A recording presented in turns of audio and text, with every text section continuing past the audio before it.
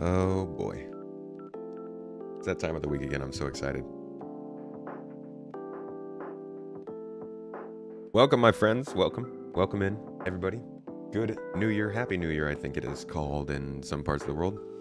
But where we're from, we just call it Tomato Day. Welcome. It's a new week, a new year. A new time. Another year is upon us. And we've got some repeating goals from last year, at least on the Star Citizen side. But, before we get into that, how's everybody doing regardless of that? How's your new year treating you? How has this first week been? It's January 4th, so you've already had a few days to recognize that we are in a new year. Already had a couple of chances to mess up a date. Maybe this is something I did more when I was in school, but I would always write the wrong date for the first couple of weeks. Homework assignments, stuff like that. Or maybe you're going into work. And you got to send an email. You're like, I'll talk to you next year. And you're like, wait, hold on, it's January. I always have fun in the first month of the year because my birthday's in December. So whenever the year changes over, I can be like, I turned this much next year. And at least as a kid, I remember that used to freak the crap out of my parents. Because I would have just turned like 15 years old and I'll be like, yeah, I'm turning 17 next year. And they'd be like, wait, what? I'm like, don't worry. It's still 23 months away. You're good. But how's everybody doing? Any good times? Anybody do anything incredibly special for the New Year's that they enjoyed? Or been hanging out with family this week? What have you all been up to? I love the Revixi Deus Ex acknowledgements. I think you're probably one of the only 2 or 3 people who ever acknowledged that starting song. I can't get away from it though. I love that song. Jay Bird, thanks by the way for being in here so early. Good to see you. Rev, Timothy Bell, Punji, holding it out, Toes Gang over on Twitch. Thank you so much for coming through. Yue Zen. Twitch is quiet today, but we'll give them a moment. They're still waking up. Holston Coop, I saw, dropped a membership into the chat. Thank you so much. Dude, Holston Coop's been one of the founders of the org, helped with content, been a member, been a Twitch subscriber, been a moderator, just all around. Always been super, super helpful to the garden community. Thank you, Holston. We are indebted to you, man. I hope we get to play more in game soon. We really haven't gotten to hang out much recently. Shemp, there we go. I see y'all coming through on Twitch. How's it going? Rabus, what's up? Good morning. I'm gonna close my door real quick. I feel like everybody. I feel like I'm just over here waking everybody in the room up. All right. So, folks, today we've got a letter from the chairman to go through. If you didn't know what the letter from the chairman is, for anybody who's getting into this for the first time, these actually used to happen a lot. It's exactly what it sounds like. It was a letter from Chris Roberts, the CEO of CIG, the studio making Star Citizen. And basically he'd put out a letter talking about his feelings, what he's thinking, what he's seeing, what he expects in the near future and sometimes medium future. And we started to get less and less of them, I would say like 2 years ago, maybe. Because we used to get them every time we would hit a funding goal. And as we hit more funding, we started to realize, or at least they started to realize, they're like, okay, we can't keep up this pace. So it slowed down. And I would say last year was really the first year that I felt like they knew exactly what they want to do with these letters.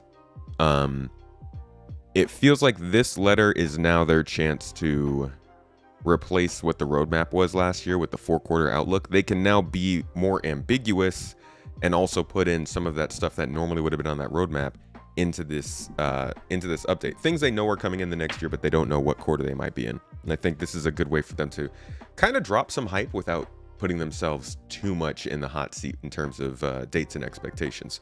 But what we're going to do is kind of skim this. I don't want to read through the whole thing because it's pretty long, and I do want to have enough time for people to come in and chat. So we're probably going to read some of this introduction, do a little bit of skimming. Main part, though, we're going to skip Bar Citizen. The main part we're going to jump in on is Star Citizen 318 here, and then the road to 4.0. And we're really going to just talk about what they have to say about the game right now and what we're going to be looking to do with it in the next year. This is a show that is all about Star Citizen over the next 12 months. I think a lot of stuff might happen. I think certain things won't happen. And I think certain things definitely will, and they mention a lot of that in here. So we're going to go through it. It'll be slow. It'll be fun, though. There's also some pretty interesting player statistics from this last year that make Star Citizen sound a little bit bigger than I thought. But let's dive into it. Thanks, everybody, for continuing to come in, to roll in. We took a couple minutes here just chatting and stuff before we started, so you can see it all. Your family kicked off the new year by taking a leisurely drive, exploring a nearby national forest. Oh, God, I love a national forest. The trees, great times.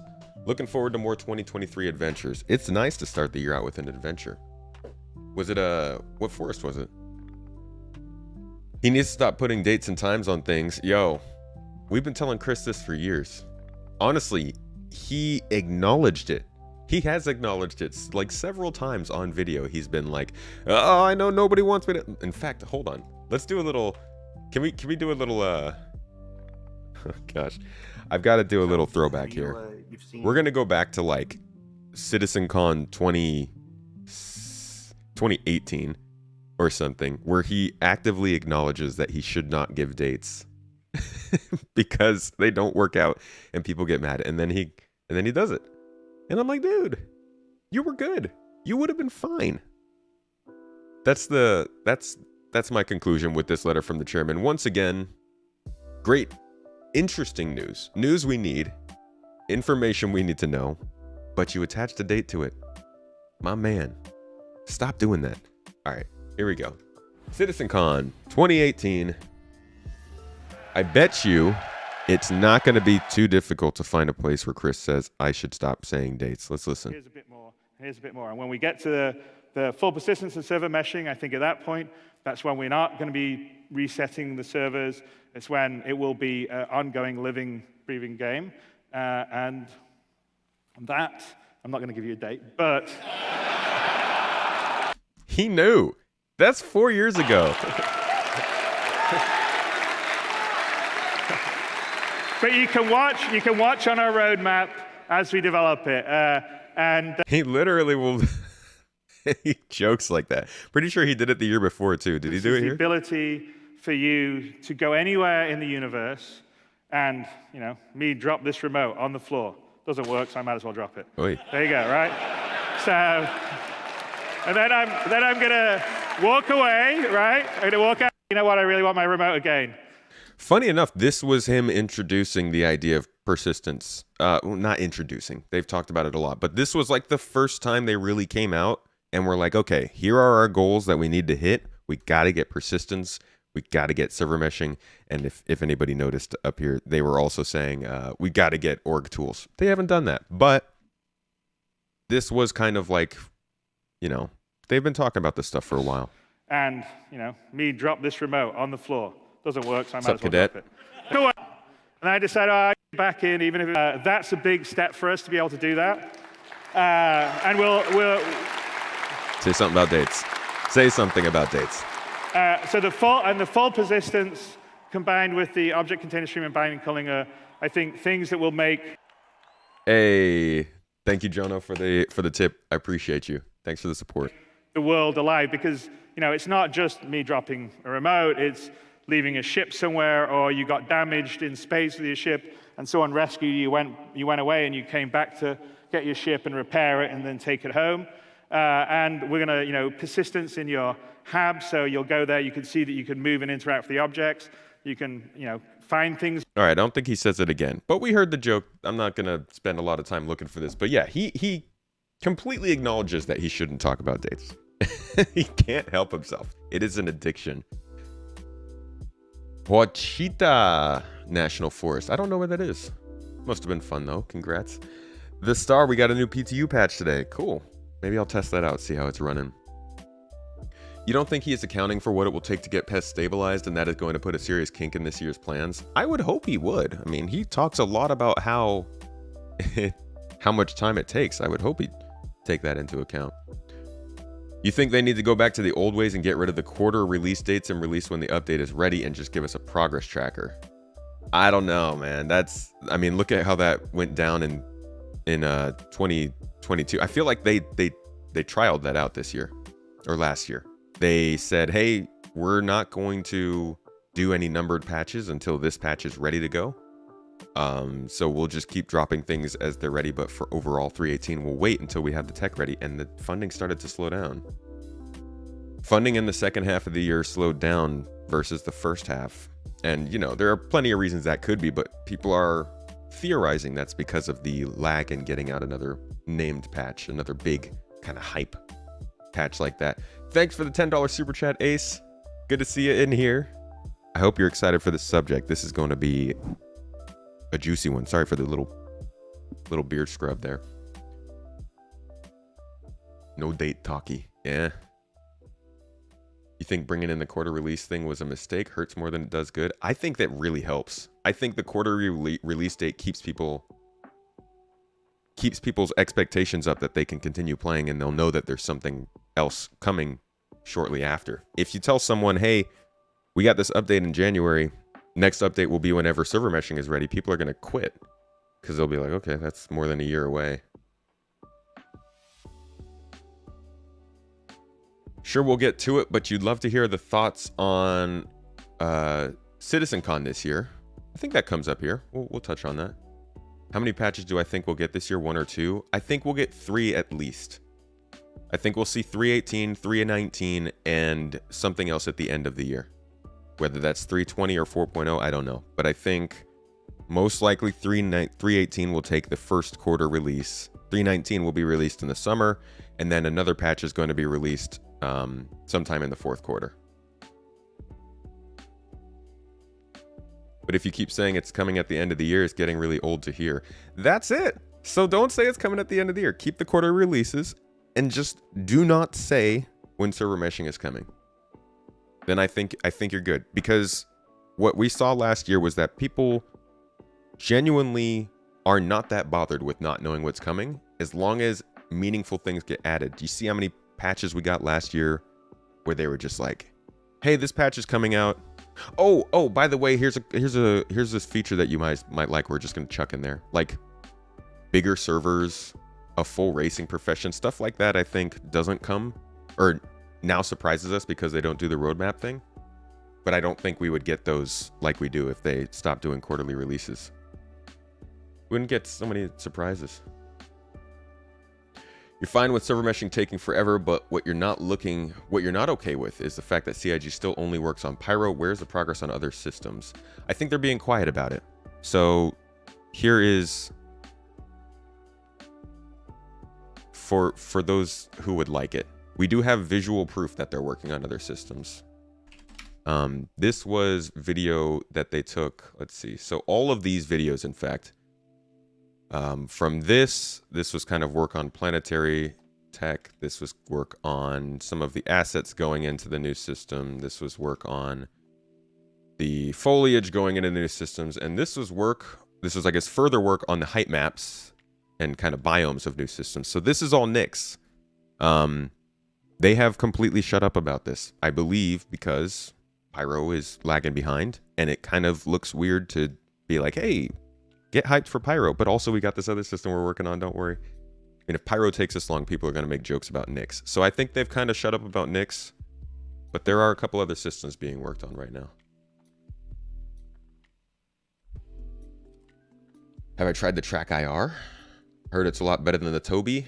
I wouldn't get it just because I like the eye tracking of the Toby, and Track IR only does head tracking. They were working on server meshing for 7 years. Yes, they had to switch the model. The whole introduction of the replication layer was a complete change on what they were doing. So they started working on OCS, object container streaming, server to actor. God, what are they called? There were a couple of different things. Hold on, there's a really good. Where do I have that? This is actually something I can share with the chat, because I think everybody should have a look at this. Because following server meshing is really confusing. Where is this? This is an unofficial guide to server meshing that somebody in the community made, and actually somebody I'm going to have on the podcast at some point so that we can talk about this stuff, because there's a lot of kind of misconception. But The idea that they've been working on server meshing for a while is based on the idea that they've been building the things that lead to server meshing. So object container streaming on the client side, on the server side, obviously these are things that, you know, people will tell you don't matter. I'm not a dev, so I can't say whether this is legit or not. But from what we've seen and the way they've talked about this stuff throughout the years, they were building all of these things to create the different components that eventually lead to server meshing. And persistent entity streaming was kind of the last big hurdle for that. Now they have their replication layer and stuff. But I don't think the length they've been working on this tech is the problem. I think it's more the communication surrounding it. You think Planetary Design is behind in Pyro 2? Oh, do I think that? I don't think the planets are ever going to be a problem. I don't think filling out a system with planets is ever going to be what holds the system back from us. I think it will probably be the unique gameplay, like the landing zones, the factions, the mission givers, that kind of stuff. Hey, Reese. Good to see you in here, dude. How you doing this morning? Only been able to play the PTU once. Since then, floors of ships and elevators just have not been a thing for me. Yeah, PTU is rough with those. I had that too. But take 7 years though? I don't know what it should take. I don't know the amount of time it should take to create like a cloud-based storage system. But I don't give them crap for it being 7 years. Especially looking at the gaming industry right now. The way I see it, in 2019, they ran into a roadblock and realized they needed the replication layer. They needed to scale up and separate the simulation from the data. That changed how they had to do server meshing. The idea of that replication layer that we saw in 2021, I believe it was, that was new. So this wasn't like 7 years of constant work on one thing. This was, 2-3 years on this, realizing it wouldn't work, R&Ding and figuring out would work, and then working on that some more. It's kind of like, I don't know, the SLS system. It's really dumb to compare this to rocket science, but I don't have any other examples. But the SLS launch system for NASA, like they spent, 15-20 years working on that? But it wasn't like they were working on one rocket the whole time. They were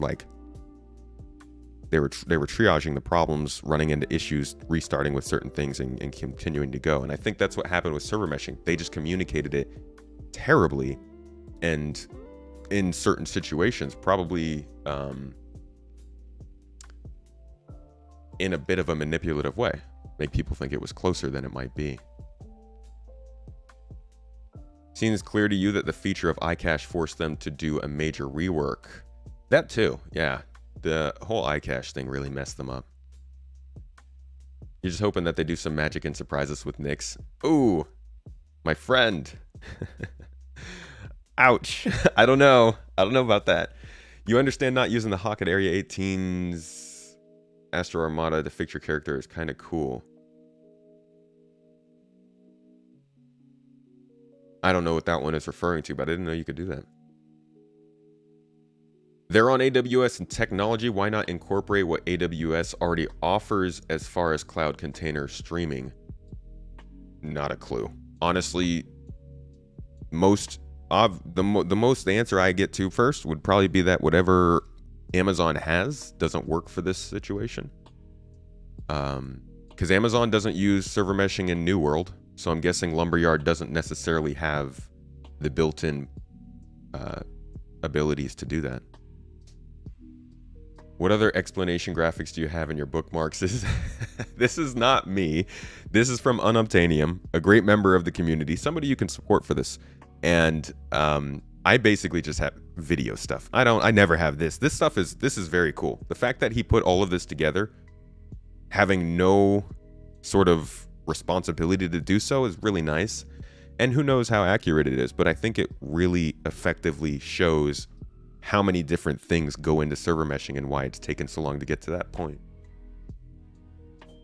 Again, I'm not a game dev, so I don't know the validity of whether or not it makes sense, but there's a lot of pretty colors. It seems most people fail to realize this is literally new technology being invented by CIG from scratch, since I know of absolutely no other game with such an advanced record-keeping system. There are other games that do the server meshing and the persistence, but I don't think many of them, if any of them, do it on this scale for sure. I think the most obvious one would be Dual Universe, but there's also games with persistence that are smaller, things like DayZ or Escape from Tarkov or MMOs. And then I believe it's Spatial OS. This is the only other commercial gaming application of server meshing I know of. And it's actually the game that uses it. This game, Scavengers, just shut down, I believe.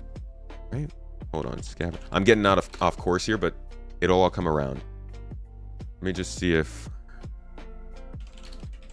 Because this is the big conversation this year is server meshing. Understanding what happens with server meshing in the rest of the industry, I think, is going to help us set our expectations better. No one has full persistence. What exactly, like, that's what I've been waiting to say, because I don't even know how far the persistence with Star Citizen is going to go. Like, has anybody been able to test PES, for instance, and see if something persists a week? Or has it only been hours or so? It all clears every so often? Okay. I thought those were cleared when they server wiped.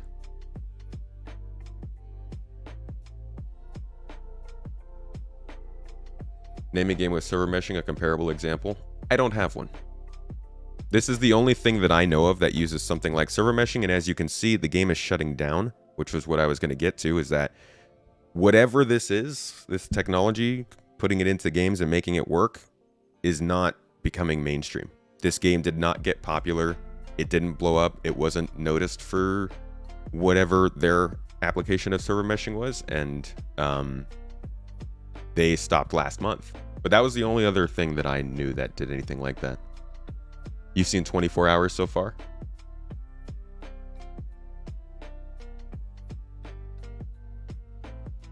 Yeah, I've not really seen PES do too much other than a few hours. Can I put the link to that? Yeah, here, I'll drop this link to you guys in chat so you can look at this if you'd like to. Also have a whole stream where we went over it. Space Tomato server meshing. It probably shows up with a Google search. So here's this is an interview I did with somebody who works at Bethesda or ZeniMax. He kind of talked to me about server meshing in other games, how they handle storage and stuff like that. So he talked about Elder Scrolls Online, because he did some work on that, and some of the other practices in the industry. But I actually don't know where the server meshing stream I did that looks at this form is. You can find that if you look back for it. They need a cleanup routine, otherwise every location out there gets littered. I see. Survival games have full persistence? Yeah, see, I don't know personally. I'm seeing different things in chat. I don't know what the industry is in terms of persistence, but I do shy away from saying anything like Star Citizen's doing anything new to the industry or anything like that, because I don't have the research to that stuff. Thing about single player persistence is that it won't scale. Yeah, and that's the big kicker, is like single player persistent games are different from multiplayer, which makes it more impressive. Do I think server meshing should come before performance optimization? Absolutely. It would suck if we got optimized and then they dropped in server meshing and it just ruined everything again. I don't think we'll get the Galaxy soon. All right, let's get started on this letter. That's what I brought y'all in for. We got ourselves a solid 30-minute intro. But let's see what we've got to say here today. So this is, again, what we're thinking for the year 2023 in terms of Star Citizen development and what's going to happen. If the music's too loud, please let me know. And like I said, at the end of this read, I will open up the Discord server. We have a room in there called the Podcast Check-In Room. Anybody who is a regular or a newbie on the server who's been a little bit active in our community, you're free to come in there and say your own thoughts. Tell us what you think. explain what you think of 2023, what you think of the letter from the chairman, and what you're hoping for this year. So again, that's for anybody who is active on the Discord. Please go ahead and check out that channel. You'll be able to join in there, and Mrs. Tomato will get checked with your audio to make sure everything's good. All right, here we go. So, like I said, I'm going to skip most of the intro, but we'll touch on these first couple paragraphs just to see what the news is. And I can't seem to turn my music down. Give me a second. Shame. There we go. Okay, and that is wrong. This thing just resets everything every time. All right. So as we close out 2022 and head into 23, I wanted to take the time to thank everyone for being such an amazing, enthusiastic, and supportive community. The not-so-secret sauce of CIG's ability to take the time, to have the time and resources to build a universe of the detail, scope, and scale of Star Citizen is the community's full-throated embrace of the ultimate goal of a fully connected and simulated science fiction universe that allows players to engage in first-person gameplay and adventures almost without boundaries. Is that a run-on sentence? That's a very long sentence.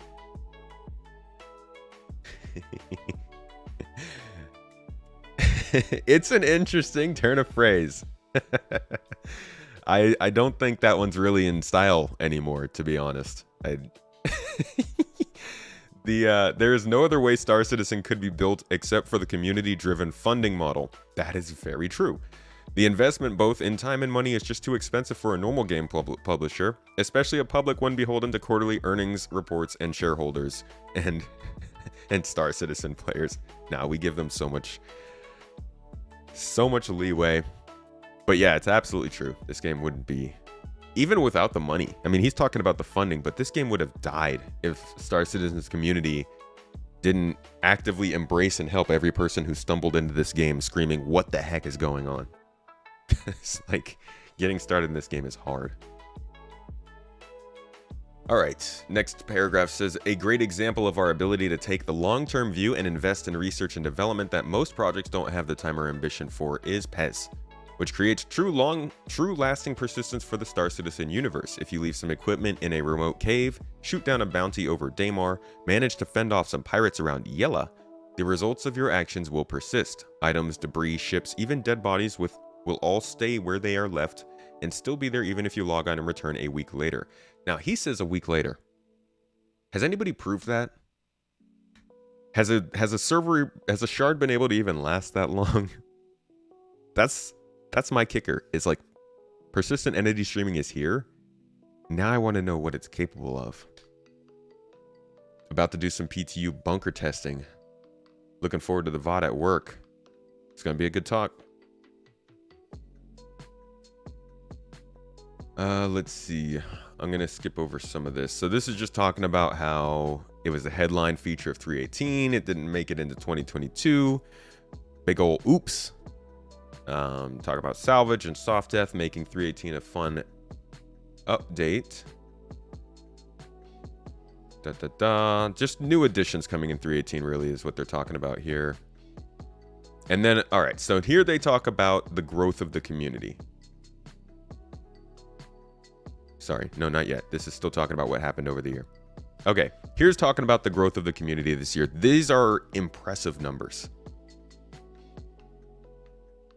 You've seen things a day later, but the servers are crashing too often. When they 30k, they can recover all the items. Happened to Burks and Zero, went back 70 hours later. So it's less a shard lasting and more, what is the cleanup? Solid. Okay, that's another thing I was wondering, because supposedly the replication layer is supposed to keep everything there, regardless of the 30k. So good to know. That's how I thought it was working, but now it's time to know what's the cleanup looking like. Once we can select our same shard again, it should be a lot easier. Foxtrot or Fotrot? Soul Sculptor, how you doing? I saw that somebody just subbed on Twitch and got us started on our goal for the day, but it's not telling me who did. Oh, there it is. Wookinger. Thank you, man. 15 months. Appreciate you. More than a freaking year.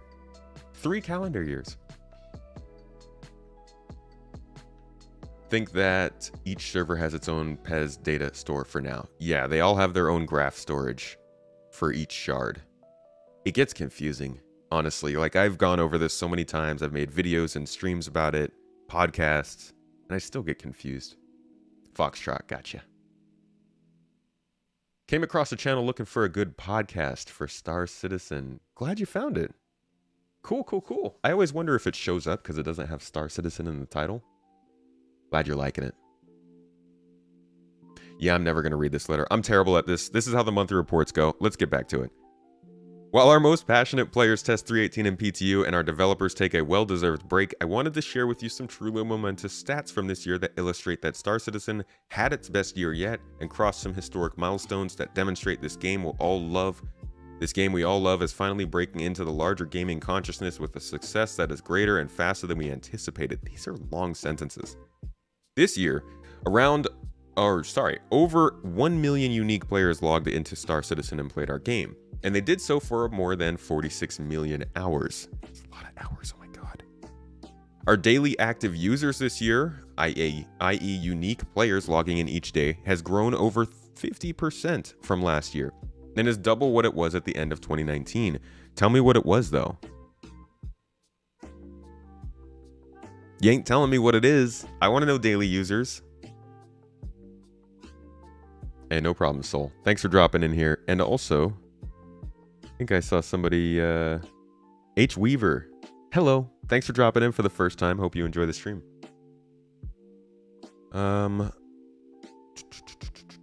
This year, we are also averaging over 240,000 monthly active users, which is 33% higher than our average MAU from last year, with highs of over 400,000 players during May. Jeez. Okay.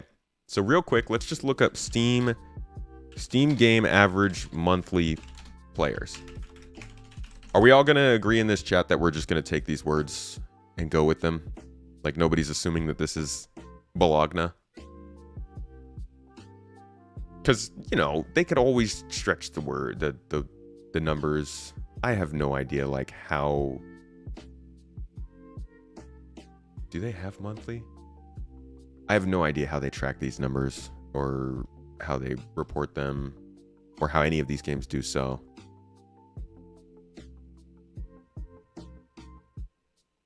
Mike said 45,000 concurrent based on 30,000 last year. 45,000 a day would be... Wow. Okay, so they said 30%. They said 30K last year, so 45 just off the numbers they're talking about. I'm not looking for Star Citizen on Steam. I'm trying to get Steam numbers just to see where normal games are sitting for this kind of stuff. But I don't know if they do monthly stats. Anybody know that? Steam charts, maybe?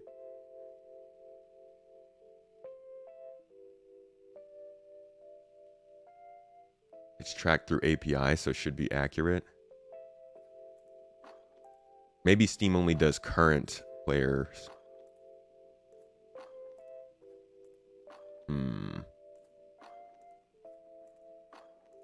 Players now. 7-day peak. Yeah, they don't really do the...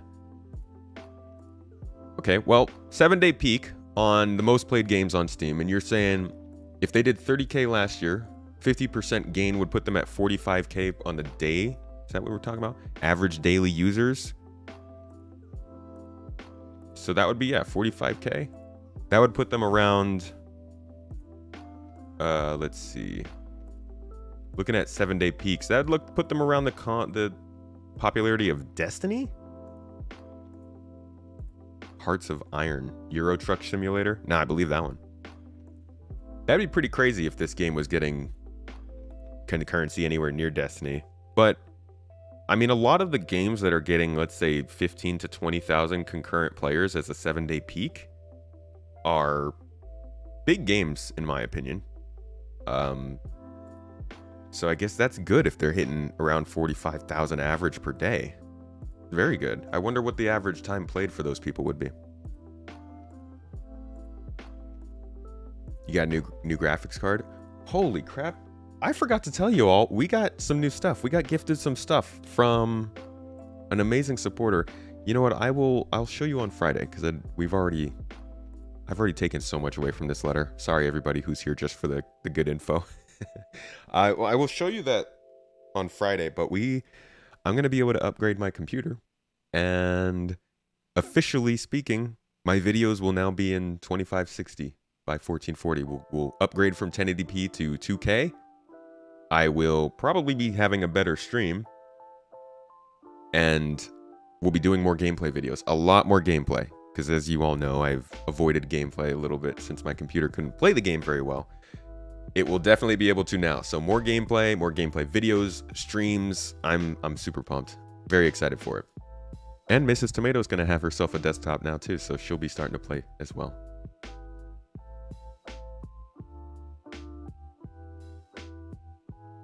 You would be able to settle for less than a 40 series if you didn't need it for work. Yeah, I probably wouldn't be shooting for as good as specs if I wasn't doing video stuff. Should compare active players' stats on games that are multiplayer. Can you specify? Oops. Let's see. Looking at an MMO, New World is at 86,000 for its peak. So that's double what Star Citizen is seeing. Valheim is at 55, a bit above Star Citizen. Warframe is at 39. What else is an MMO in here? Is RimWorld an MMO? That's not an MMO, right? That's like a city builder.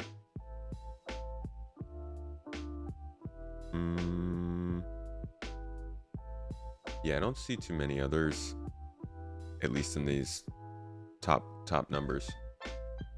Either way, I think 45 is pretty healthy. RimWorld single player, okay. Hell Let Loose is an MMO. What did that have? Where was that? Is that over here?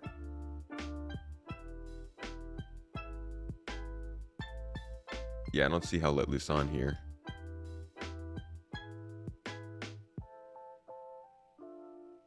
But yeah, either way, I think 45K is very healthy. Honestly, much better than I would have thought for Star Citizen. I would have put this game at like 20,000 people maybe playing per day.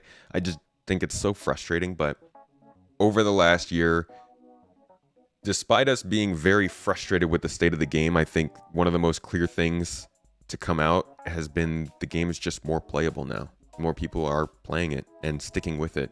The retention rate's ridiculous. We're about to go over that.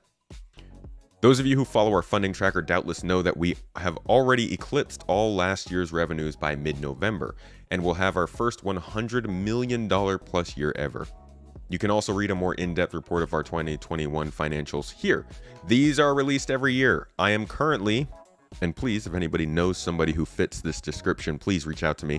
I'm currently trying to find somebody who does look at companies and maybe not audits them, but at the very least researches and analyzes small to medium-sized companies based on their financials. That's all I want. I just want somebody who knows corporate financials who can go over this with me in a podcast, and we can have a legitimate, straightforward talk about whether or not Star Citizen is doing good financially, and if it makes sense what they're doing. Financial analysis. Overcast. You got it. But yeah, you can look through this. People are always like, where's the money going? Why are they wasting all our money? All the money's going towards yachts. and they release this every single year, as is required by UK law. You can go in here and see where the money is going. You can see which devs are taking home what money, how much is going to each office, how many devs are working at that office, what the taxes are. All this stuff is like reported. People will continue to scream about how they're hiding away money and stuff, but it's pretty straightforward.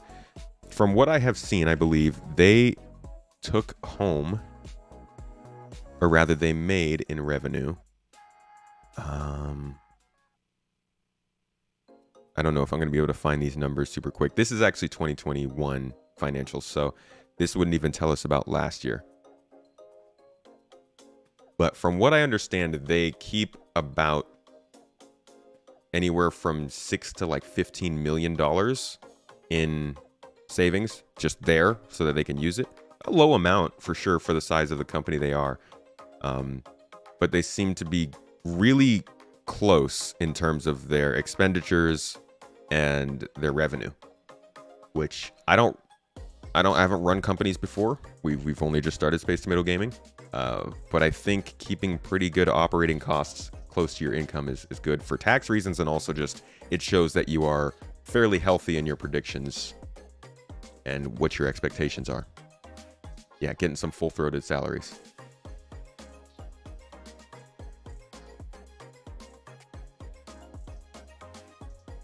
So much money going into servers, it's wild. Did they say that here?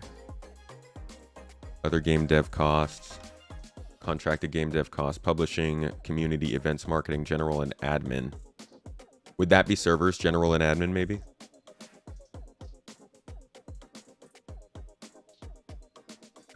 Also, I mean, yeah, look at how much they pay in salaries. What is this? This is in thousands. So what is that? 51 million per year in salaries? Sheesh.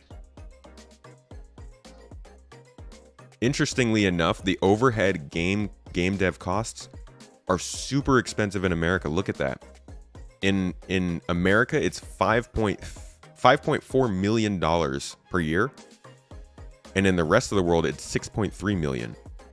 Comparing that to like their normal salaries, the US only uses like half. But in terms of overhead costs, the US is like 80-90%. That's interesting.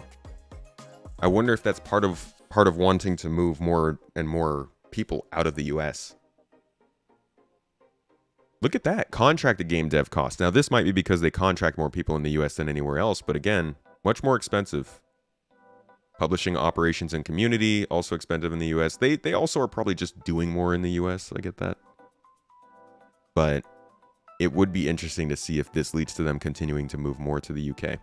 Anyway, sorry. Financials, distractions. That's me. ADHD. What are you going to do? Thanks for the sub. Anthropophagic, I appreciate you. Gifting out that community sub. Getting another raffle started for everyone. CIG pays slightly under market rate. So I have heard. Yeah, I've heard this several times now, that a lot of the people who go and work there are doing it because they want Star Citizen to work, not necessarily the money. We welcome them to the island. All my UK folks out there, I see you. Okay, where does all this revenue go?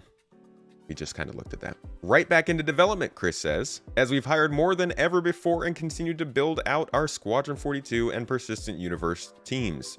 Persistent Universe teams is in lower caps there. Squadron 42 is bolded. Not actually, just in my mind. It's no secret that our two games and our technology are among the most complex and complicated endeavors in the gaming and even tech industry. That seems like a lot to say.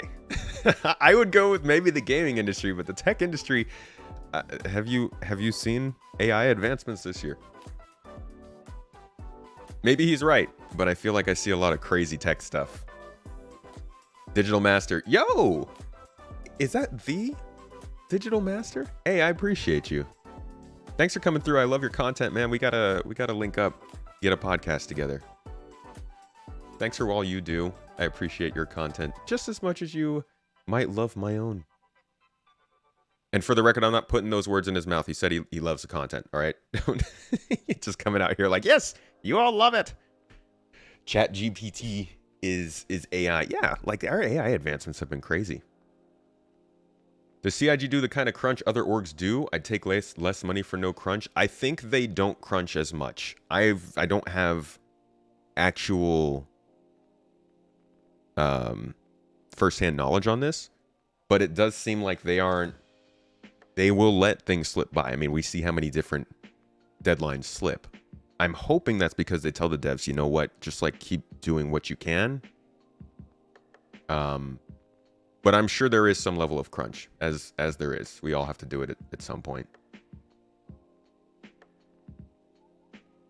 Don't put stuff in other people's mouths. Yeah, don't do that. That's not a good. That's rude.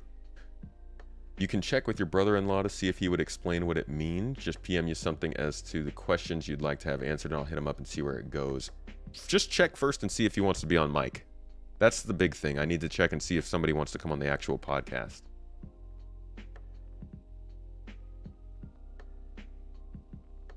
I've heard they treat their employees well. Yeah.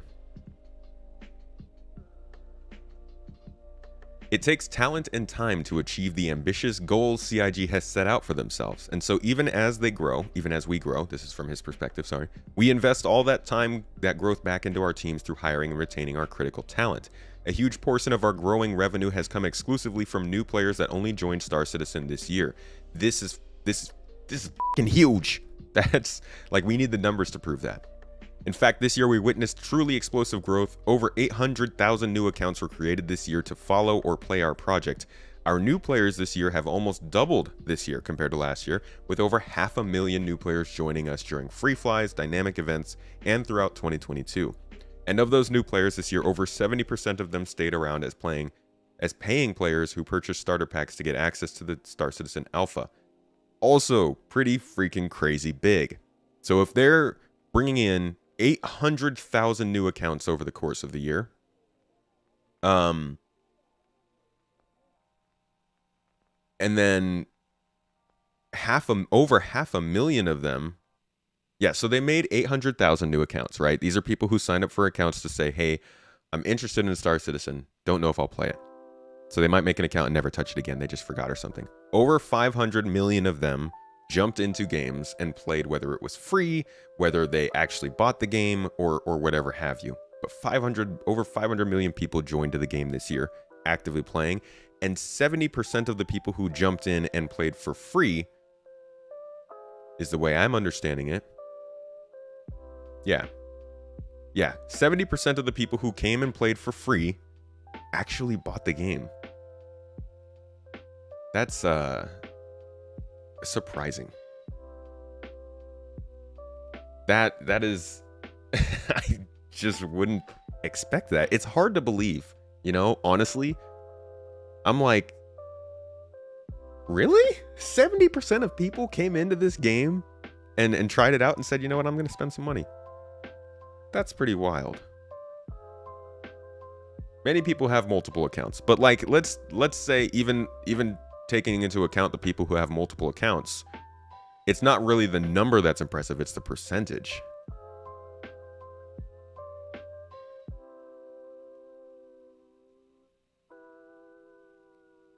You bought it after a free fly this year? Yeah, how many people in chat did buy this game after a free fly?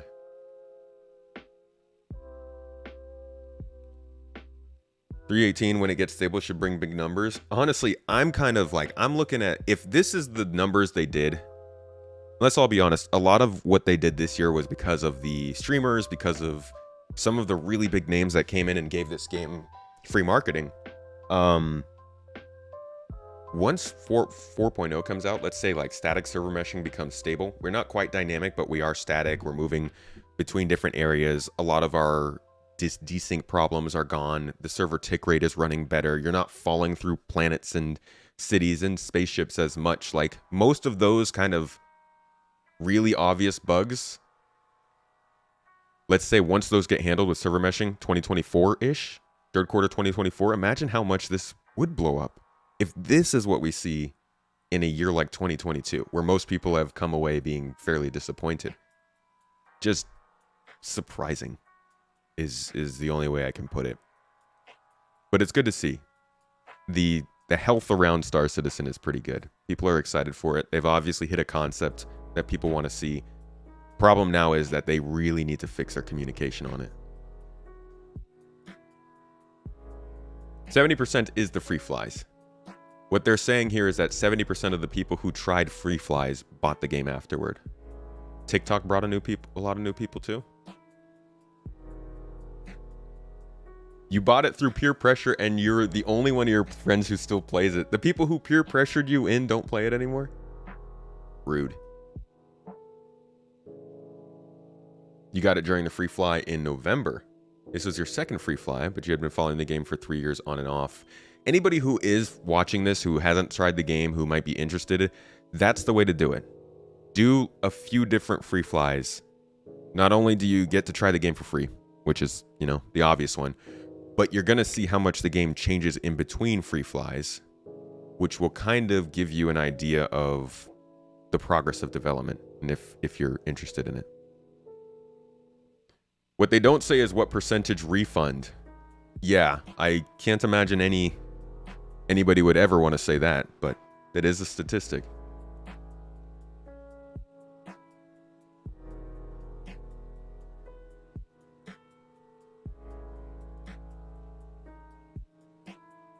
Can you refund your CCU'd Galaxy?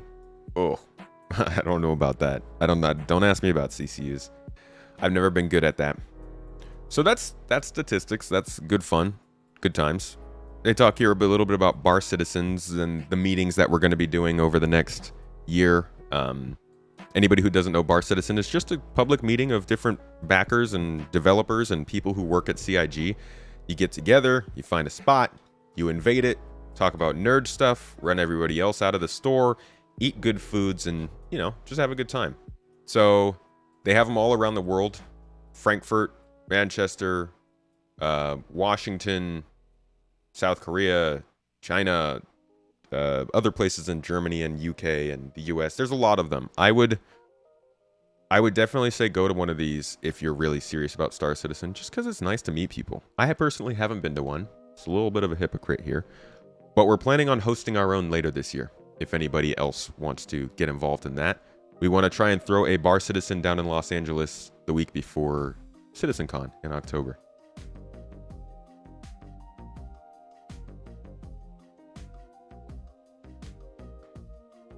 And then they talk a little bit about the new offices coming in. They're building out a major office in Manchester and Frankfurt. They've actually already moved into the one at Manchester. And I think Frankfurt, let's see.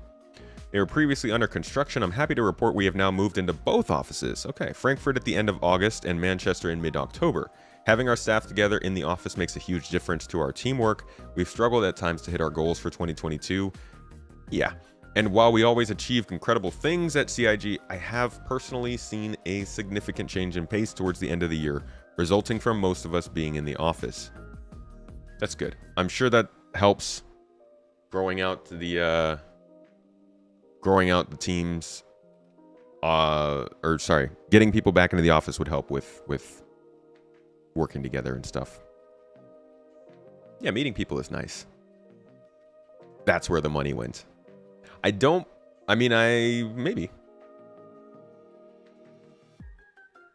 I want to say, though, that they purchased these. They made the purchases for this in 2021. And then they're just obviously paying the overhead for it every year. When did they say?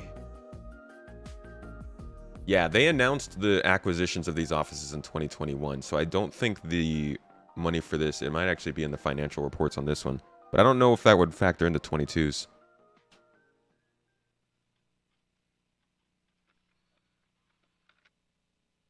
I think they jumped on it because they got a COVID discount. They bought it when we were really, really in the thick of COVID. I think it was like summer of 21 was when they did, and so they probably got some decent prices on it. But it is part of their major expansion, and part of the reason it seems like they're expecting a lot of money to be coming in the next few years. Still think the work from home model would have saved some money. Probably would have saved money. At this point, though, Star Citizen, CIG's problem isn't money, it's time. I'm all for work at home, but I would say in a situation like with Star Citizen, if you can cut off a few months from deadlines by having people in the office, you should do that.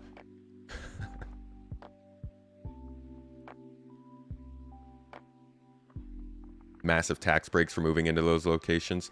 Yeah, wasn't that something they said? It's like Manchester had huge tax breaks or something. Because I remember when they announced the office in the UK, somebody was like, "Oh, you guys are getting a big office in London, huh?" And we're like, "Nah, bruh. Manchester is much more affordable." Okay, let's move on to Star Citizen 318, what they have to say about that. What's coming in this next update? Last week, we opened the gates and welcomed Wave 1 testers to check out the latest content and technologies in Star Citizen 318. This upcoming patch release marks a giant technical leap forward on Star Citizen's journey to deliver the uncompromising and near limitless universe that we've all been dreaming of. Far from... There's so much, fluff in these letters.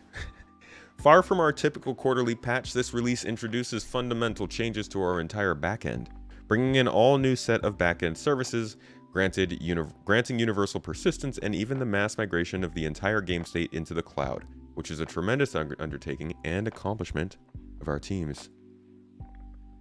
About to eat some yummy, juicy roasted tomatoes, Turkish grill style. Yums, dude. Heck yeah. Enjoy that. You have to fluff things up when you're failing the player base? No. It's a marketing piece. It's been like this since day one. He just likes to throw a lot of words in there. Since hitting Wave 1, tens of thousands of you have dived in to experience the long-awaited salvage profession, an entirely new economic and non-combat career path for pilots in the verse. The ability to salvage will allow pilots to retrieve valuable materials from target ships and sell them for profit. The new salvage profession is supported through The new salvage profession is supported through the addition of new technology and tools, including a complete cargo refactor, giving cargo a physical representation in-game, and also damage maps. Not sure why they don't mention that. The salvage profession was maybe I'm wrong, but I'm pretty sure it was heavily dependent on damage maps in on these ships too. Either way. Alpha 318 also includes the launch of the Drake Interplanetary Vulture, a new entry-level flyable salvage ship in the Drake lineup of vessels, perfect for pilots beginning their career in salvage, alongside updated functionality so Reclaimer pilots can finally utilize their behemoth of a ship. The Behemoth. What's up, Triptych? How'd I come up with the name Space Tomato?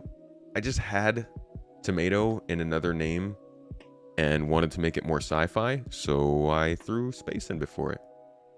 I was like, everybody knows tomatoes. Everybody can understand a tomato. You know, you're not going to be confused.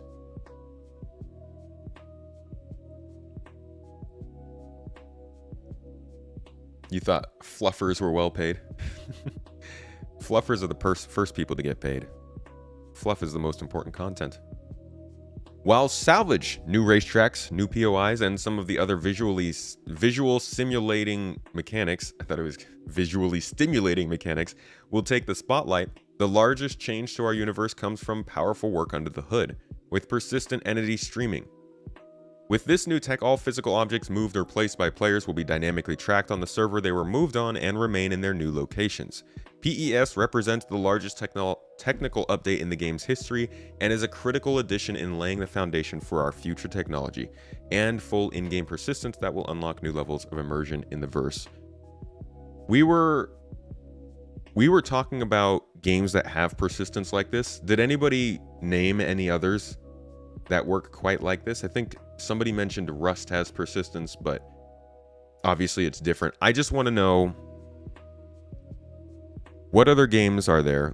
We can narrow it down to MMOs if you want. What other games are there where you can just throw things out onto the ground and then come back to them a couple days later and they're there? I know, yeah, Dual Universe is a good one.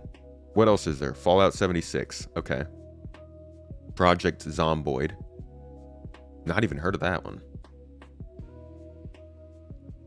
Does Space Engineers do that? You know, I don't actually know. I've not played Space Engineers. Minecraft does that. PZ? I don't know what PZ is. Oh, that's Project Zomboid. Okay. So there's a good selection of games that do this. I would say all of these, except for Minecraft. I'd say all of these but Minecraft are kind of like not mainstream. Like DayZ is kind of mainstream, but it's still, you're not just taking a Call of Duty player and throwing them in DayZ, right? I feel like Minecraft is the most mainstream of them, but it seems like it's more these unique games that have this stuff going on. Like you're not going to find it in, say, Anthem. Like, it's just a bad example. Elder Scrolls Online. Does that have persistence like this?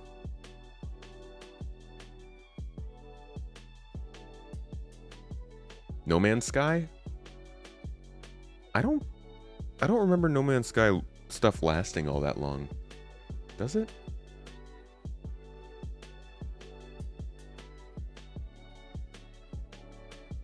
Nothing lasts in Project Zomboid?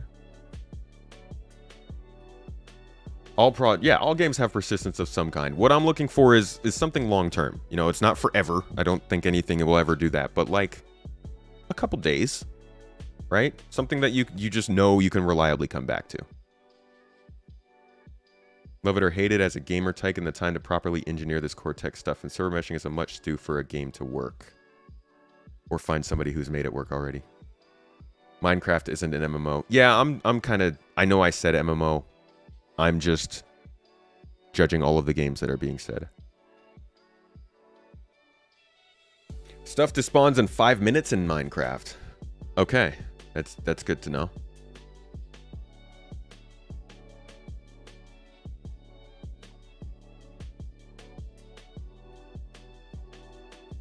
SC also despawns objects.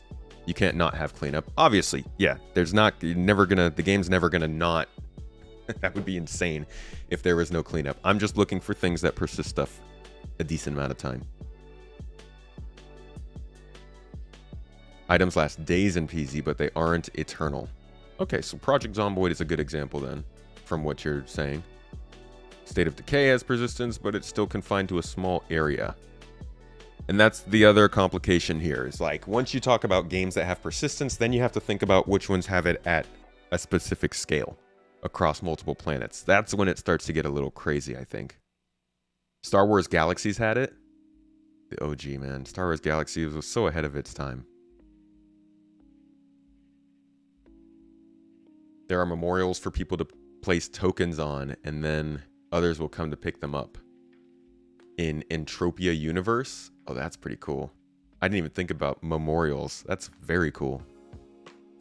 No Man's Sky does have persistence depending upon what you're talking about. Base building, ships left around. Other than that, no. Yeah, I'm looking for everything, like all objects. Fallout 76 has it, but they do server maintenance every 3 days, so stuff on the ground disappears. Okay, so Fallout does like a few days of persistence. No Man's Sky, it sounds like, is a little bit of time. Project Zomboid sounds like really the only one that sticks around for very long.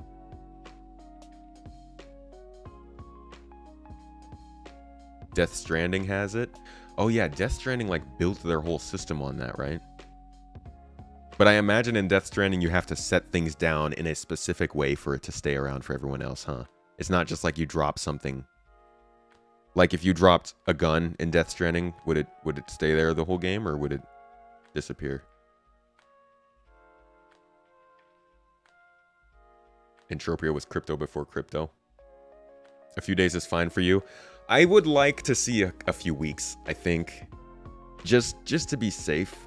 A few days is cool, but it also would make me nervous. Like if I can play on Monday, but then I can't play again until Friday, I would be a little nervous about it. But I guess it would also depend on the object. Case in point, this is not a very popular thing to be done in games, right? I think that's what we're coming to the conclusion of. There are games that do persistence, but not many of them, A, do it super long term, B, do it for all objects, or C, do it on a super massive scale. So this is unique, but I think I'm going to shy away from the whole it's new technology kind of thing, you know. It's persistence. Even server meshing is done in certain ways. Other games have the scope or vision of SC. That's the end result.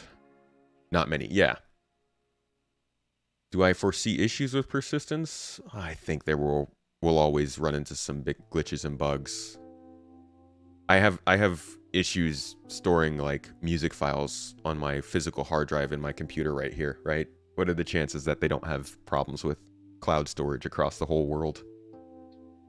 Just hopefully they're not too often.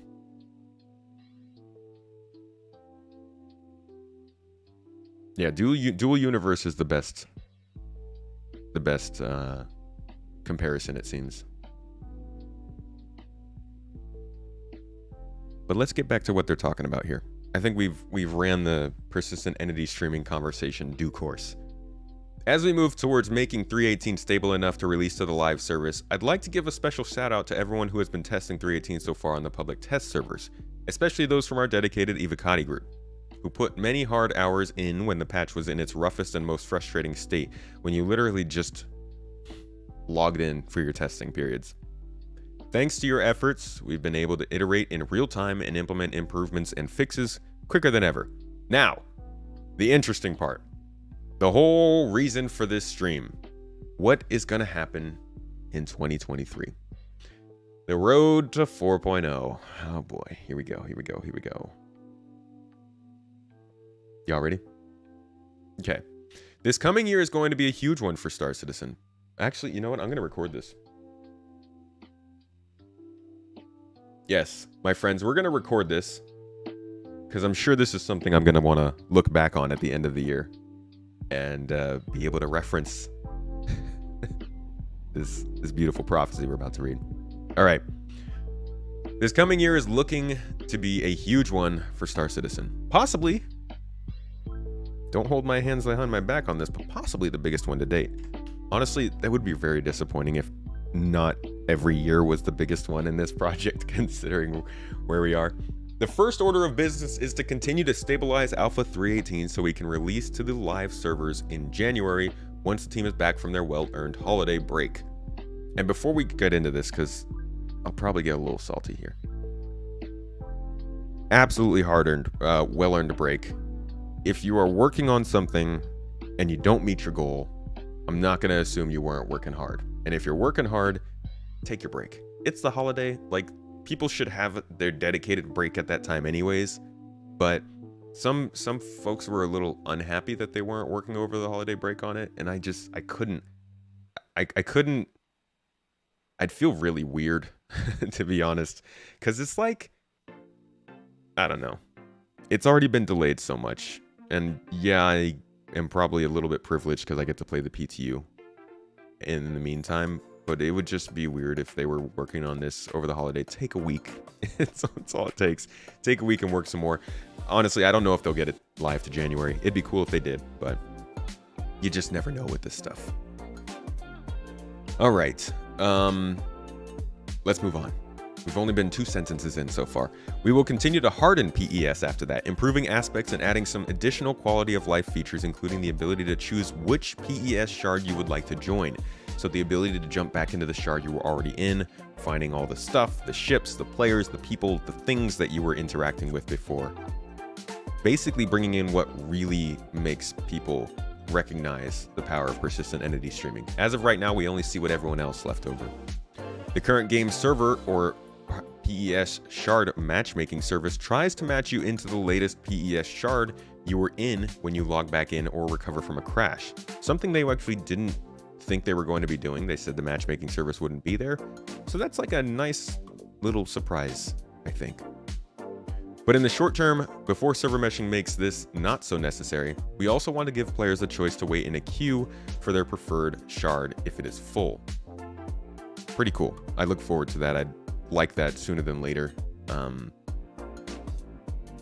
Just because you can log into the same place day after day.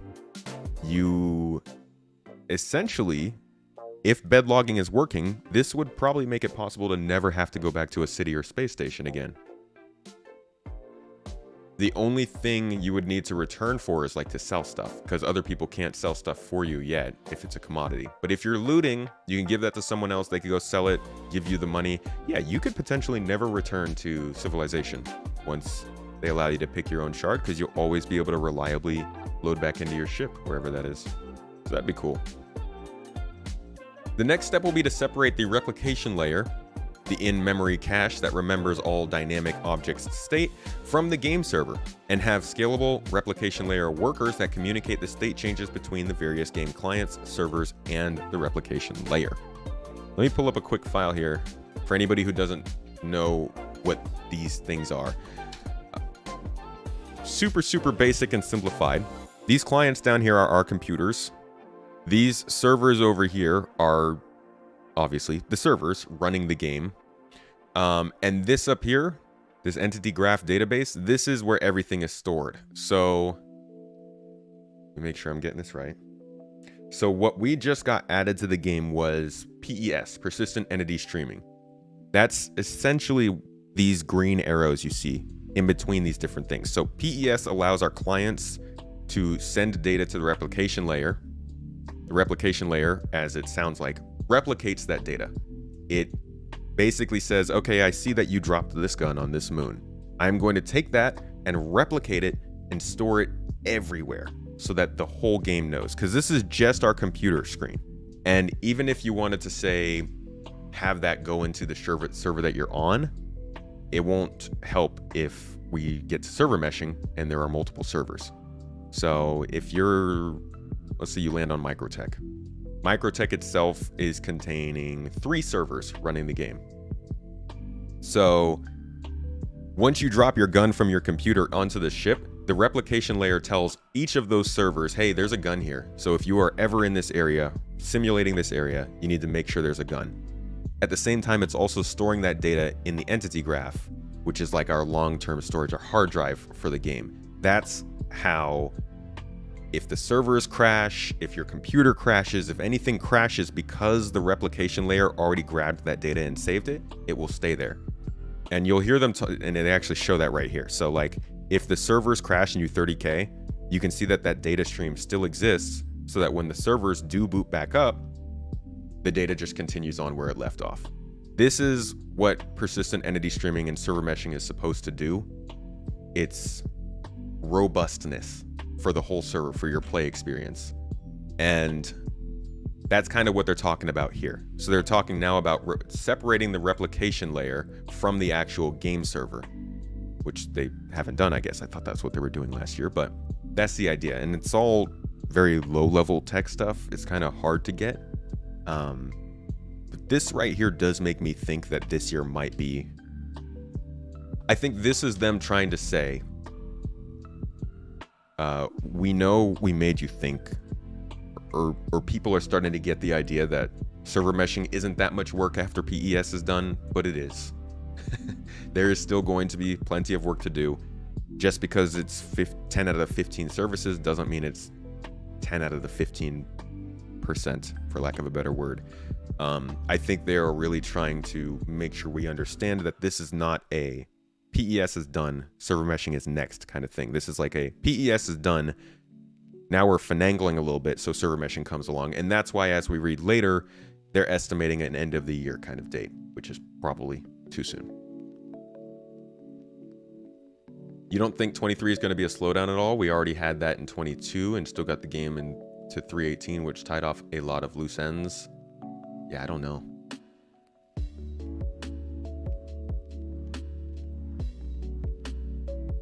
That could be weird. Guns could just start appearing out of the multiverse. No. So, sorry, I forgot that. I forgot a part there. So this is... You're not... The servers here, even though there are multiple servers simulating Microtech, like I said, let's say you have 3 servers on Microtech, they're all in the same shard. So all of the stuff that is being done on that shard, on Microtech, won't... It will be there for everyone, but the only people who would be able to see it would already be seeing the player who is dropping the gun, if that makes any sense. You would have to be in that same shard with them. They've talked about the idea of stuff going in between different shards, but I personally am not quite sure what their end game is on it. I don't think that they're going to have you drop a shard, you drop a gun in one shard and it just appears in another one, but maybe they'll do that. It'd be weird. How long of a crash would that cover? A burp or several hours? Forever. The idea that they're talking about here is like, if you crashed in your client, it's like auto-saving.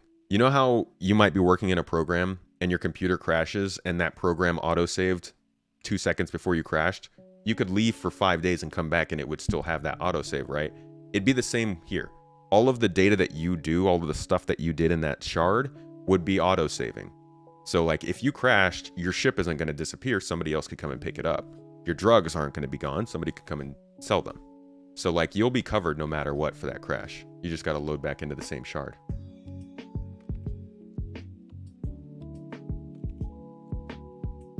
Yeah, it's kind of weird. Here's another graphical representation of what they're talking about. So this one actually might make more sense. What we have here are, you've got 3 screens. The main screen that we're looking at, you've got this screen up here in the left-hand corner. You can barely see it, but you can see, let me give you guys a better look at this. So You can see up here, it says server node. So that's one server. This one also says server node. So that's another server. Like I was saying in this file, you have multiple servers simulating the same area, right? So in this video, you can see now that there are two servers here, one in the top left, one in the bottom left, that are simulating this same area that is the whole screen. And if you look, you can see that things are referenced. So Stanton is right here in the top server, Stanton's here in this. Stanton's here in the bottom server, Stanton's here in this. So overall, you're looking at the two things that I described. The replication layer being the whole screen, and your actual servers being the top left and the bottom left. Now watch what happens as things load in. You can see that the top left server is simulating that right side of the screen, while the bottom left is only simulating the bottom. So top left server simulating planet 3 and all the surrounding stuff. Bottom left is only planet 1. And this is the idea of server meshing. You've got two servers simulating the same place, handling different objects. It spreads out the load and allows the game to run better. So over time, as things change in one server, you're going to see a stream of data. So the top server's changing. Somebody did something and it changed the data. Somebody dropped a gun, they moved a ship, they killed something, they raided a base, whatever. That server is sending that data to the replication layer, like we said before. These are official graphics, yes. It's sending the data to the replication layer, which is collecting that data and understanding this is what happened, while the bottom server is doing the same. So you've got things happening in this shard, and every server that is simulating those things happening is making sure that data gets sent to the replication layer. The replication layer then collects all of the data, stores it in the entity graph, makes sure everything is saved for good. And then we'll see another example of this happening here, as this ship you can see is moving. So they're now moving from one server into the other. This is the act of server meshing, you could say. And as they move into that other server, you see that this second server starts to simulate Planet 1 as well. So kind of spreading out the load. And you can see also down here that the bottom left-hand server is also taking into account that this player has moved into the area that I'm simulating. So this is kind of a data passover. They're moving from the top left server to the bottom left server, and the replication layer is handling all of the data being sent back and forth. So you can see bottom left server is telling replication layer, hey, this player just came here. Let me get you all updated on everything that's there. And the replication layer is then passing it to the other server so that everything is completely up to date and synced. That way, you can just pass in between servers and never notice a hitch or a difference in the game or inconsistencies. So I know this is that was like very confusing, honestly. I confused myself saying that, but that's the general concept of server meshing.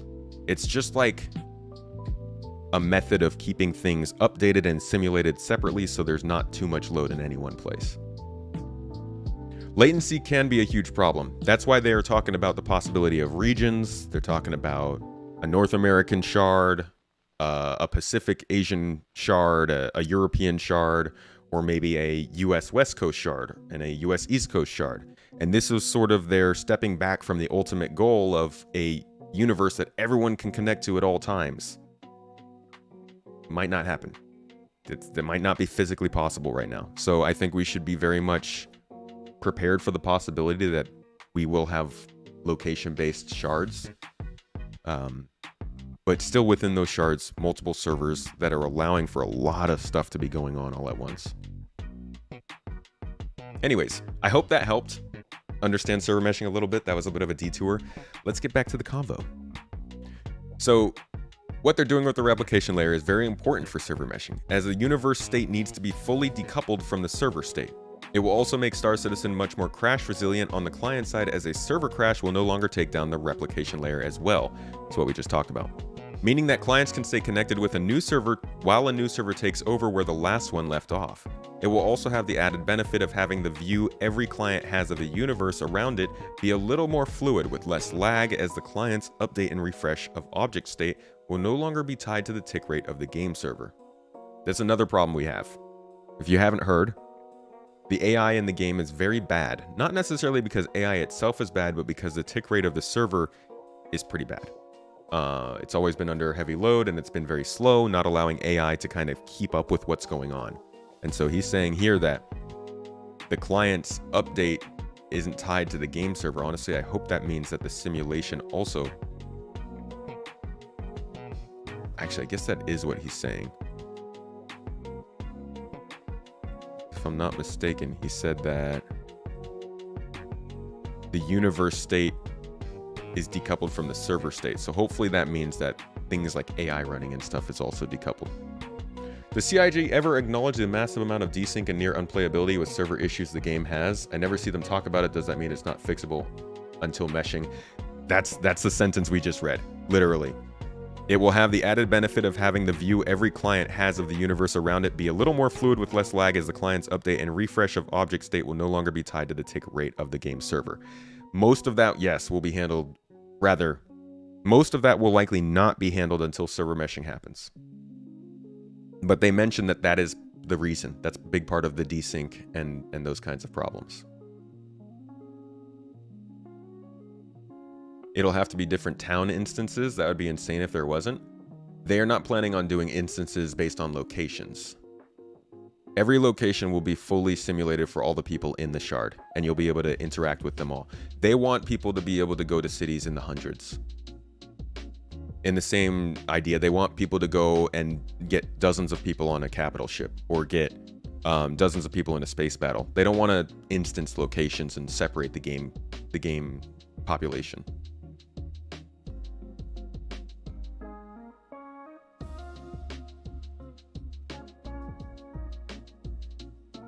Shards based on entities. Yes, shards are based on entities rather than locations. Exactly.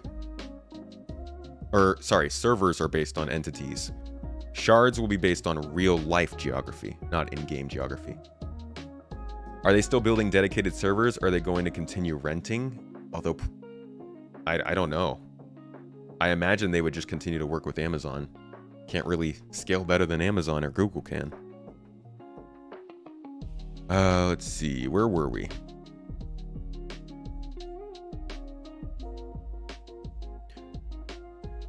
Once this happens, we'll be able to have multiple game servers communicate with the replication layer, allowing Star Citizen to have multiple servers simulating the universe's state, which we call server meshing. That's what we just watched in that video. We will start with static server meshing, where different servers are assigned to simulate different entity zones in a star system. Entity zones, sometimes referred to as local grids, are separate simulation areas. The inside of a spaceship is a different zone to the space around which the spaceship flies. A planet is a different zone than the star system zone where all the planets and moons exist in, and a landing zone can also be a different zone, nested inside the planet zone, nested in the star system zone. A lot of nests, a lot of birds.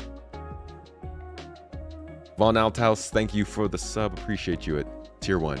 Much love. Took a bit of a break, so you're behind a bit on the tech.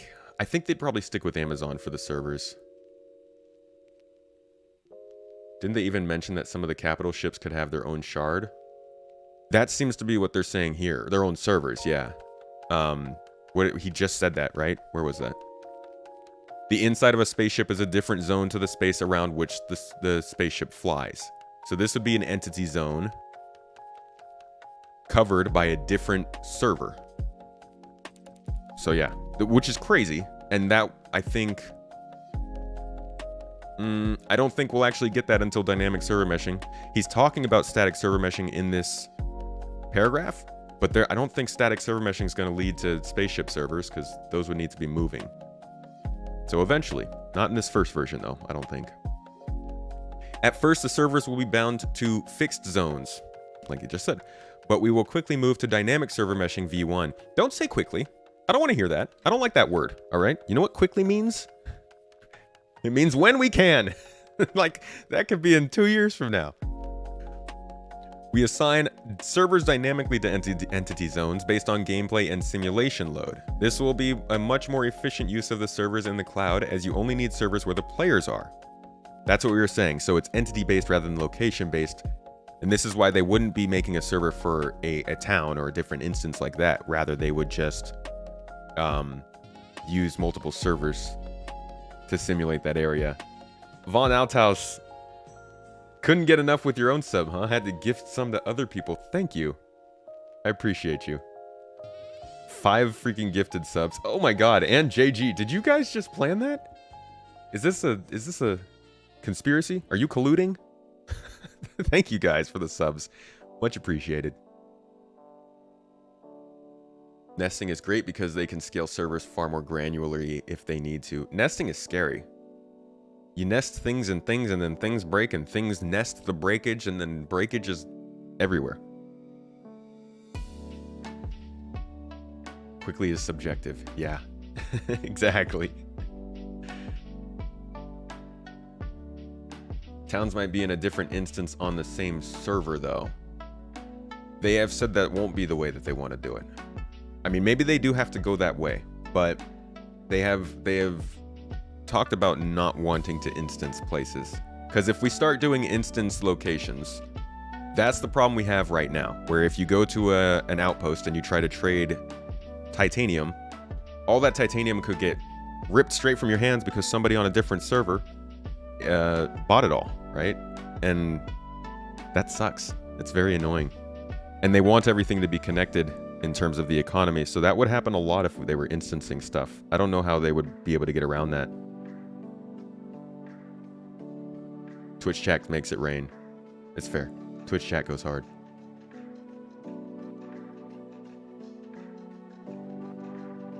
You'd love if their server techs did a paper on how their containers work.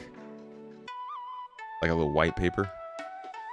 That's possible, but there's a limit. You can't just have an infinite amount of people in a town. It's not feasible. It will crash computers, make everyone PC slow to a crawl. I guess in terms of possibilities, yeah. If everybody in the game went to one place, it would probably crash the place. So you think that they're gonna just instance places over time? I figured they would just try and do everything they can to make sure not everybody went to one place at the same time, but instancing sounds, I would actually, that would take a lot of my appreciation for this game away if they started instancing towns. That'd be a pretty big hit. Yeah, I would not like that. I'll vehemently be against that. I would rather we all crash the game, to be honest. If we all went to the same place, I'd rather just see the game crash than a different instance pop up. I'd put up with that. Disco Ray! Thanks for the 10 memberships. Matching them over on Twitch. I see you. Those YouTube memberships are also nice because they give you immediate access to the exclusive videos. Twitch subs get it too, but you kind of got to go to Discord and stuff. It's not feasible to have an uncapped amount of people in the cities. Can't see them getting away without instancing and avoiding intentional or accidental mass gatherings. Yeah, I will hate instancing. It's not a bad thing.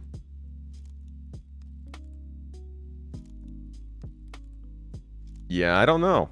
I personally, at least from what I want to play, and maybe what I want to play is impossible. But I really don't want to go to an instance location. It's just another... It's just another step back from the idea of Star Citizen, which we've already taken a couple. But I guess the idea of the game's always changing. Eventually, with dynamic server meshing, they should be able to just spawn a server for a room within the area. That's what I thought. Just have multiple servers simulate that city.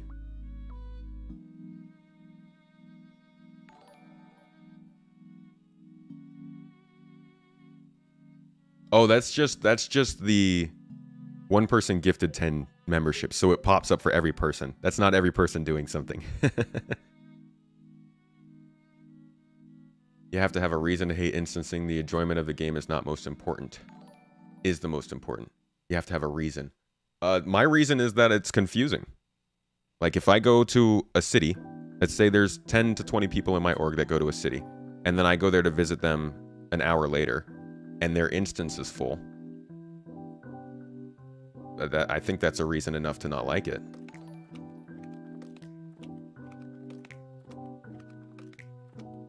I mean, think about like the things that they talk about with this game. Being able to sneak into towns or raid towns and stuff like that. Like, imagine if you couldn't do that to the town as it is. Imagine if you have to go to Jump Town, load into an instance, and then fight people who are raiding the base, as opposed to fighting the person who just flew in on the A2 at way too fast a speed. Maybe the instance could be auto-loading, but then you would get loaded into other instances from other people. I haven't played an MMO, so maybe games have figured this out, but an instancing system in Star Citizen sounds really crappy. H. Weaver, thanks for the 10 subs on Twitch. Keeping it going. 19 memberships on the YouTube. Well, that doesn't make sense. Maybe, oh, I wonder if YouTube counts the memberships as people gift them and as they accept them, because we definitely only have 10. Oh my god, I did not see the raid. Yo! I'm sorry, I was in the middle of a rant, I think, or something. Mighty Wrath. Thanks for the reminder, folks. Thanks for letting me know we got raided. How's it going, everybody? Welcome in. Good evening, Mighty. Playing some Star Citizen, my friend? What were you up to? PTU or live?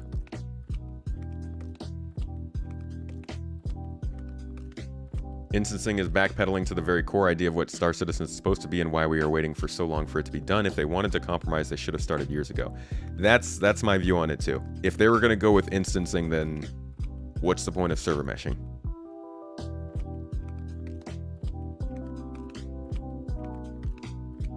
You're still confused on how persistent hangars are going to work without instancing.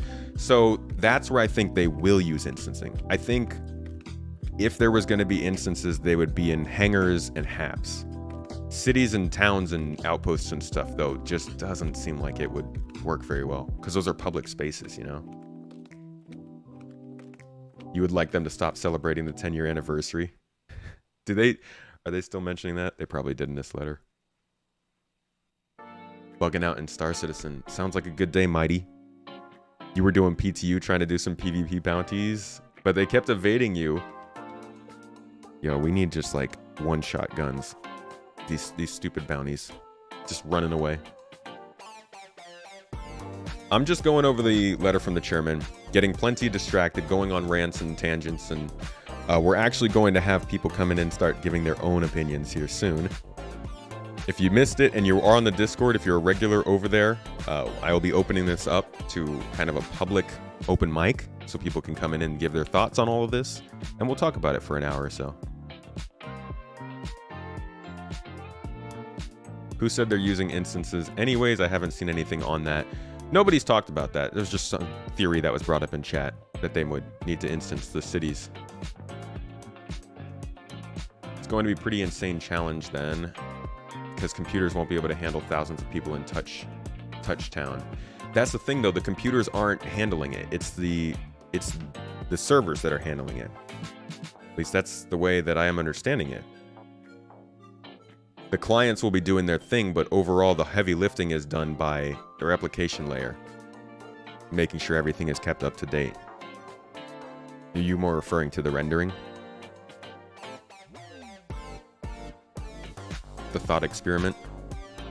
It's something that they haven't really talked straightforward about, because maybe they're going over the same conversations. But let's get back to what's going on this year, because I'm just... I'm out here. I'm just talking. All right. Dynamic server meshing, subdivided entity zones.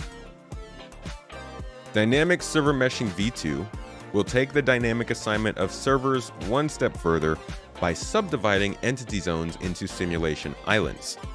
These are going to be organizing the dynamic objects in one zone into different groups based on which object can interact or collide with each other.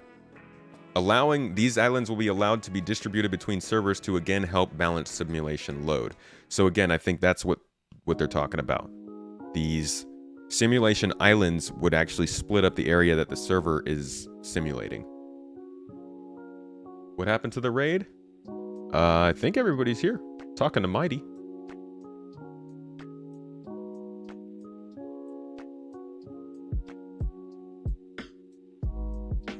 Instancing could work for specific early game or new player experience. That would be the only acceptable instancing in your opinion.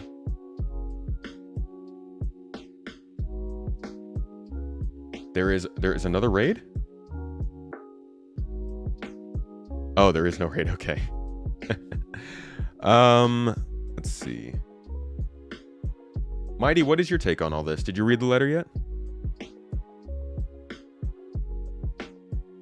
At this point, once they get these simulation and islands going on, they should be able to handle tens of thousands of players all playing in the same PES universe shard, bringing Star Citizen much closer to the ultimate goal of a huge living universe densely populated with players and AI. And you know what?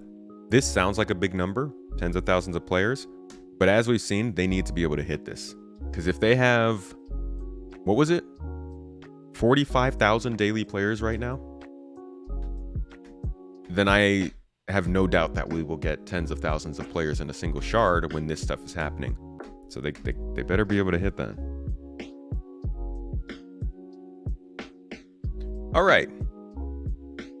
We are aiming to put static server meshing and Pyro into the hands of players in the fourth quarter of 2023. The large caveat with this goal is that complicated engineering work that involves a completely new paradigm requires a host of new backend services, and technology is hard to estimate and schedule accurately, as the issues and problems that can come up along the way are hard to foresee, as no one has implemented this system before and plans rarely survive contact with the users, especially at scale. It's another big sentence, buddy. All right, that's a lot in that sentence though.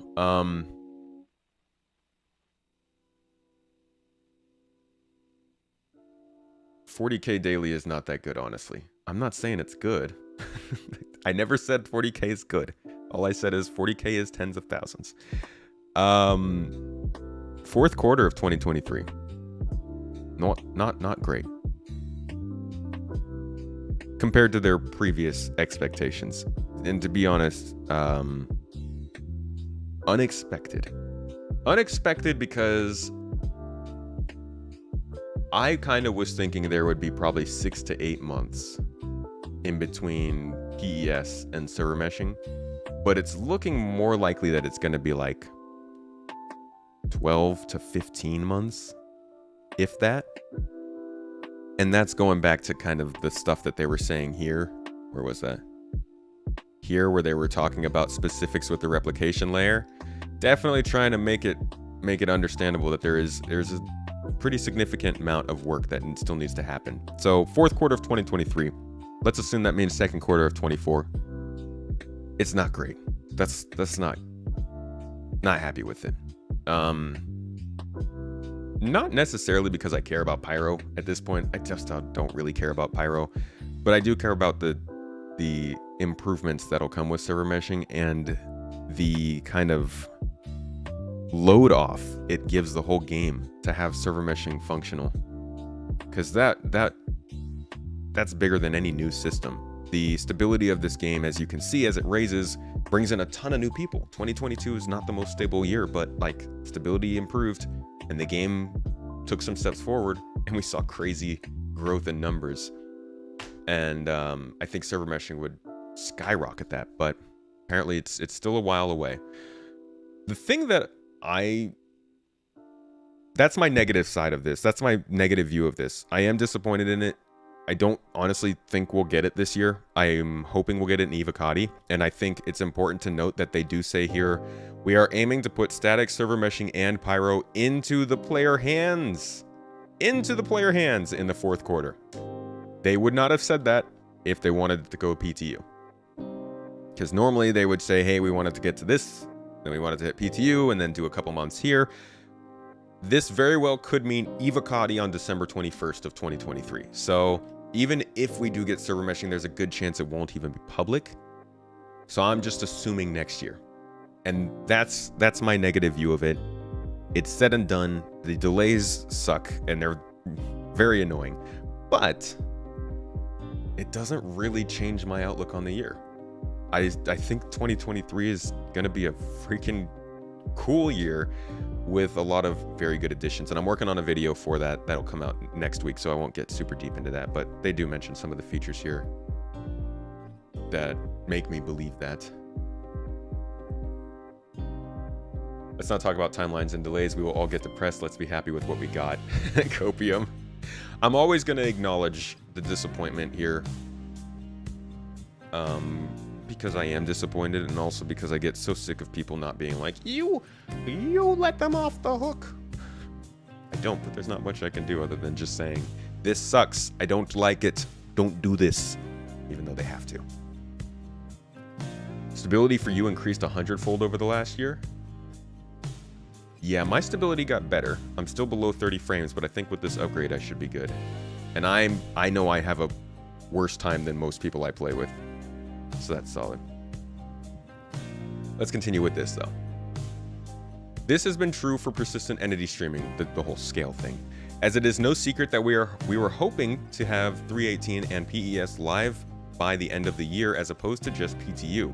Delays in finalizing 318 and PES impact the team's ability to start on the next stage. And we still have the unknowns of how PES performs after months of heavy load. And people seeing exactly how much space junk they can leave around. Oh, we can leave a lot, my friend. See us with those medical gowns.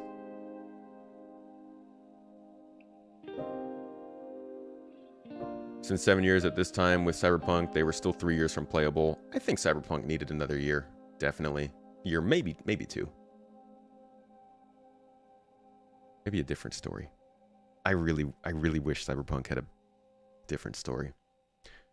You don't let yourself get excited over features until they hit PTU patch notes. Good call. I'm terrible about it. What's up, Grumpy? How you doing? Full-throated Grumpy Eye. Okay. Beyond this, there are a host of other exciting features and content we have planned for 23. Pyro with its assorted planet. What? Oh, because he's saying... Because this is with the assumption that Pyro would be coming in 23. We're just going to put a whole massive caveat on this first part of the sentence and say this is very highly an option. Pyro with its assorted planets, moons, settlements, space stations, and assorted factions and AI population being the headline. Don't headline that. See, that's my thing. Pyro shouldn't be the headline anymore. I'm over it. We don't need a new system to be a headline. The new star system was a headline because game systems weren't coming out and being cool. But now we're looking at things like salvage and life support, engineering and repair and refueling and hacking and like all this stuff. I'm like, I don't care about Pyro's planets. I mean, I want new planets, that'd be cool, but like I want to play the game. I want a full game. Which is why I'm more excited for these other features. We're also rolling out the new item resource system in ships, which replaces the old pipe system with a more dynamic and scalable system. Like that one.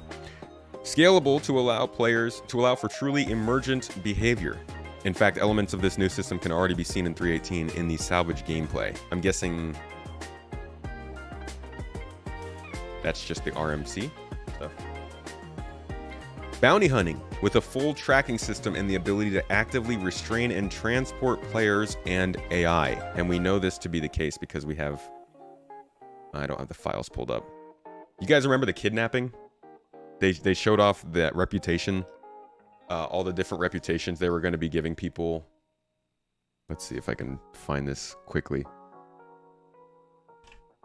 They were showing off some new career paths and things that you could get reputation for, and one of those things was on here was kidnapping. Literally, they're just like, you're a level 5 kidnapper.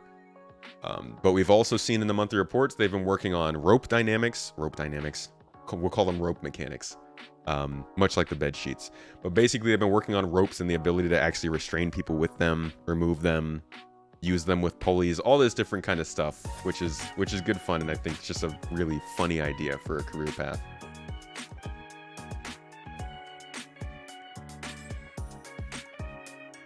Even with the systems coming fairly slowly, still content has been ramping up, which is exciting. Proves their tools are working well, giving us more to do with what we already have. They have been speeding up on some things. Not every patch, but over the years, it feels like it. Last year was a solid year for like game career paths compared to the other ones before it. Crafting and drawing wieners. Right. That's where these item resource systems have been showing up. Pyro is very important because it builds on the engine tech that is being developed to complete the game as a whole. This is engine first, game second, as it should be in theory.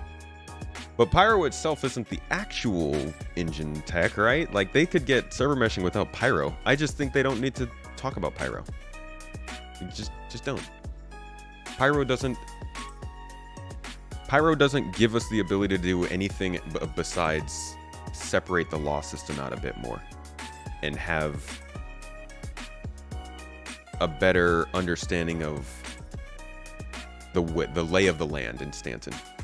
Because, like, since we're all in one system, everybody is kind of fighting and doing things that normally you wouldn't do in Stanton.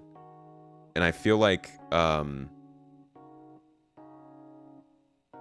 the actual tech wouldn't be that big of an addition with Pyro. I don't know.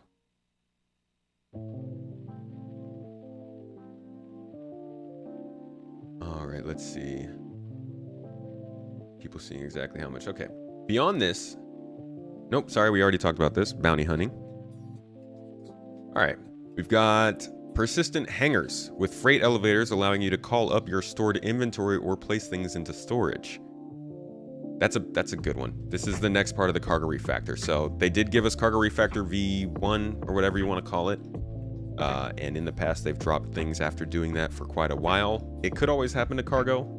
They could have something else come up, but there's a pretty good chance, as they've already been working on it over the last couple of months, that we will see persistent hangars, freight elevators, and overall the ability to store cargo and have it be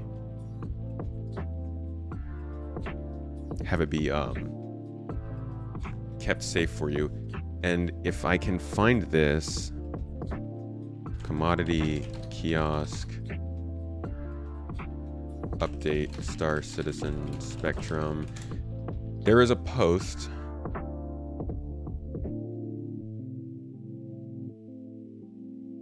Here we go. This might be it.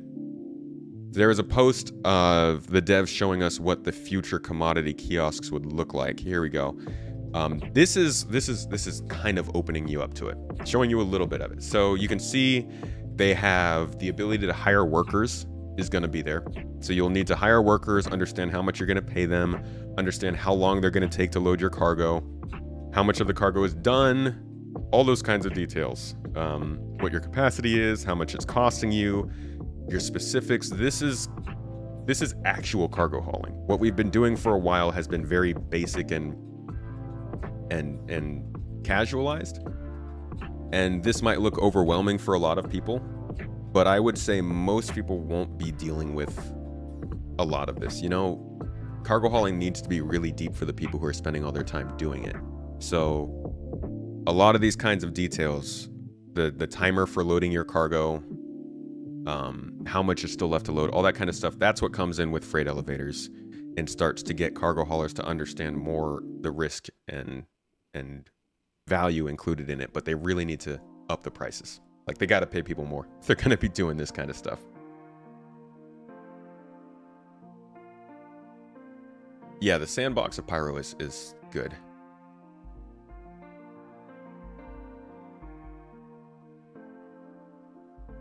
I think he was implying that Pyro has the focus of engine-specific tech like lighting and cloud tech and God rays, plus a new deformation and geometry and entering scattering techniques. It's fair. They could do that all in Pyro. Absolutely. Space trucking simulator already. Yeah, these are really cool to see. There were a couple other pictures too. Here we go. I think there were a couple other pictures we can see that just kind of showed off the... So you can see the screen that we have right now is a placeholder.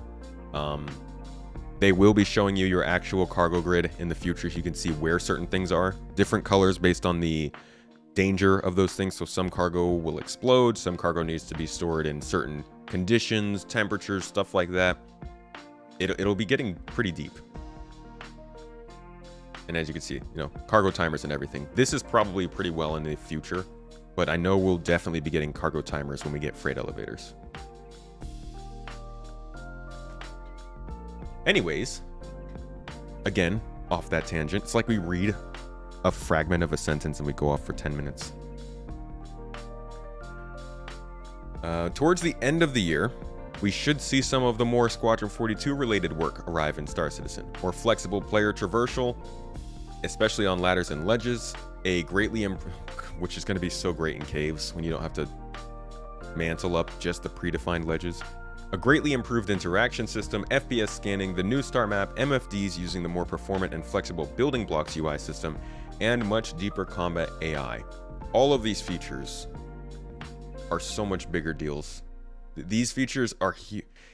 If they were talking about these features a year ago and Pyro had been delivered, these would be a big deal.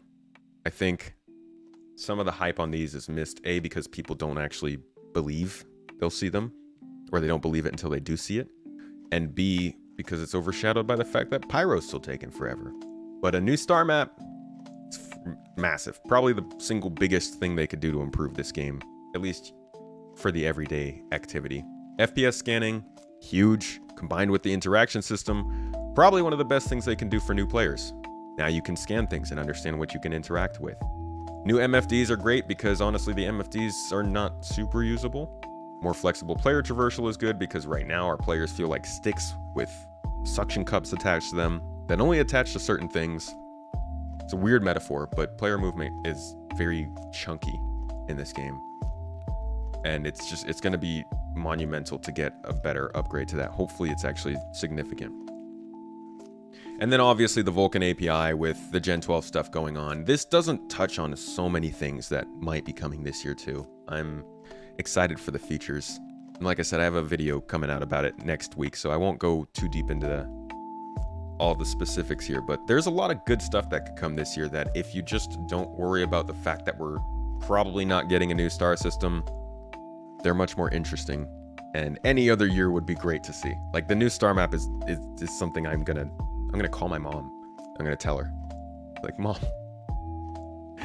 they f***ing did it. They did it. I can zoom in on a planet now and it doesn't disappear, mom. Great days. New flight meta not till next year, you guess? They did not mention master modes here. They didn't even mention the new quantum travel here. Now that is worrying. I still kind of expect them to roll out at least the updated quantum travel, but having no mention of that system here does kind of sound like they're not going to. Because I don't think we'll get the new quantum travel rework until we get master modes, which comes with quantum boost. It's weird because we really need quantum travel to be picked up. It's outdated at this point, so we'll see. You think it'll come with 4.0 or 4.1? It might be something that they plan on bringing in with 4.0 and they didn't want to set expectations, but I don't know. It does seem like they're saying not this year, which is actually kind of a big loss. And it just goes to show how much they're focusing on Squadron. Because you would think, well, if they're not getting that into the game this year, that means they're not testing it, which means Squadron is further out in terms of understanding how master modes affect Squadron. And then you realize, no, they just don't care about Star Citizen's implementation of it. They're going to test the heck out of the version of it in Squadron, and probably test how it works in Star Citizen 2, but not implement it in Star Citizen for a while. While Squadron will probably be working with it pretty soon, since it needs to launch earlier. It's a bummer.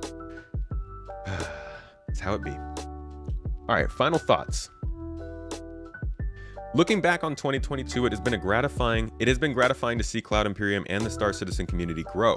We ended up with this year with 861 employees, and the community grew to more than 4 million accounts and 1.8 million backers. Those are people who have actually spent money. We've achieved a lot this year, including our moves into 2 wonderful new homes for most of our staff.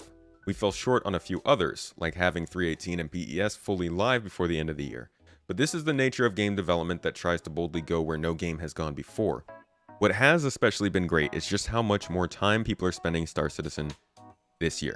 This had a lot to do with the increased player count and improved stability, but also Star Citizen, even in its alpha state, is already feature and content rich with a huge number of things to do with your friends or solo, and this list grows larger with every patch. I'm glad he didn't say like already feature and content rich as other games or something. I don't like when he does that. Don't say that. We don't need comparisons to other games yet, right? That's falls short in a few places when you do that. The universe and how you interact with it is up to you, from exploring to hauling, trading, mining, salvage, refueling, refining, bounty hunting, piracy, glitching, and 30Ks, to being hired gun, to just sightseeing and being a social butterfly. And that is just what we have now. In the future, you'll be able to farm. Bro, we can't even salvage now. It's like not actually in the game. In the future, you'll be able to farm or gather other resources, build, craft, and sell. The universe of Star Citizen is a huge sandbox for everyone to play in, and couldn't be more excited by what the future holds. It is more than just a game. It is an escape. Escape. To another reality where anyone can pursue their imagination, not bound to a single playstyle or profession, where they can interact with other players that share in the same common dream. That's a sales pitch. These kinds of lines always just make me laugh, because I get it. Like, it's your product. Sell it. It's a marketing pitch. At the same time, it's like, it's just funny to read. Star Citizen is more than just a game. I feel incredibly lucky and privileged to have the opportunity to pursue this dream with the amazingly talented team at Cloud Imperium and the support and patience of the best community in gaming. Hear, hear. Star Citizen community. From all of us at Cloud Imperium, we wish you a happy new year and can't wait to continue the journey with you in 2023, and 2024, and 2025, and 2026. I have laughs about like the larger than life comments about this stuff because I think it's funny, but it is true. Star Citizen as a game is a pretty crazy experience, and I do think it'll be like major. It's gonna be, just from what you can do in the game right now at the state it's at, it's gonna be something incredible to experience whenever it does get to that point. But you know, right now it's a ways away. You think it might be time for me to take a break? What? Why?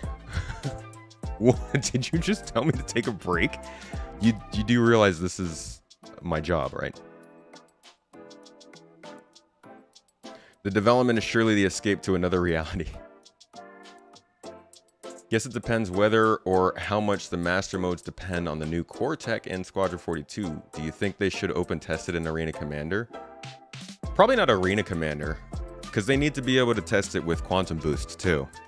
Maybe in PTU, like test it for one of the PTUs, but don't bring it to live. But I don't know, that'd be weird. I don't really know. The amount of piracy, griefing, and PvP gameplay will be epic in 3.18. It's going to be cool to see how the community meta understanding of all that stuff changes with this. Just spending too much time around the likes of Mike and Morph, if you ask me. Me? I think you guys are taking my jokes as like anger or something. I'm just making jokes, guys. I'm not like mad or anything. I am expressing all of my emotions. We should be disappointed in the fact that there are delays and features that don't hit, and we should be excited for the features coming. I will also make jokes and say things in the meantime that don't necessarily mean I don't know that I don't know, honestly. I'm just saying how I feel. I don't think I'm being overly negative or need to take a break for any reason.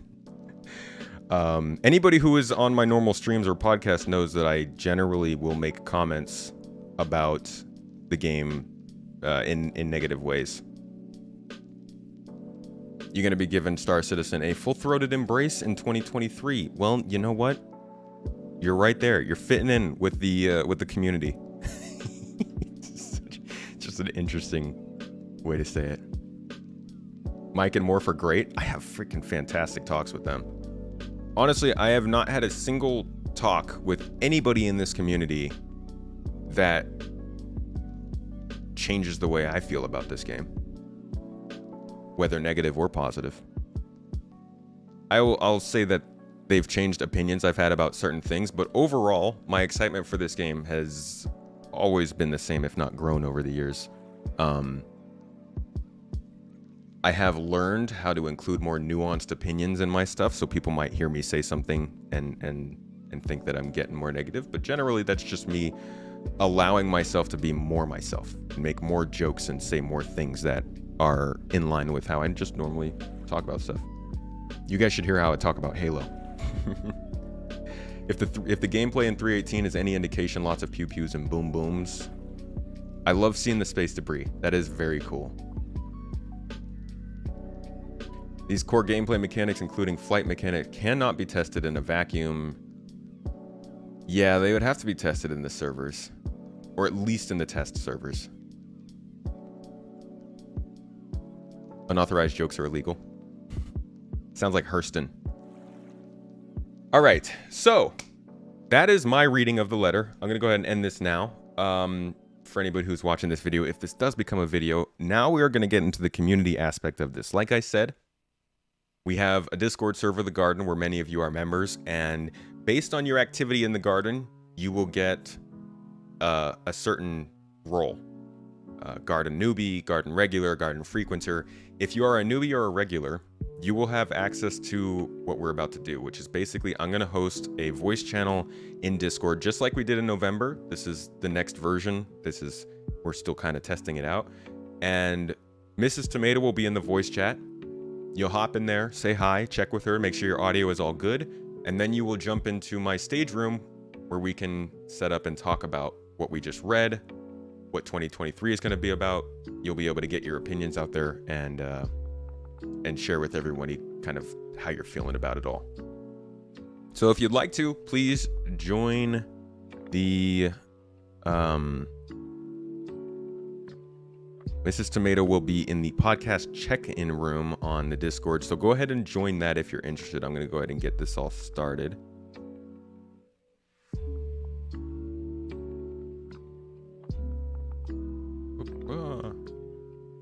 How do I start this now?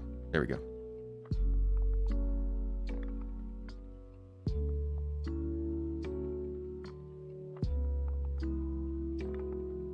Stand by. Okay. What do I personally enjoy doing the most in the verse?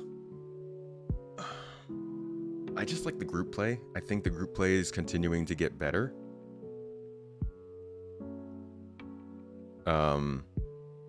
Which is getting a lot more fun with things like the cargo refactor.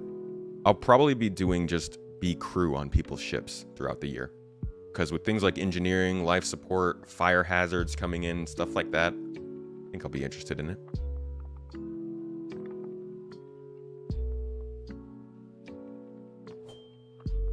It's not trash talk other creators, please. You can talk about other creators' content, but yes, please, no attacking persons if they're not here to defend themselves.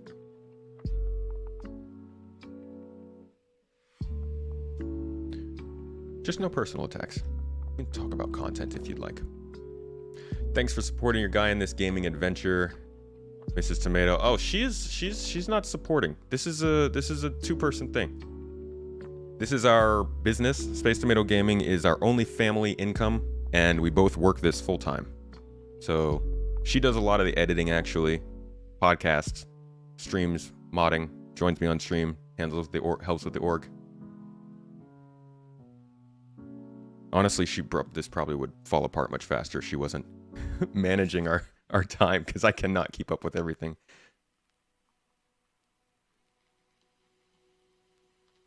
First time you made the stream, ESR, welcome.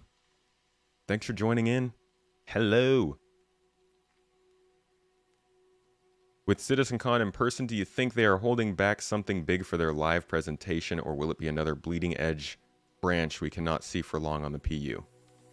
I think it'll be a lot like last year, which I don't think is bleeding edge branch anymore. I think since 2021, they've gotten the idea that they need to include more stuff that's actually coming into the game rather than not so much. So I think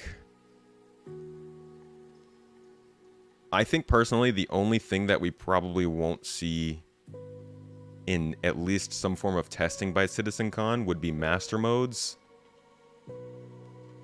Obviously the pyro stuff. And probably the Moby Glass.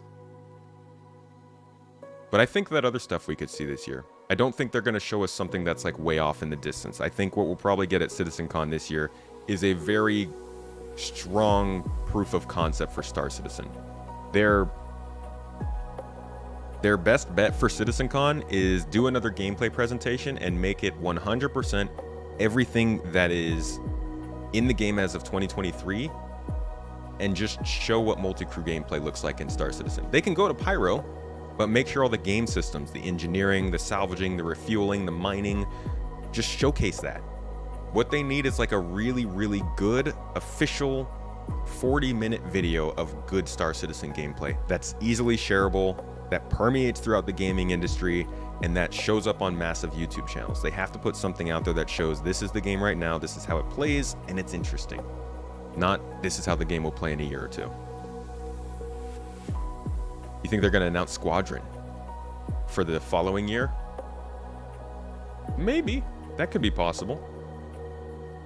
Do I see Starstreams in the chat? Streams! My man, how you doing? I'm also seeing that I missed Taryn come in here and drop bits and a sub. I'm so sorry. Just got back from lunch and saw you on, lurking from work. Biddies for you and Mrs. Tomatoes Pizza Fund. Thank you, Taryn. Appreciate you.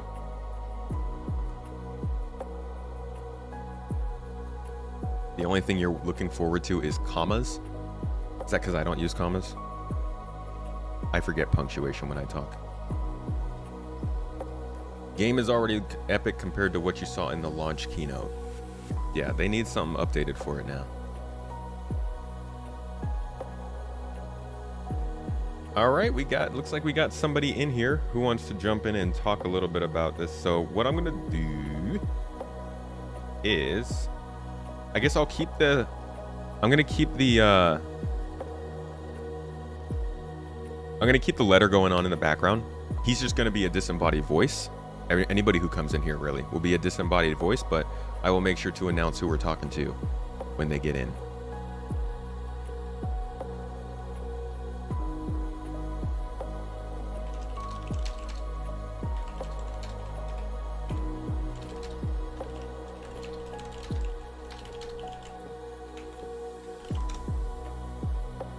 Chris and the boys had said 2019 that Squadron 42 was less than 2 years out. It's been 3.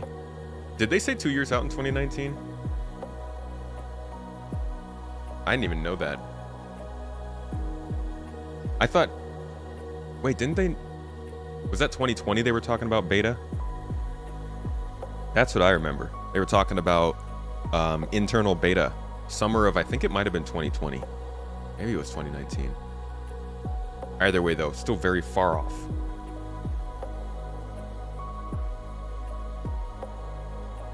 That's actually kind of crazy. That means that they were planning on doing beta for like a year and a half, 2 years. Sales pitch the noodle ship from Blade Runner. Hold on a second, guys. We're having a technical problem. I'll be right back.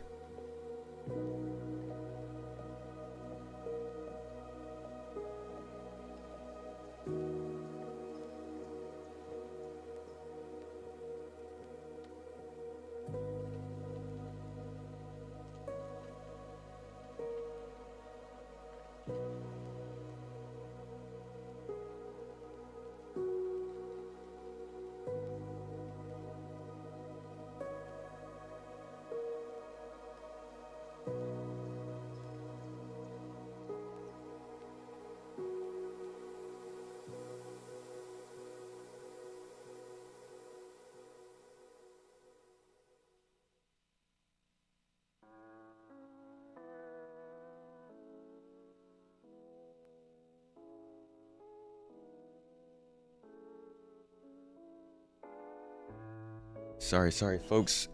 Discord is annoying. It does stuff like this way too often, where it just randomly tells people they can't talk. Let's see. Connect. Speak.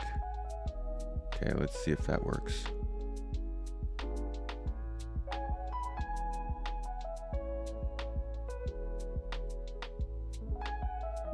This doesn't make any sense.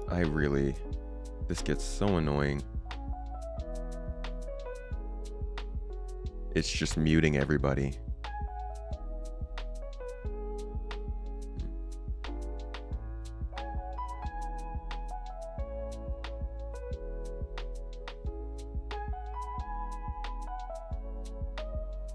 There we go, that should do it.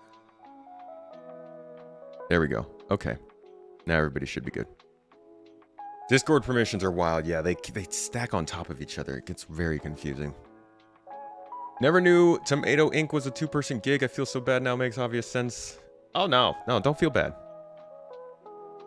She doesn't get to get onto the camera as much, but you see her work all the time.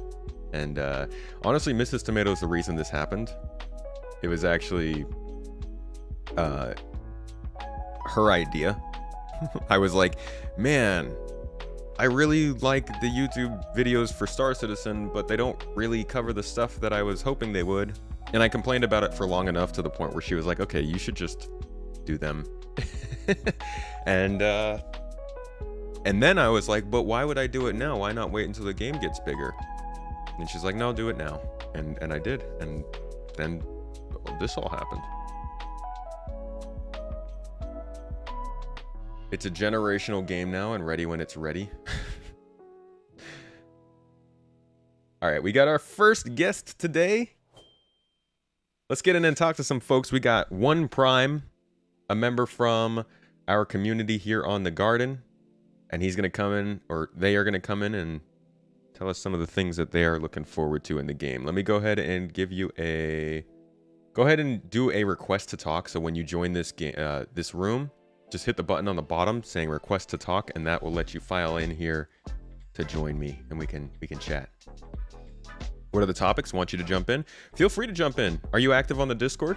Because you do have to be a certain level on there. We're just talking about the next year, really. And if you want to jump into a voice chat, I'll drag you in if you want to talk. But really talking about the letter, talking about Star Citizen in 2023, and just what we thought of it so far and what we're looking forward to ourselves.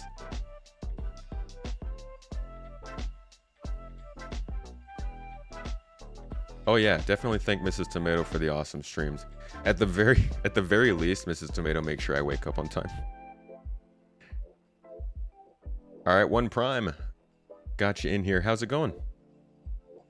I'm good, Tomato. How are you doing? I am good. What are you thinking of this letter from the chairman? One thing I liked about it was that it sounds like he actually wrote it, because whenever he gets onto a mic, he rambles forever. Mm-hmm. So it is actually seeming like it came from him. But something that I was worried about was Squadron 42 didn't get mentioned a whole lot, which of course we all expect is interrupting our PU experience. So I was wondering what your thoughts on that were, the lack of, or the secret of Squadron 42 stuff from the annual letter. I think if I was in their shoes, I would try and talk about it as little as possible, mm-hmm. which is also a bad move, because like we all want to know it's the most important thing rather, and they should be updating us on it. But I think if they already know they're not going to say too much about it, then they should just try not to say anything at all, because this whole letter is basically, hey, we had some delays and we've got some more delays, but there's this fun stuff. And so if they started talking about Squadron, which is the reason for the delays, I think might distract a bit. I agree, and it kind of goes to my next point is we hear a lot about game mechanics and new quote-unquote new tech and things that they're working on, which are amazing, but they have a real problem with their marketing to the actual people who've already bought in, or their PR. And do you think that 2023 will see them improve their messaging to the community? We see John Crew get on, and whenever he's on the ISCs or whatever, and he's got this look of frustration because you can tell he would like to say stuff or whatever. Yeah. Do you think company will improve their methods on how to get those messages out to us in 2023? I think they get slightly better every year. So I think they'll probably, I hope that they look back on 22 and kind of see where they messed up in communication and make efforts to get better. I personally think they don't make as much stride in communication as they should. So I don't know. It's a good question though, because like you said, there are certain things, sometimes they're offhand comments or sometimes they're actual posts that the community latches onto, and I think CIG really regrets saying those things because they sometimes give messaging that doesn't really follow with what's going on. I find that as just a normal community member, relying on folks like yourself or more for Mike or any of the other good content creators that we have that can curate all the bits of information and sift through the garbage but pick up on some of the nuggets and polish them up. It's really important in this game. Going through Spectrum and trying to do that ourselves is, it's a deep dive. You got to commit a lot of time to that, and having people like yourself that are, doing it constantly, professionally, regularly, and then putting the information out there to us is key. I wish that CIG would be able to do that themselves. Like, I know a community-driven game, with the funding and all that kind of stuff, but that it sure does seem like we're also generating their forecast model at times and stuff too, right? Yeah. I mean, the community is like, we cover the news, we host events, we teach newcomers, we make their marketing videos. I mean, obviously they do some of their own, but yeah, the community is a huge part in it. And I would love for them to do it too, because I think the biggest problem they have is development's been so long that they've talked about features they wanted to do, then kind of put them aside till the tech was ready.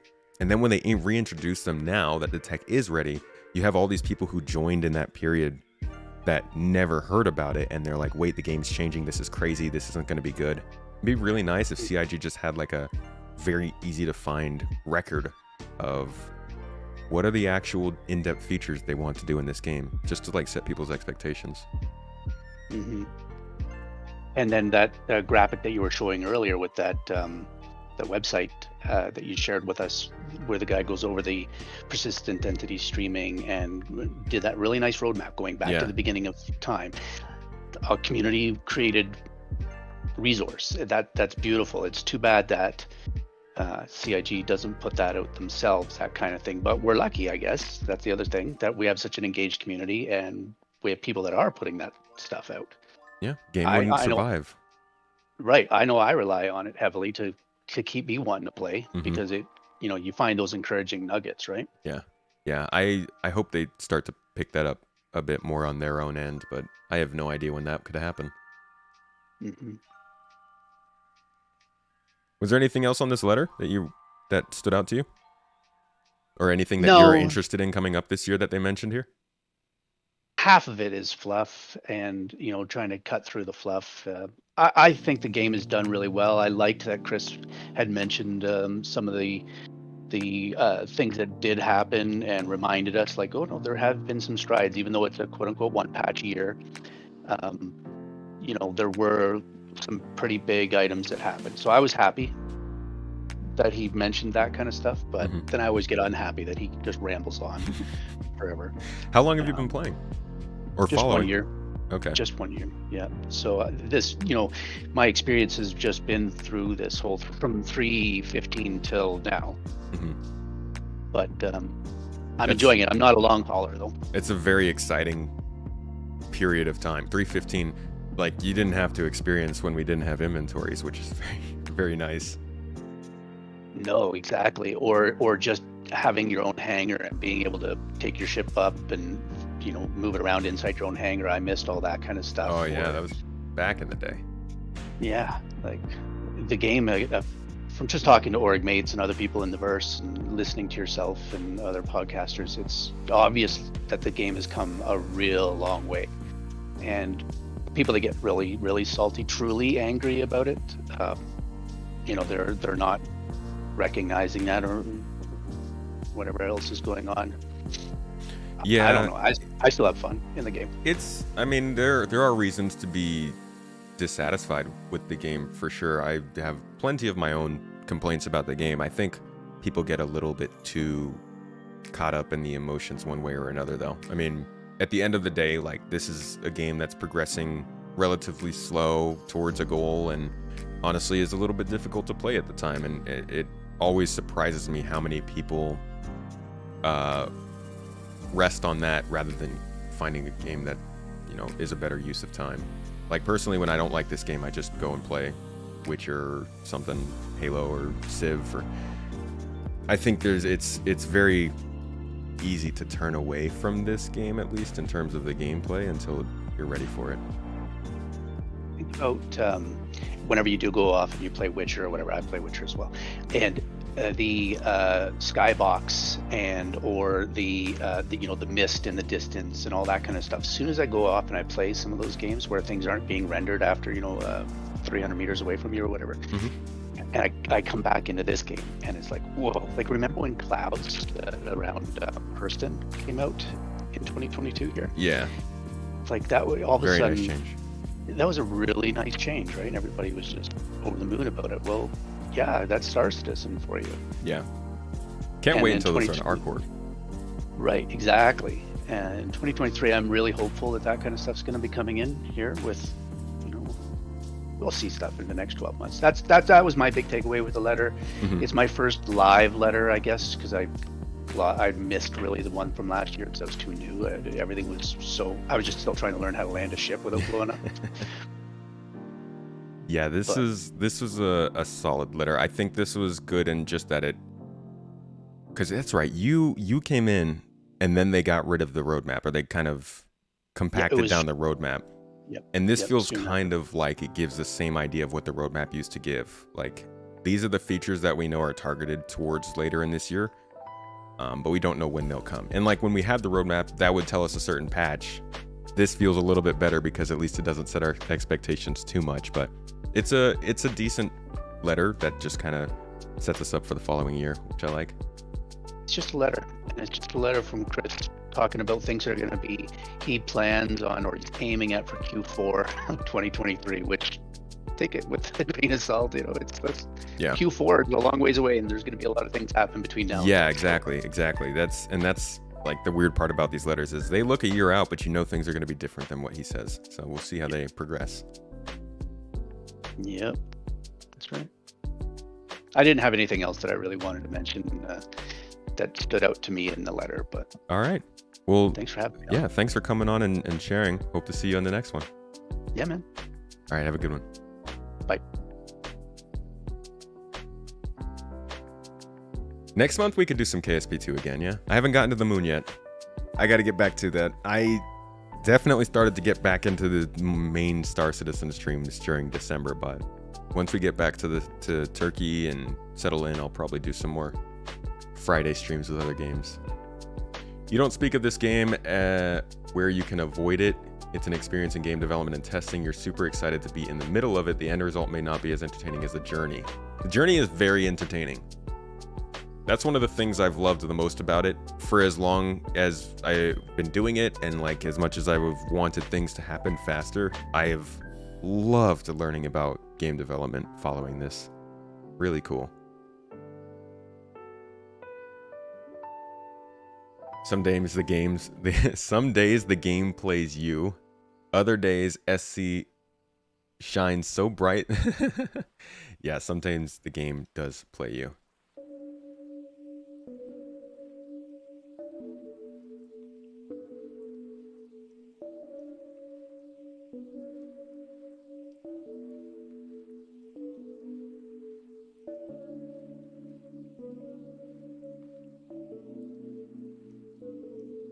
All right.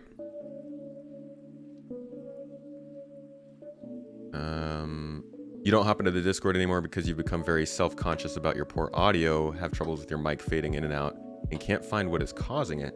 We might be able to help you with that. It could be maybe a compressor.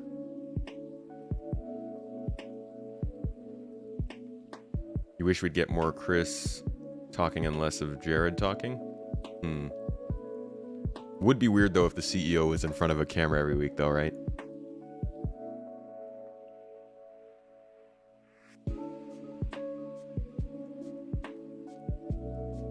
That's true. End of January. Global Game Jam. That sounds fun, actually. All right, we've got DJ Cat Mom from the community who is tiered up in here. Go ahead and shoot in your request to speak and I'll bring you in and we'll chat. We'll chat about letters and what was it? Full-throated embraces. Man, just a real unfortunate combination of words. Like, I know full-throated is like a way to say somebody is being passionate about something, like yelling or talking or laughing or something, but followed by embrace is a very interesting choice.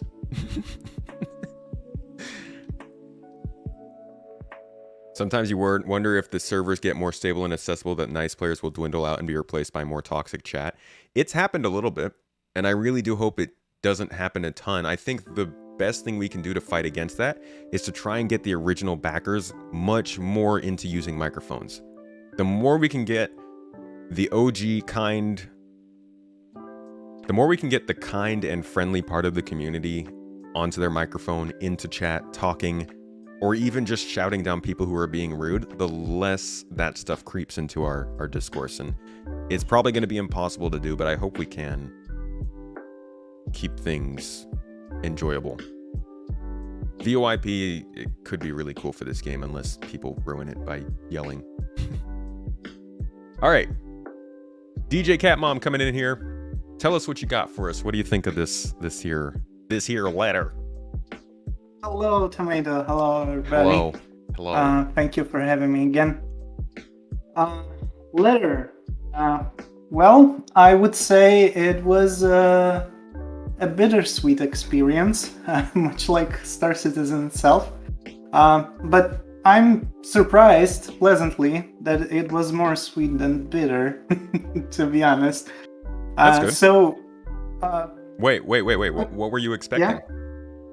So technically, my expectations were very low because by the end of the day, the letter itself is just a summary of the year, most likely, and then Chris kind of hints at something, and usually it's not really anything we haven't heard before or anything interesting. At least the last letter, as far as I remember, wasn't anything eye-opening, so I kind of didn't have any massive expectations from this one. And to be fair, it started exactly like I imagined, with a lot of summary of what's been done, what's been going on, what they are working on, and technically we heard it all. Like, if you're closely following the development of the game, you know what's going on,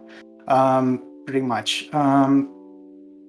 And one part that kind of got me sour is talking about success so much, because to be honest with you, I don't know if you worked for a big corporation before, but it felt kind of like listening to end of the year speech from a CEO that talks about massive growth of the company, and you're sitting there like, are we gonna get milk in the kitchen, or maybe a raise, something? No.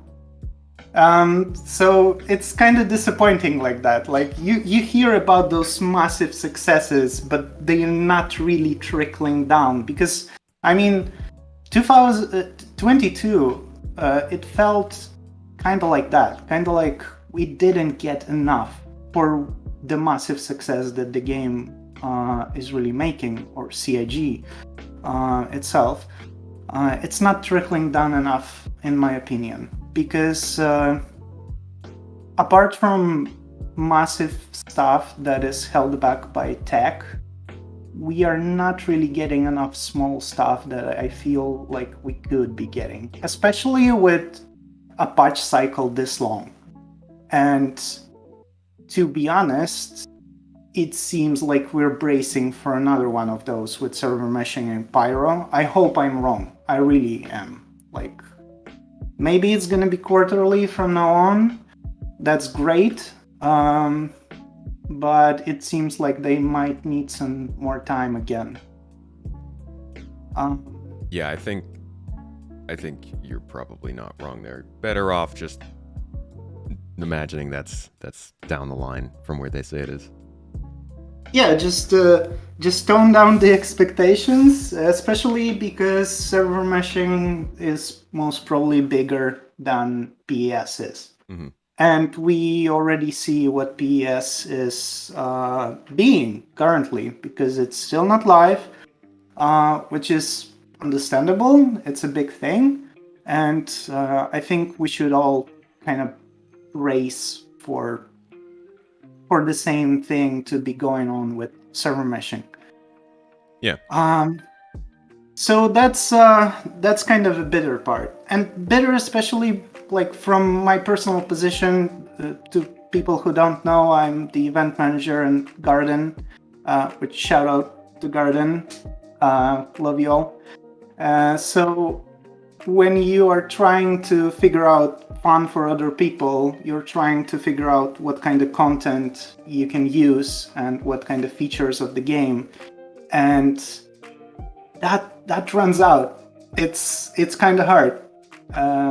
It's kind of hard at times to figure out something new and something exciting for everybody to do together, because a lot of the content for a lot of the people is pretty old by this point, and we really need something fresh, even if it's minor, like an additional mission or some spot where we can gather and do some interesting stuff, not necessarily mission related or anything, just something scenic, some ruins, whatever, just throw us a bone. So that's kind of what I feel has been lacking this year, and I'm hoping it will not be lacking next year, and I'm talking about like first half, because we'll get 318, obviously, we're gonna have a lot of fun, but come summer, all that content will get through it. So I'm hoping there's gonna be a patch tucked in there somewhere, some 319, something like that. And to get to the sweet part, Chris does talk about this, and this is something that surprised me, and it's actually awesome. I absolutely love that. It's the last paragraph before final thoughts, and he just drops a bomb of stuff that we really needed to hear. I don't know about, I shouldn't speak about community, but I really needed to hear that. So we're getting item resource system, and by we're getting, I mean, he says that we're getting, so grain of salt or truck or a freelancer, I don't know, but item resource system, which hints at first implementations of engineering, life support. I think this is the direction that this is going, which is great to hear that something is happening in that direction, more than just we're working on it, because we kind of are getting some sort of time frame on this, and this is next year. So this is great to hear. And then bounty hunting 2.0. Oh, I mean, he didn't say 2.0, but basically that's what it means. I think they're calling hunger. it. I think they're calling it T1 actually. I guess on the roadmap or V1. Yeah, the current implementation is probably tier 0, so you're probably right here. So yeah, the bounty hunting changes. That's very important. That's gonna bring a lot of new gameplay, new opportunities, and complexity, which we are kind of lacking right now. Because what content there is, I admit there's quite a bit of stuff to do, but it's all very shallow, and I'm really looking forward to systems getting slowly but surely fleshed out and getting more complex and deeper, so people who specialize in them can have much more fun than they do now. Same goes for persistent hangers. I think this is great news for all the traders. I personally don't trade, but I sympathize hard with what state the trade is in right now. And hearing that we're getting hangers, we're getting the elevators, and this seems like the next iteration of trading, so they aren't just going with cargo refactor that it is in 3.18. They're actually iterating on it the same year. This is great news. I'm really glad to hear that. Player traversal, the new interaction system that they shown during CitizenCon, I'm presuming that that's what it is. This is great that stuff from Squadron 42 is trickling down. We've been asking for this, and again, we have some sort of time frame. It's going to be closer to the end of the year, so I don't know if it's going to be tied to Pyro and server meshing, or maybe they'll be able to squeeze a patch by the end of the year that will include those parts. Because, I mean, let's be honest, server meshing by the end of the year, kind of optimistic. We heard this about PES. I don't think it's unreasonable to expect it to spill over in 2024. Yeah, and it seems like that's kind of what he's preparing us for with this letter. Yeah. I mean, Chris is always optimistic about the dates. I mean, he isn't so much now as he used to be, but still. Yeah. That being said, it's quite understandable. This is a massive core technology, and entire game hangs on it. Yeah. I would much more so than PS. Yeah. I think the way that he goes about this is kind of going back to your comments about the way that he frames the whole letter. I think what he's trying to do, or what they're trying to do with this is actually no. Let me start over. I think they're viewing this when they talk about like success and all that stuff. I think they're viewing this as the game itself, like the health of the game. More people coming in, more players playing regularly, the game being more stable. I think that's their view of success. Whereas we're kind of like, success is getting in the next milestone and making big features. He keeps looking at it from the idea of the game is healthy, as opposed to like the game is progressing. Well, I mean, we would need to define healthy, I guess, because it depends on the perspective. Is it healthy financially? Absolutely it is. Is it healthy from technical standpoint? It's better than it used to be, for sure, but there's still problems, and there's gonna be problems, obviously. But yeah, you're right. Chris is a man of big vision, and I think he's planning way ahead. So maybe it's a bit different to people who play the game daily, maybe, or at least try to play it as much as they can because they really want to enjoy the game.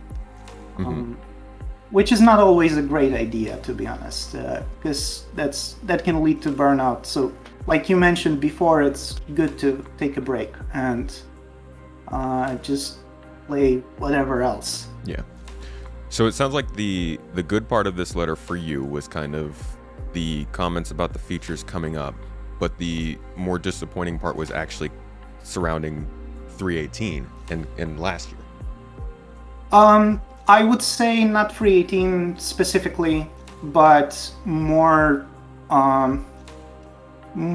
that the game got or PU specifically, got put on the back burner because of PES. And we've seen this massive stack of features that got clumped into 3.18. I mean, we've got a couple new ships, which is great. Yeah. But other than that, not much really happened in the year itself. And I don't know if it's because they were so focused on PES, or they lacked resources, or maybe a lot of those features weren't able to make it like... Are you comparing to previous years, or just in general what you expected that year? Yes, because, well, we've moved from, I hope for the time being, we've moved from quarterly patches to this very long patch. And I don't know if that was entirely warranted, because to me it feels like some features in 3.18 could have been dropped a bit sooner in one of the 3.17 patches. And that would give players just a little more content to carry them over through the year. Because a lot of people right now,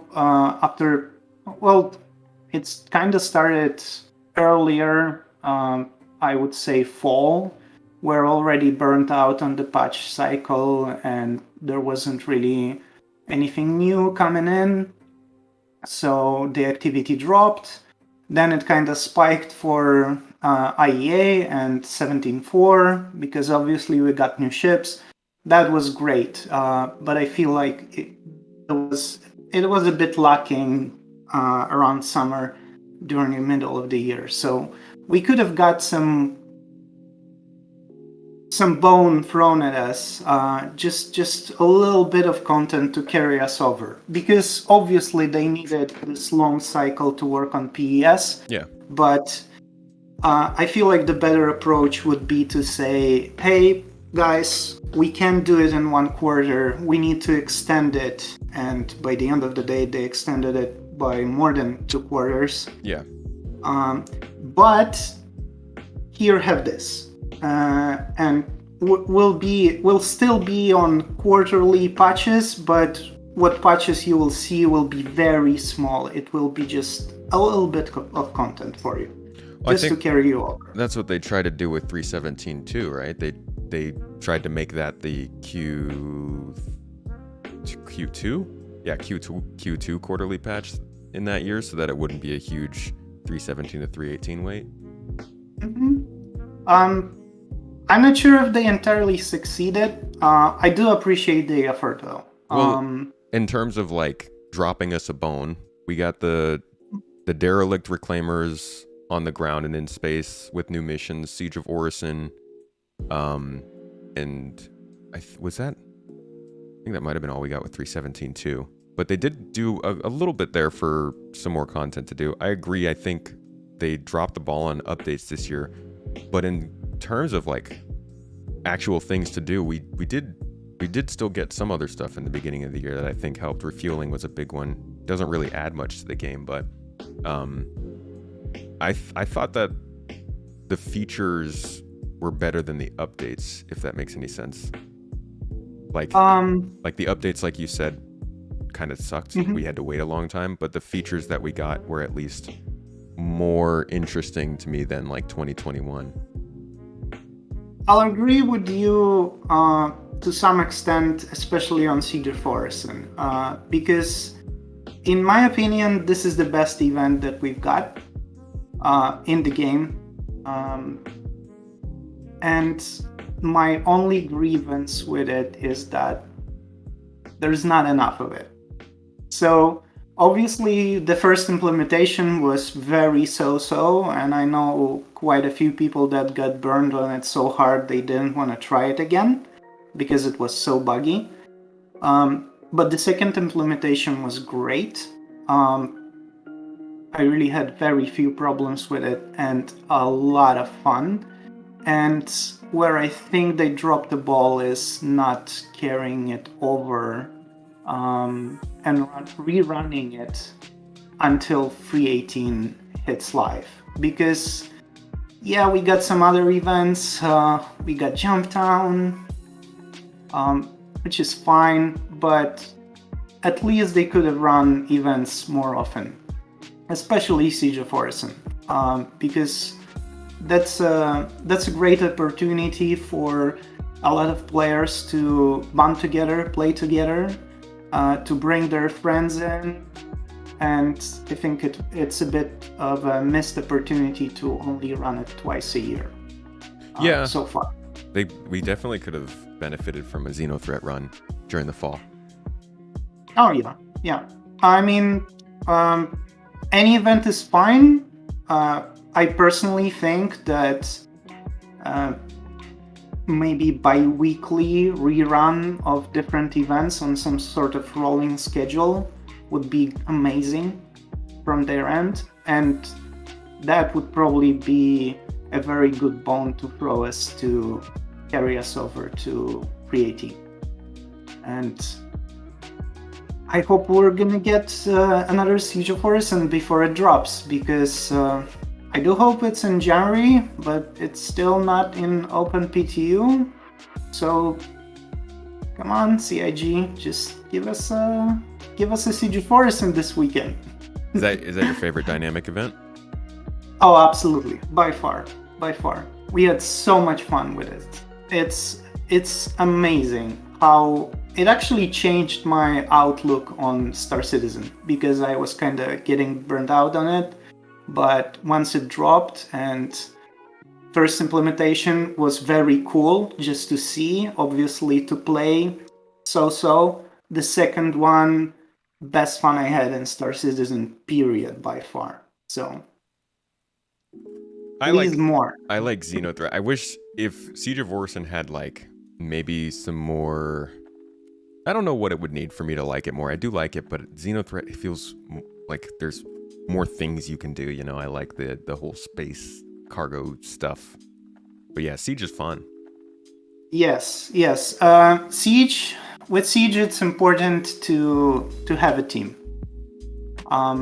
With a lot of Star Citizen activities, it really kind of isn't, which is sad, because like if you're going to the bunkers, having one more person with you is great because they can revive you, but 3 is a crowd. Mm-hmm. And a lot of content that is available for solo players, like missions, is kind of like that. Have you seen the new Orison missions they did? Seems like that's kind of their chance to allow the Siege of Orison gameplay without having to run events for it. Yes. I'm not in PTU, but I've seen some of it, and that's exciting. I love that they actually are using those assets to give us some more gameplay, and from what I'm hearing, the AI is actually very challenging there. Ooh, yeah. So it actually warrants getting that support, getting a team with you, because otherwise it's getting very hard and very risky.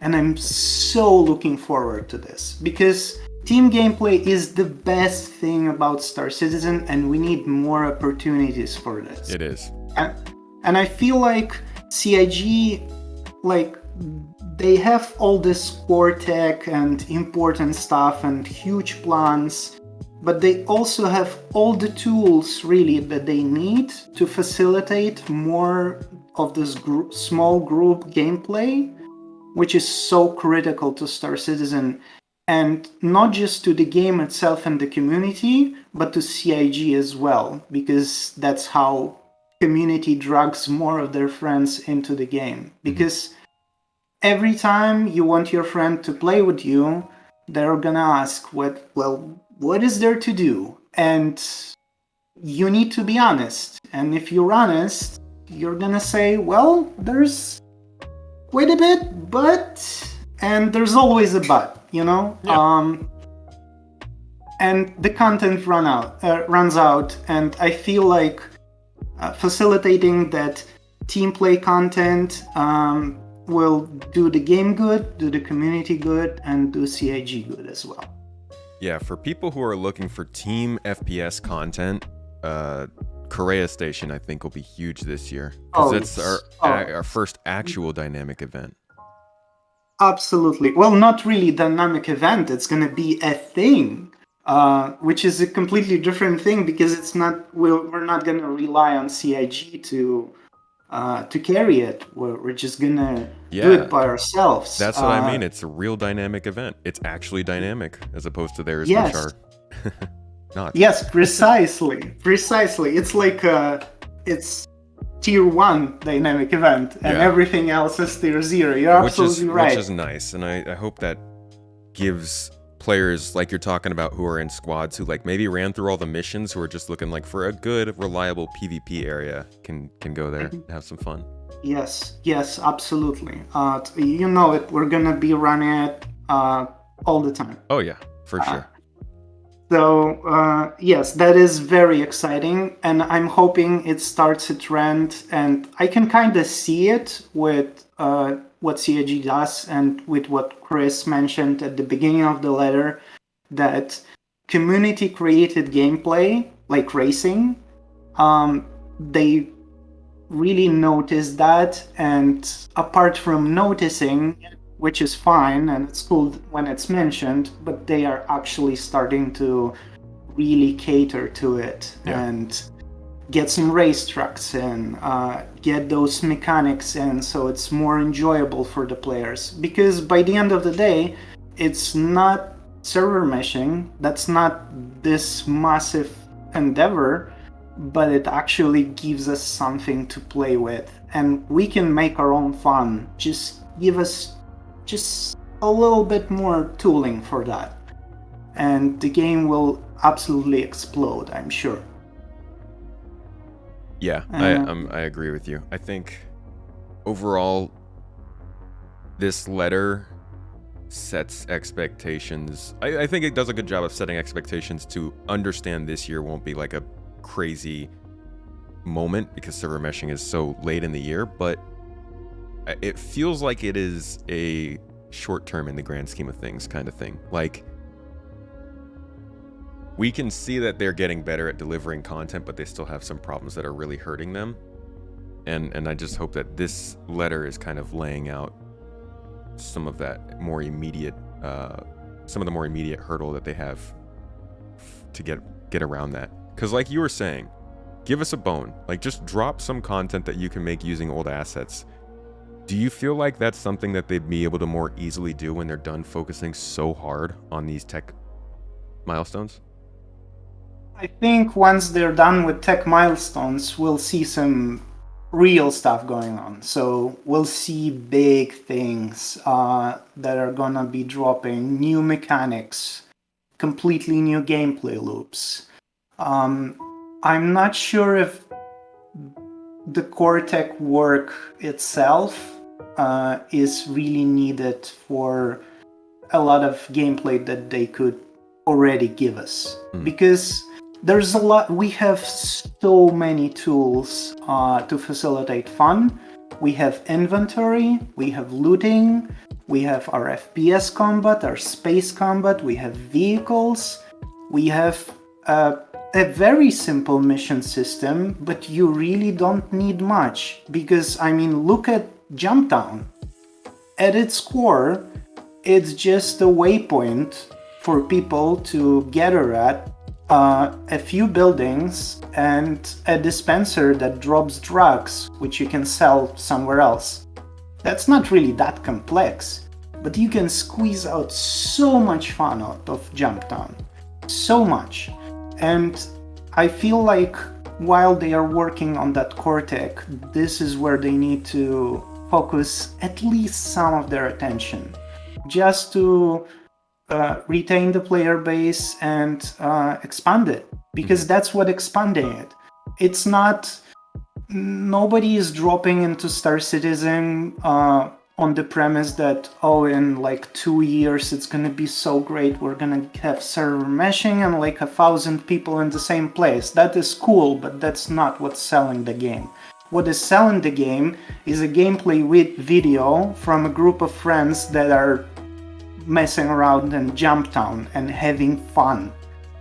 That is what sells them the game, and that is what made them so much money this year and previous year.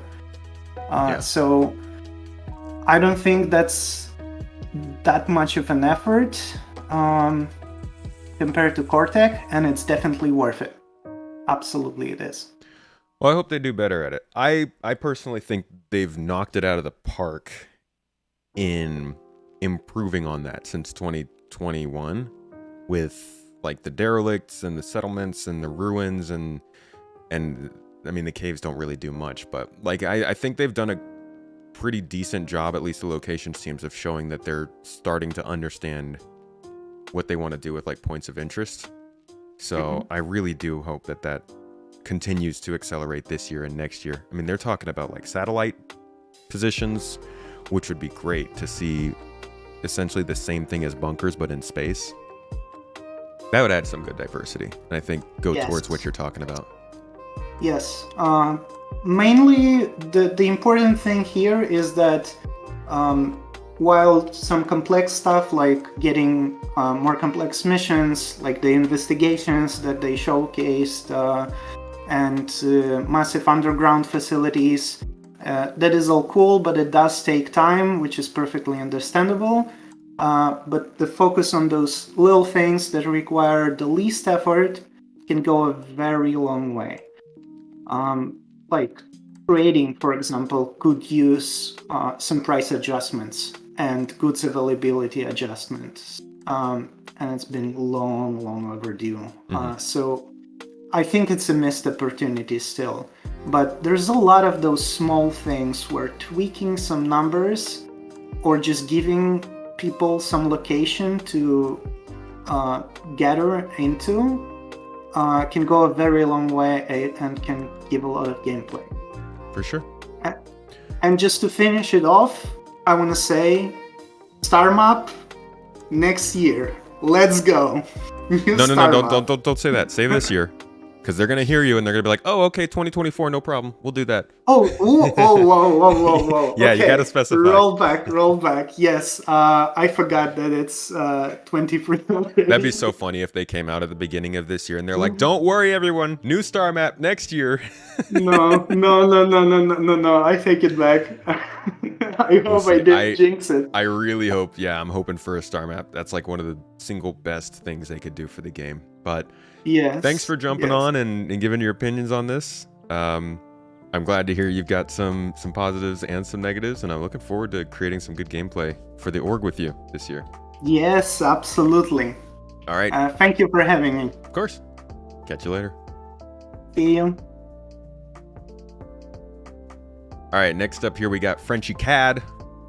Go ahead and shoot a request to speak there, and I'll bring you in. There was a lot of conversation while we were talking, and I think I missed most of it. I think we were talking basically about multiplayer versus single player gameplay. It seemed was the big conversation, which is a good one. No, don't apologize, Cat Mom. I just don't want to. I'm not going to cut anybody off while they're talking. If there's stuff going on in the chat, we'll get on that in between. You're great. Don't worry about it. But it is an interesting conversation. I do think the majority of players will probably be single player focused in this game. And who was I talking about this to? I think... Did I talk to Montoya about this? No, I talked to Detox about this, I think, in one of our podcasts back from November, I think it was. Star Citizen, in my opinion, should be a single playable game. Oh, apologizing for jinxing the star map. Right. That's all you, Cat Mom. If it happens, if it doesn't come out this year, I'm blaming you. I think the game should be able to be played as a single player, but I think you should still have to work with other players. You shouldn't be able to go through Star Citizen and do every job, right? So if you're a miner, I don't think you should effectively be able to mine something and then also refine it and transport it and sell it effectively, you know? So like if you decide to do all that stuff, you're kind of losing money because of the time it takes, as opposed to if you're a miner, then you would find someone to sell it to. Not like you need to know someone and have someone always around, but like I do think that you should be selling to or transporting to a player entity to refine, or at least that should be a choice, you know? Don't force people to play together just make it so that we still have to interact with each other. That's what I like. I don't think every gameplay option should be like that. If you're data running or if you're exploring or you're doing something crazy out in the middle of nowhere, you shouldn't have to have somebody around. But I think for those sort of internal core parts of the game, you should be running into people in some way. Just to remind people there are other folks that depend on you. It's that already kind of. Take a look at how long it takes to run the Reclaimer solo. Right, so that would be an obvious situation because you're doing a multi-crew ship. But like if you were in a prospector and you wanted to do refining, like let's say you're out in the Banshee system doing some mining as a prospector, I would want the game to encourage that person to, instead of flying back to another star system, getting their expanse, flying it back out to the place where they mined, and then refining the stuff, I would prefer if the game encouraged them to just fly their stuff back to an expanse that's in the system and get somebody else to refine it for them. Because it doesn't force people to play together, but it does give people more gameplay. But I'm just coming at that from a very... I haven't put much thought into it, to be honest. Let's bring in Frenchy Cad and hear what he has to say about the letter and what's coming up in 2023.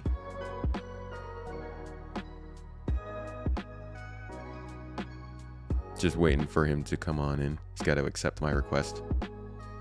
Accept my request. I did not see that. All right. Hello, hello. Hey, man. How's it going?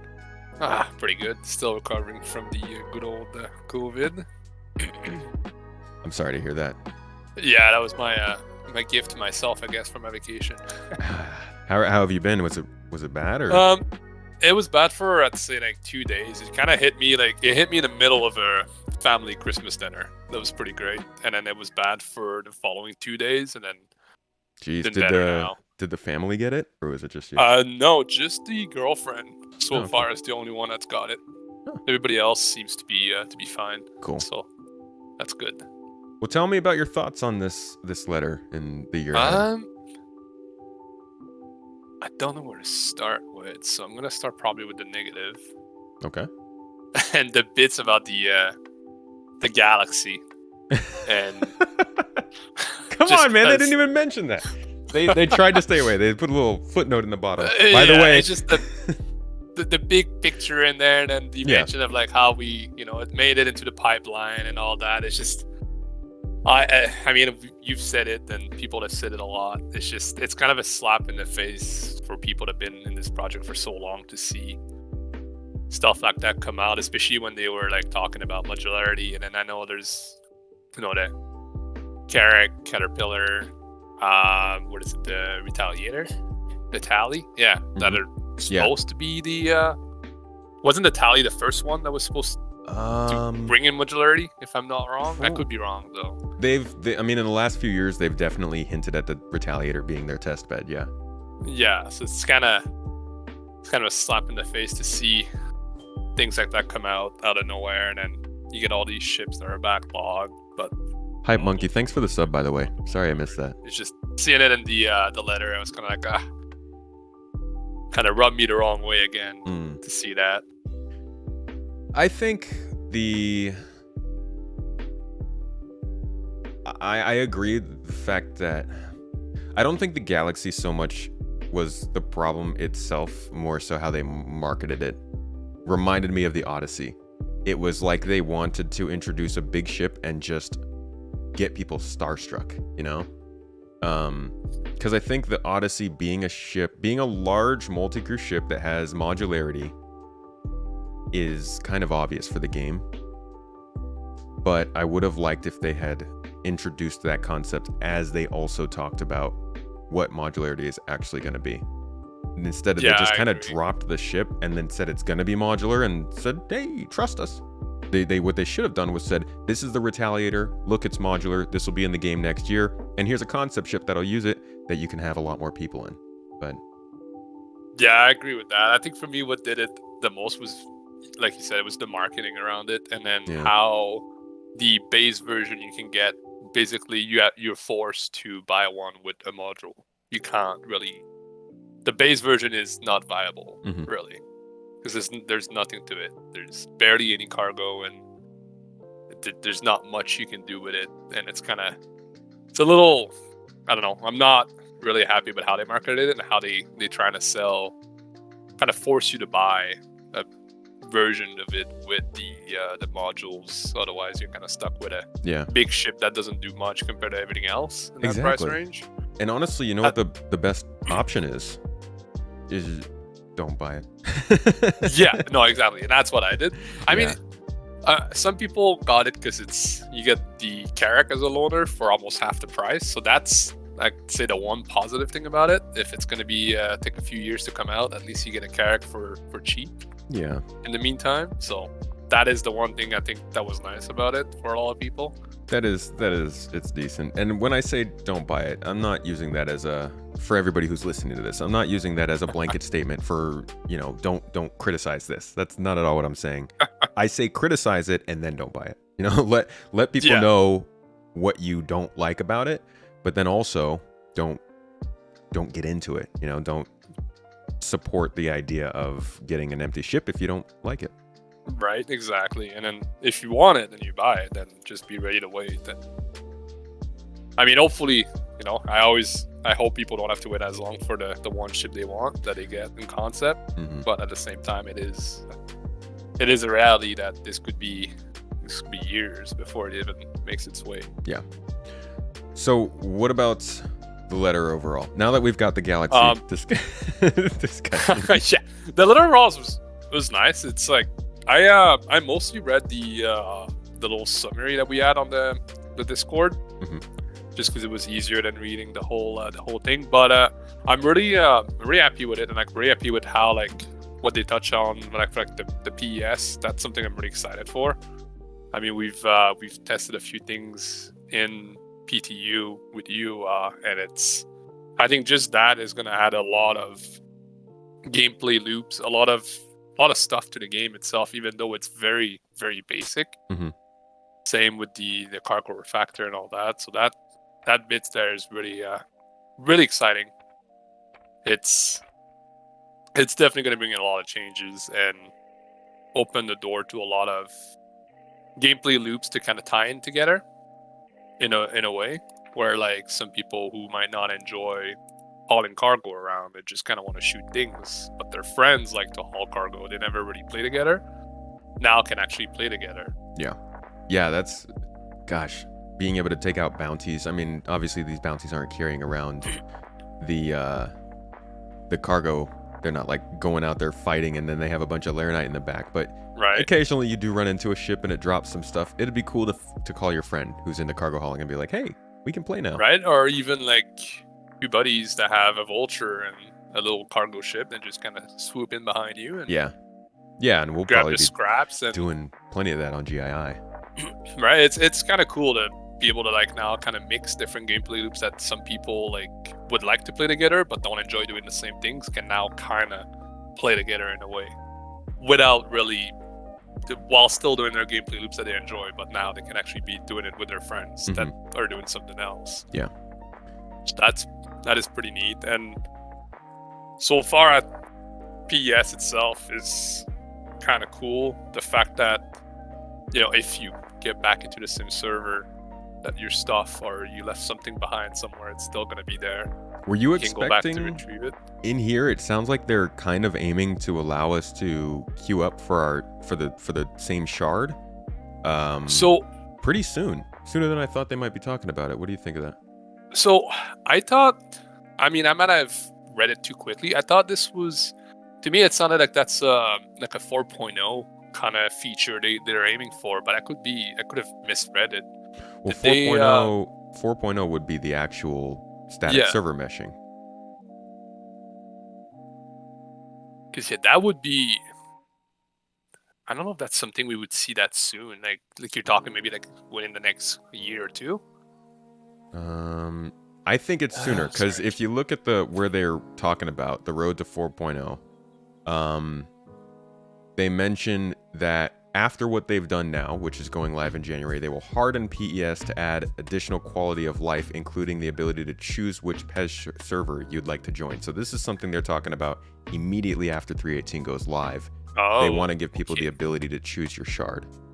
That is really exciting to see. Yeah, I wasn't expecting that until server meshing was out, like you said as well. No, yeah, I thought this would be like a feature of 4.0 itself that they would be rolling in with that. But if they're doing it before, and that is something that's pretty big, because then now you actually get, I mean, if you want to queue up, just, you know, you got disconnected and your C2 is sitting in the middle of space with a full load of Ironite. You don't want to lose that. Yeah, and you might be willing to queue up, I don't know, 10, 20, 15 minutes, depending on how long it is, or an hour, whatever, just so you can get your stuff back. That's kind of, that'd be really neat if that makes its way into the game pretty quickly. And that right there means that we would be able to basically have an org shard. Everybody who is in our org would always be able to know, you know, if there was space, they load into the shard and our org base is there, our org ships are there, our stash piles are there. I mean, I feel like being able to pick your shard is huge and kind of undercuts the disappointment of not having server meshing. Not saying that we shouldn't have it, because we should by now, and based on expectations, but being able to choose a shard is a really, really nice midpoint between PES and server meshing. That would be really cool, and I would, I'd say that make you encounter the same people, right? Because like most people would want to go back into the same servers they were in. Exactly. So you'd kind of create that life in that server where like you start recognizing who does what, who might be, you know, has more of a pirate, and who you gotta avoid, and you can kind of start like kind of building a reputation for yourself, or people build their own reputation, and you kind of know what kind of server you're in, what kind of people are there, and have a little start community. knowing, right, and seeing the names pop back in and starting remembering those people, because everybody kind of wanted to just play in the same server that they were in, and in our own little world, kind of a little taste of what server meshing will be. Yeah, that seems like probably the most encouraging information that I saw here.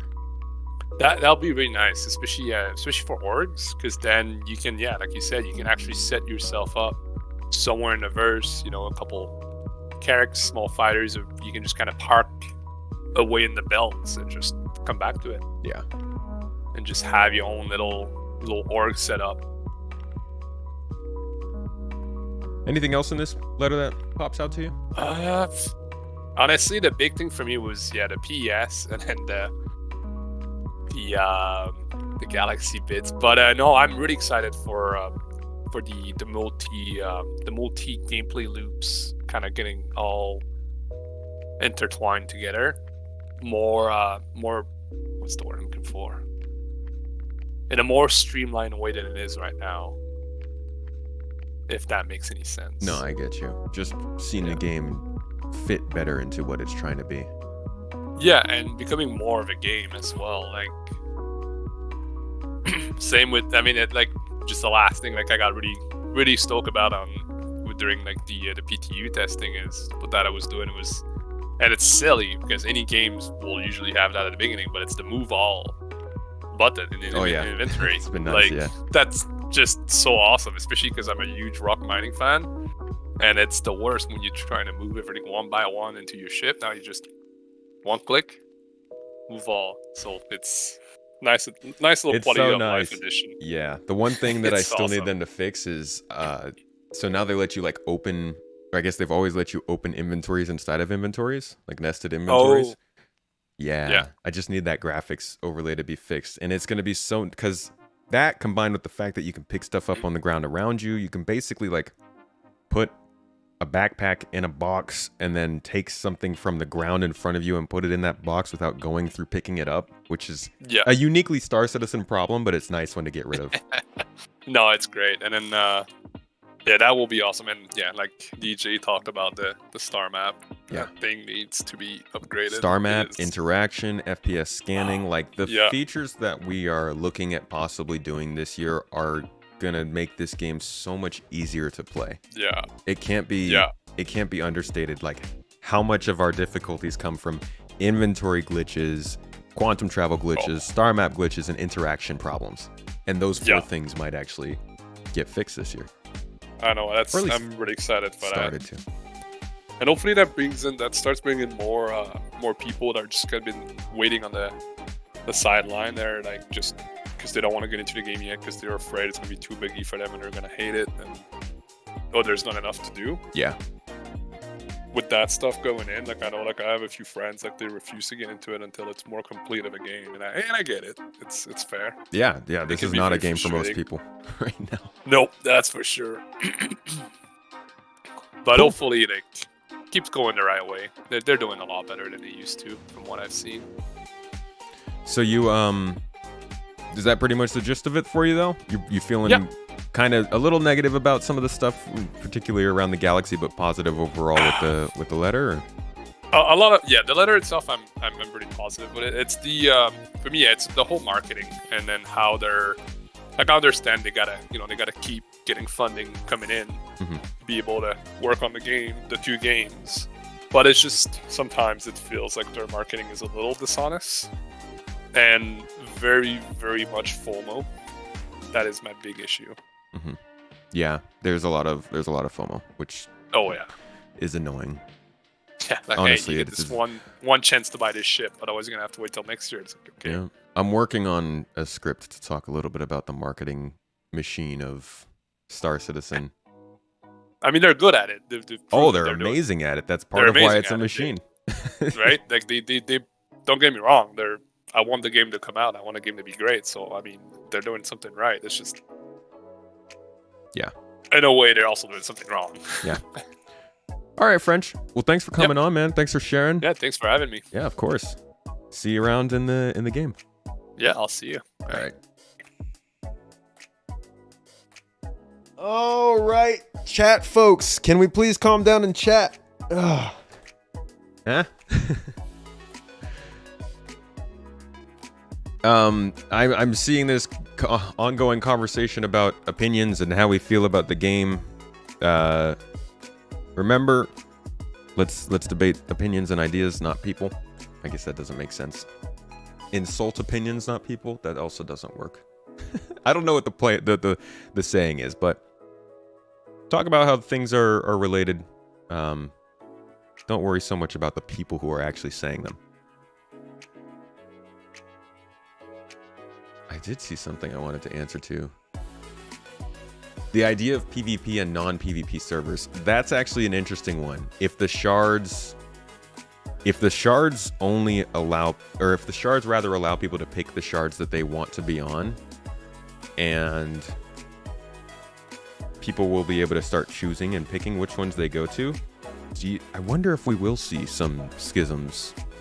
I don't think we will, because the amount of time we'd be doing that would be what? No more than a year long, and I just don't really see the shards getting that monotonous. I feel like if people were like trying to make a shard that didn't have PvP going on, then PvP people would obviously go there. It's like a law. Just cursing and throwing spanners. Dude, I like it. No. I don't mean CIG making non-PvP shards. I'm saying if there were shards separated and people somehow were trying to, like, I don't know, bully all the PvPers off that shard, I don't think it would last very long, you know? Right, Cops, thanks for becoming a supporter on YouTube. Appreciate you. Thank you. All right, we got Sindri in here who's going to come in to talk some more about the letter, what he thinks, what he's expecting this year. We go ahead and invite him in. There we go. Whenever you're ready, friend. There we go. How's it going? Not too bad. How are you doing today? Good. I'm good. Having a good time. A lot of fun conversation. Yeah, I'm getting that. I'm sorry I didn't get to tune in a little bit sooner, but I was busy with work. Just got finished up. All good. You're here. Hey, give me 1 second. Sure. Rycops, just a heads up. If you didn't know, becoming a YouTube channel member, you get access to exclusive videos. They're all on the main channel page, or the main page of the YouTube channel, under a playlist called Members Only Videos. The video I mentioned earlier that I'm making about Star Citizen marketing and the goods and bads of it is actually going to be coming out exclusively at the end of this month for all of them. So make sure to keep an eye out for that at the end of the month. All right. Sorry about that, Sindri. Yeah, no worries at all. So, how do you feel? How do you feel? What do you think of this letter? You know what? This is the sort of thing that I kind of wish that I had released at the end of the year. I think it's very easy to read a lot into this letter. Let me, I guess, qualify that a little bit. It feels like very similar to previous letters, I think, as many others have pointed out, in the sense that you can kind of almost see where there's the potential for overpromising. But Always. I mean, you kind of have to. Sorry. No. I was just agreeing. Always. There's always that potential with this game. Yeah. No. It's and I mean, speaking from some experience here, it's it's almost like if you're in any sort of development environment, you basically you always overpromise. You're always in a situation where you're saying, "Oh yeah, we're going to do this and this and this and this and this year," and in reality, you're going to do 3 of those 10 things you said. But you did say that you do all 10 of them, and then people are very unhappy. So but it's hard, especially if you're a passionate developer, to be the one who scales that back, on yourself and says, you know what, I got to be realistic. My team can probably only do 3 of the 10 things I want them to. And it's super hard to also communicate that to a community who's excited about the game and passionate about the game, as so many of us are, and who have waited so long for it. It's really hard to be like, yeah, we got to be real. Like, we're not going to get all of this done by the end of this year. So. Yeah, and I think, honestly, the main problem a lot of people have had is that they're getting better. They've been better. I feel like we say that every year. But they still just does a rather poor job of making sure people fully understand that. And I think the roadmap change they made last year was a good point in that direction. It sucks for us to not be able to see the stuff, but the more that CIG comes out and talks about it, the more they get people angry when they don't meet those expectations. And like, it's a game about transparency, and I think they should continue to keep sharing. Yeah. Just the way that they share sometimes just sets them up. Like you said, even in this letter, you can see the potential of that. Yeah. And so roadmaps are a bit of a trap, because as a developer, you want to communicate and you want to tell people, like, here's what we're working on, here's what we're excited for, here's when we expect to have things done. And again, like, nothing really ever gets done on time. There should always be a bit of a buffer zone, but you want to have that communication, and you want to tell people that. You also want to tell people what they want to hear. Yeah, we like that. Yeah, but like the thing is that if you're too optimistic, then you are creating a situation where your customers come back and say, well, you said this would happen. Like, even if you didn't explicitly say, this will be done by like Q3 of this year, it's like, if you alluded to that a little too much, like, you're making everyone unhappy. You're setting the community up to be angry with you. You're setting your developers up for crunch, which is like the worst thing ever. It's not a good situation for anyone. So restricting roadmaps a bit is, I think, probably healthy. Yeah. It's so it's healthy, but I understand both sides of it. Oh, they're taking away more of that transparency. Therefore, they're treating us like we can't handle these things. It's annoying. This is the whole point. We need to know what's going on. The game's still not here, and now they're dialing it back. That was like the headline for all the articles that came out at that time. But in reality, the fact of the matter is, like, they just suck at predicting things that far out, as most people would. Like, 3 quarters out in an environment like this is a long time, so just don't tell people that. Yeah. Like, I tend to preface things this way, which is, I'm relatively certain about what will happen in development in the next quarter. The quarter after that is basically, I have a plus or minus 2 month certainty about it. And then the quarter after that one is wishful thinking. I'm not going to make any promises. Yeah. That's, I will hopefully have something done that looks like this, at the end of the year. But honestly, yeah, you can't predict that far. Yeah, I much prefer like a general idea than a specific goal like that. And somebody in chat mentioned that you sound like you deal with deadlines. Sindri does have experience in the industry, so has something to speak towards. Yeah, I might as well disclose that I used to work on a competitor game.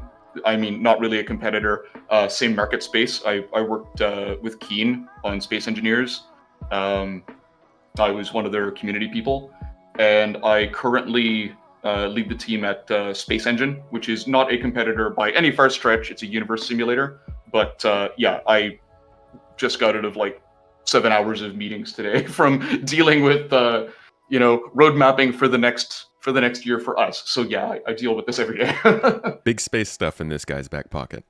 Yeah. I can't wait to try Space Engine. I gotta check it out and get back to you on that. Sorry about that, by the way. I've been meaning to do it. We've just been so busy the last few weeks, but such a beautiful game. If you guys like the beauty of Star Citizen and you just want to see more of it, definitely check out Space Engine.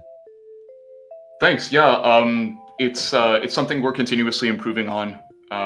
Again, last year was a prime example, right? I wanted to release a roadmap first thing last year. Basically, as soon as I got on board and had a good idea of what the project was looking like, I wanted a roadmap. I wanted to be transparent. But then I later updated people and said, look, I'm not going to release one because I don't want to be dishonest with you as members of the community. And it turned out to be a wise decision because one of our main programmers for the general relativity update that we did is in Kyiv. And so that became a massive, massive issue, and development was slowed down. And what was supposed to take 3 months ended up taking 9. So, things happen. Yeah, and that happened for a few different games. I know Stalker 2 had a pretty big hit to development for the same reasons. Yeah. So yeah, anything can happen. And this letter is kind of, I don't think Chris really ever actually says that in this. He just kind of says, hey, PES took a long time, so server meshing will too. But definitely you can see where he went from, what was it, like 3 months of PTU testing for PES, giving the idea of it's like 6 to 9 months away from server meshing to now giving us a pretty clear year in between the two. Just sort of restating those expectations. So yeah, anything can happen, even in 3 quarters. Yeah, well, a lot can happen in 3 quarters. And going back to the letter, and somebody just said something in chat there that was actually kind of reading my mind. Roadmap should show dependencies instead of dates. When I read that letter, what I see are dependency issues, right? Squadron 42 is one big thing that jumps out at me, which may not strike people as being a dependency, but I have a suspicion that they're testing a lot of things in the development of Squadron 42 before they implement them into the main sort of like PU. Yeah. Like something like level design. I mean, those so level design being like also things like ships, but like the bunker missions and anything planet side and like all of this stuff, how the universe itself is laid out, how the system's laid out, all that stuff, that's all level design. And you can learn a lot of lessons in a smaller project like Squadron 42, which may be why it's taking so much longer. I mean, I'm sure that kind of stuff is going to help to influence how they build Star Citizen. Yeah. Talking about the dependencies, to be honest, this progress tracker I just pulled up, this would be so much better if it told us dependencies. If we were able to look at distortion propagation and have a little link here that says, I don't know, damage maps needed or resource management needed or something like that is super informative. That and then like little updates. There's so many little things that happen that we never really know much about. Like one of the ones that I keep coming back to is there were improvements to the 890 jump mission, I believe. Yeah, 890 jump mission update reads, this will enable the player to drag an unconscious NPC into a ship in the cargo hold to extract them. Includes both lawful and unlawful mission variants. The work on this was finished back in Q2 of 2021, so more than a year and a half ago. But we haven't seen it in game, and we've heard nothing of it. And I'm thinking this probably won't come into the game until they give us the like personnel transport ability to put them in your ship and stuff. But it doesn't say that here. And so like a normal player, if they ever saw this, wouldn't know why this has been gone for a year. And I think that would help a lot. No, yeah, you're 100% right, and I think that's exactly the case. Is there's some other dependency that just like is not clear there, and you know, unless you go back in time and have a look at the things that have happened in the past, you'd have no context for why there would be a dependency there. But it makes perfect sense, right? When you think about it in terms of having players transported on a ship as the dependency. It's like, yeah, of course that's going to be connected to that. That's literally the core functionality there. Yeah. So it's a lot to follow. It is a lot to follow. And I'm sure you're much more used to it than most of us are. Well, fortunately, my project is like there are a lot of moving parts, but nowhere near the scope of something like Star Citizen. And I mean, the way that you develop projects like this, typically in the games industry, you use something called Agile, where you go. It allows you to switch from one project to another depending on what is needed. You know, from week to week often, as opposed to what we call waterfall, right? Where a waterfall is like building a house, right? You build the foundation, and then you build the framing, and then you build the walls, and then you build the roof, and then the house is done. But with something like this, you have all of these moving parts, some of which are like, I need to establish this now so that I can build this other thing that's also happening in this different team, you know, and there's one team in the UK and there's one team in Canada, and like you've got all these different things happening and you have to switch back and forth so that the development, when you think of it in terms of a linear roadmap, even when you have all of these threads on this map you've got up here, like that doesn't even really show just how complex it is, because the teams are developing at different speeds, and one thing might depend on another, and it's so much more complicated than this sort of alludes to. Yeah. I think anybody who's ran a group of more than, say, 5 people on a project where everybody's doing something different recognizes how insanely complicated and overwhelming it can get quickly. Yeah. It's not fun. It's not the fun part of the job when it comes to that stuff. Jeez. Yeah. I'm excited for the whole brain work. The whole entity zone thing though. Like going toward PEZ and entity zones, I think is an interesting step, a scary step. Like I'm super excited about the idea of having shards so that we don't have to have some of these issues we're currently having now, but it's like I am still a little bit scared at the potential for things to go horribly, horribly wrong. Yeah, there's always that possibility, and that's part of why, even with these server meshing estimates, the letter still should not be trusted for a date for server meshing. Oh God, no. Like even with the team size that they have, I would not put server meshing in the next year. Like, you know, I gotta say, like, I have absolutely no insider knowledge or anything at all of CIG's workings. But just reading the letter and having an idea of how long development has taken, and it looks like they've made a lot of changes, just externally. It looks like they've made a lot of changes to how they manage their projects, which is a great sign.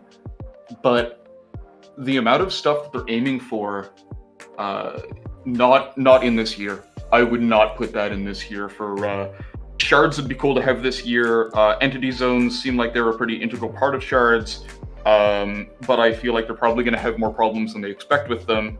Well, and entity server zones, meshing. was that part of dynamic or static server meshing? I think that was part of both of them. You bring up the, because the issue is, Yeah, you're right. It looks like they're saying that's part of the static.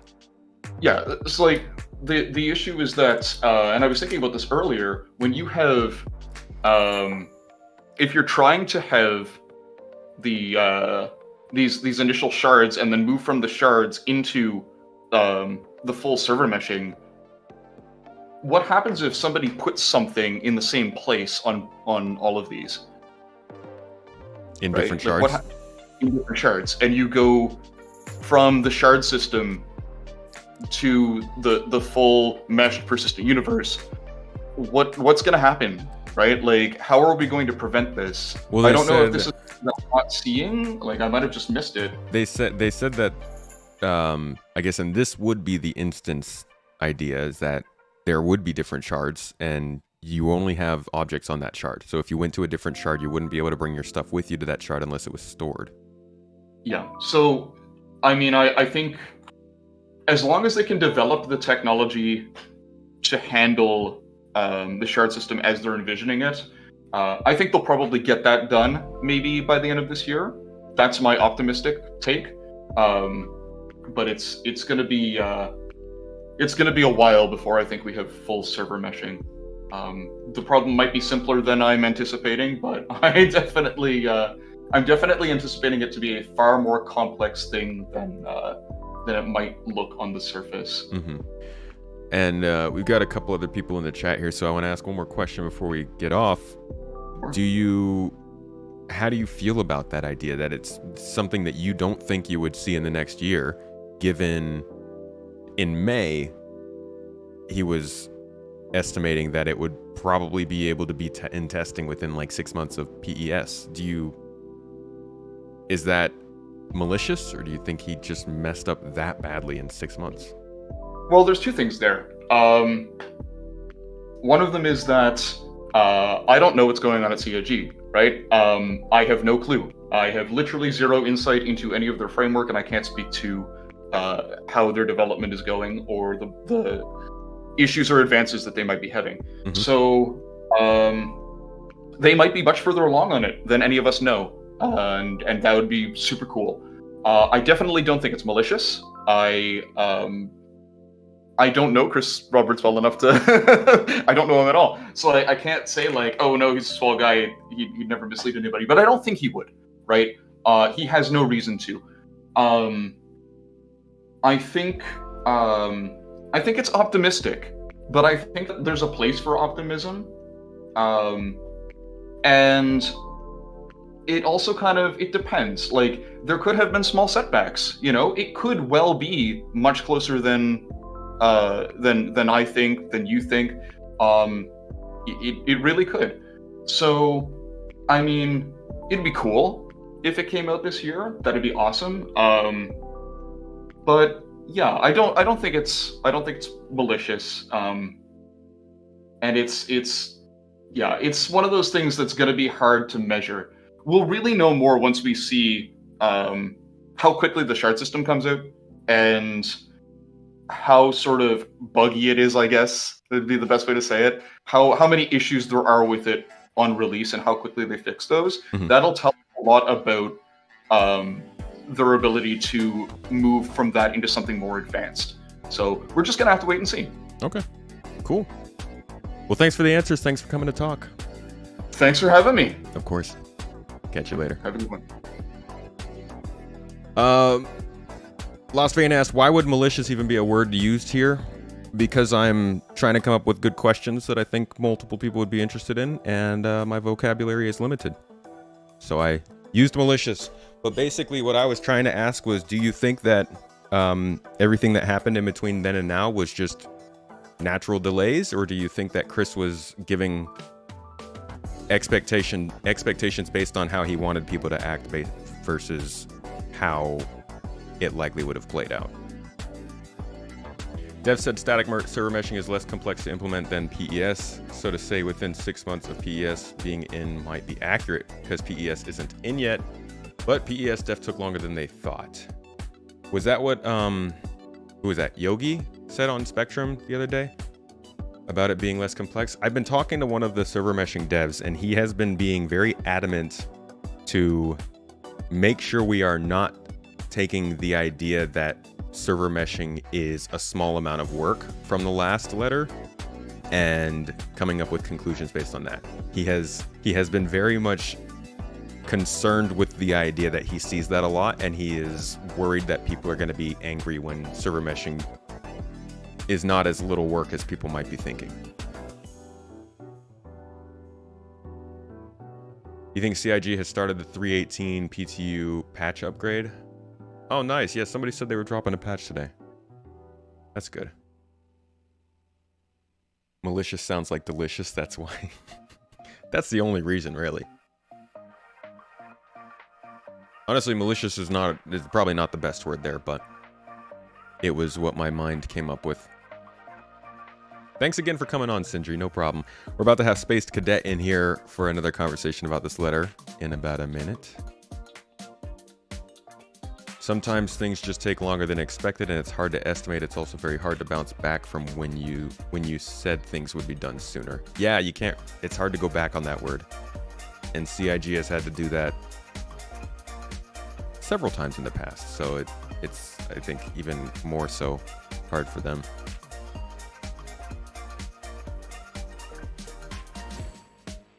All right, let me bring in Spaced Cadet here, and we'll chat some more. If you have space in your queue, you'd be down to hop in to talk about the tech side of things in general. For sure. It's on the Discord. But it depends on how active you've been on the Discord. So if you have been active enough to be a part of this, it's like, I don't know, it's like 5 minutes talking on there. You can jump on in. Space Cadet, go ahead and hit that invite to come up and chat with us, and we'll get started. Hey, good afternoon. How are you today?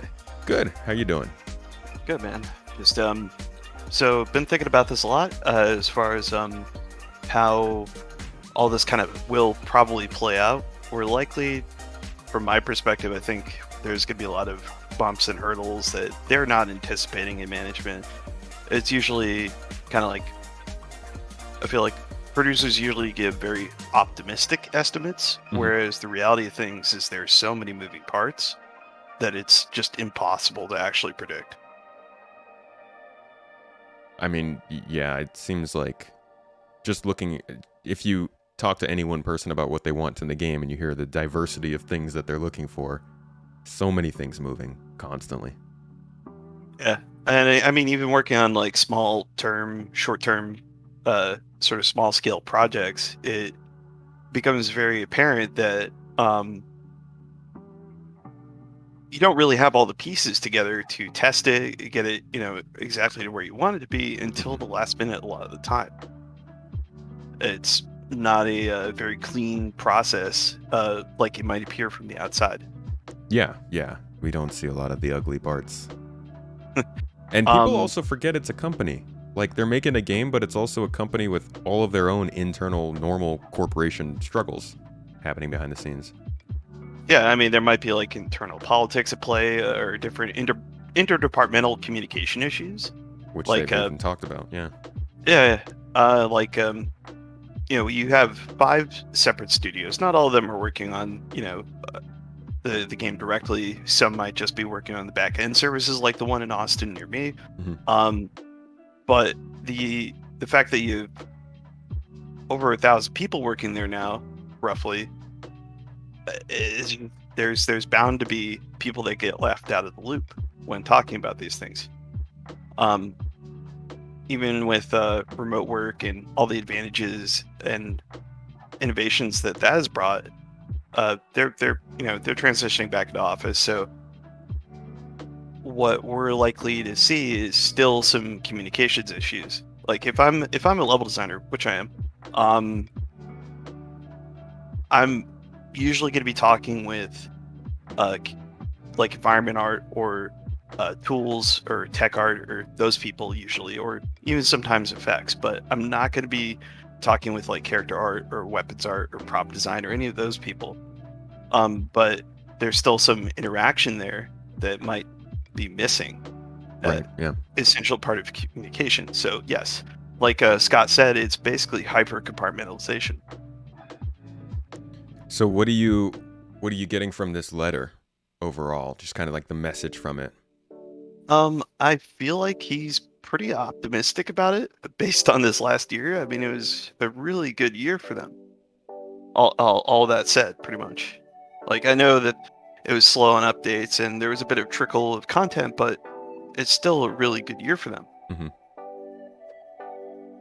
And I think I'm getting a lot of optimism from this. Might be misplaced optimism, but it's optimism nonetheless. Is Chris ever not optimistic? I feel like it just wouldn't be Chris. Like I'd be like, who replaced you? Who is this? The Body Snatchers? Because I just can't imagine him not being optimistic. I guess if the game was doing poorly, maybe, but he would literally like the building would burn down, and he'd be like, good news is that, well, obviously everybody's safe.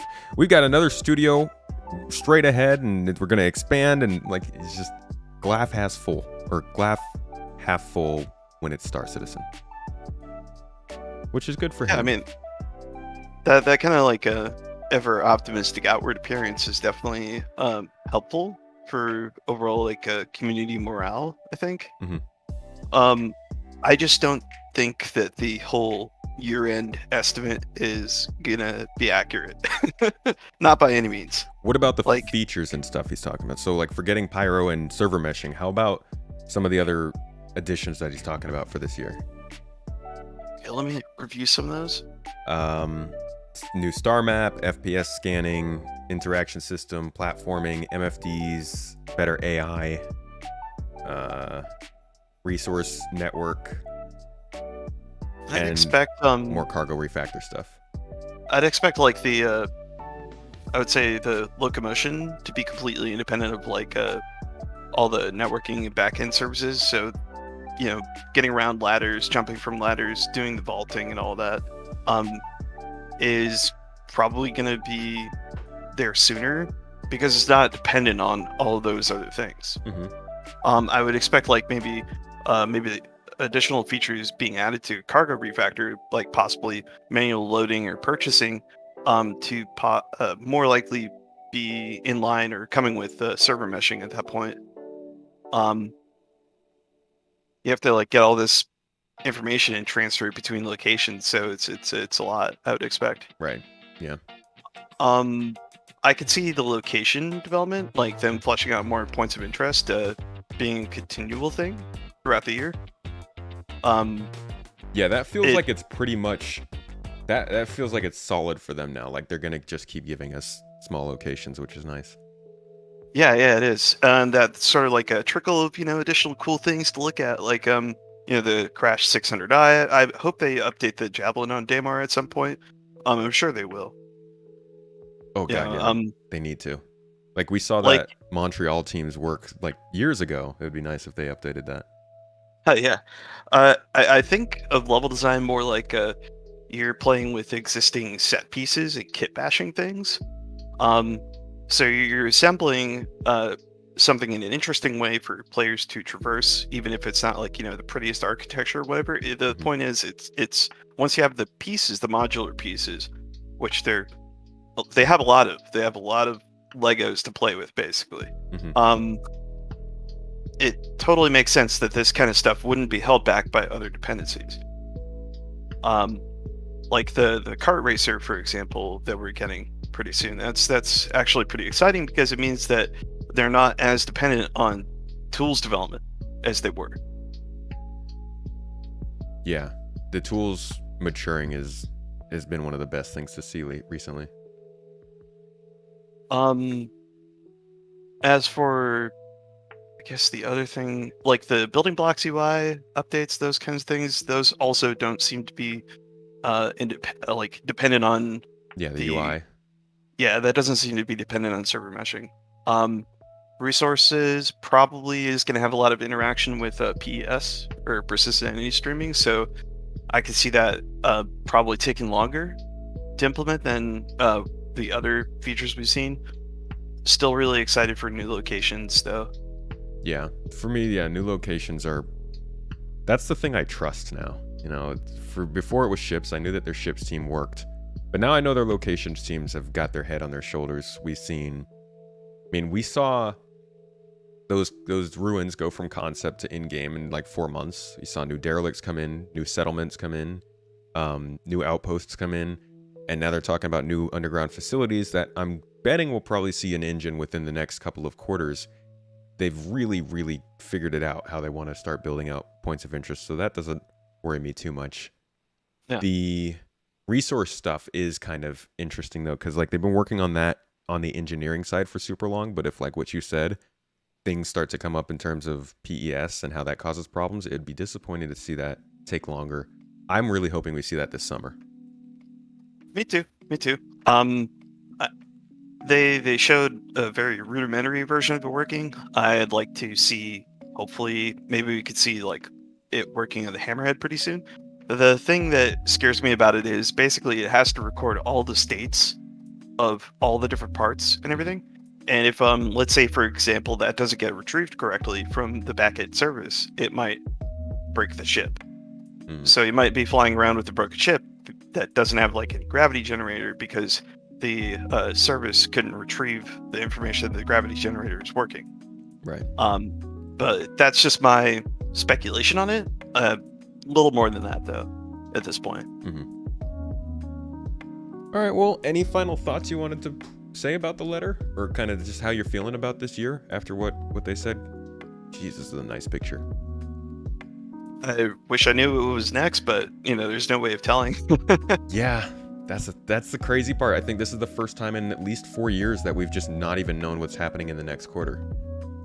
Like that big wait before 3.0. Yeah, I don't like it. Yeah, I don't either. But hey, I mean, what will be, right? Yeah, it is what it is. All right, man. Thanks for coming in and talking. Yeah, likewise. Thanks for having me. Of course. Look forward to seeing you around. Likewise. All right. We've got Jung Faha in here, gonna hop in to talk to us a little bit about when Squadron 42 is coming out. Remember that. Whatever Jung says, confirmed, write it down, quote them, come back to them if it's wrong. All right, come on in, Jung. All right. How you doing? Yeah, thank you. No pressure, right? Shoot, good thing I just got it right here on the other screen, Squadron 42 roadmap. Yeah, did Chris text you? Yeah, of course. He's a green all bubble. the time. What are you talking about? I'm being facetious, by the way. Oh, yeah, of course. No, I'm just another backer like everybody else. I don't know what's going on inside CIG other than that I've been backing since 2017. And I was just looking at some reviews compared to what we had in 2017 and what we have today, and it is phenomenally a completely different game. It is not what we had back then. So I'd like to reiterate a little bit what you started talking off with Space Cadet. And a lot of people, now first off, I'm not taking sides. I'm gonna try to do this from an objective stance. I do some contracting work and I get plumbing contracts and stuff. So a lot of individuals may take for granted that they have a faucet in their home and that there's water that comes. But the infrastructure that's behind the walls, that's under the ground, and the infrastructure that is in the city, people don't really pay much mind to it, but it's there. How long did it take for that infrastructure to get to where you can just buy a house or rent a home or even an apartment and you have all your basic necessities? And that's similar what's going on with CIG and the development of Star Citizen, is there need to do a lot of infrastructure that we don't even know about. Do you feel like they're doing that infrastructure? I think the first response people would have is, well, they're doing that infrastructure 10 years after the idea was made. What would be your response to that? now this is IMO, right? In my opinion. Mhm. So none of this is factual, right? But from what I understand, when I first backed in 2017, it was actually, I think, the year before, in 2016, when they came up with that sandworm. And I was like, oh wow, we can get that. Then I go in Star Citizen, there's no sandworm. And I'm just like, wait a second, what? Right? Yeah. So yeah, you know what? Very optimistic. But did they deliver like they said? Obviously not. Though I, as a project leader myself, you have to do something similar to what Chris is doing, and you got to motivate and push the people. Now, did they make the best decisions? Honestly, no. But it's unfortunately, due to human nature, it's inevitable. As long as what you said earlier, it wasn't malicious or delicious, then Nutritious. or nutritious, right?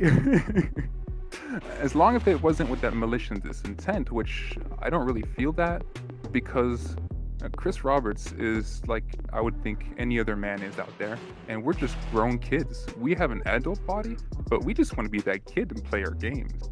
And sometimes, for example, I on accident, and I do have to apologize at times, I will tell a client, they're like, hey, when do you think my house is going to be finished getting built? And I'm going to say, well, we're expected to have it finished, in 3 months, right? Well, guess what? 6 months later, and we're still putting the roof on. I hear those stories so much. Yeah, so it's like, we ran into a problem that wasn't expected. So Chris Roberts, I think, makes a similar mistake that I make, and that is I say what I want, and I want it to be done in 3 months. But the reality and the construction and getting all these subcontractors and everybody together and all the materials and then world events that are going on, is that really going to happen? So my wants and reality are two different things. But will it become accomplished? Will I still deliver an outstanding and quality product? Absolutely. It's the same thing I think that's going on, or similar thing that's going on with Chris. Yeah. I mean, if I was in Chris's position, if I believed anything less than that, I would probably have given up by now. He's we talk about how optimistic he is every time he opens his mouth, literally. But he has to be. Somebody else said it, like a pessimistic leader brings everyone else down. An optimistic leader who, even if you don't have the plan as a leader, you never say you don't, right? You would always be optimistic about what's coming next. That's the thing. A leader always has a plan, especially if it's a dream. But it might not be on paper. It might be in his head. It might be a dream. And a lot of times, with that ambition, as long as we can get the people to help us with that dream, then it'll come true. And then those individuals who actually can actually do the programming and do the architecture and know all the ins and outs of these technologies, then that dream can become a reality. So I think that's kind of where it was, because I find myself at times in situations that I've got this dream, but I can't do it myself. I need someone to help me put this dream on paper and then turn it into a reality. Mm-hmm. Would you say that then maybe this dream that Chris has had has just been too...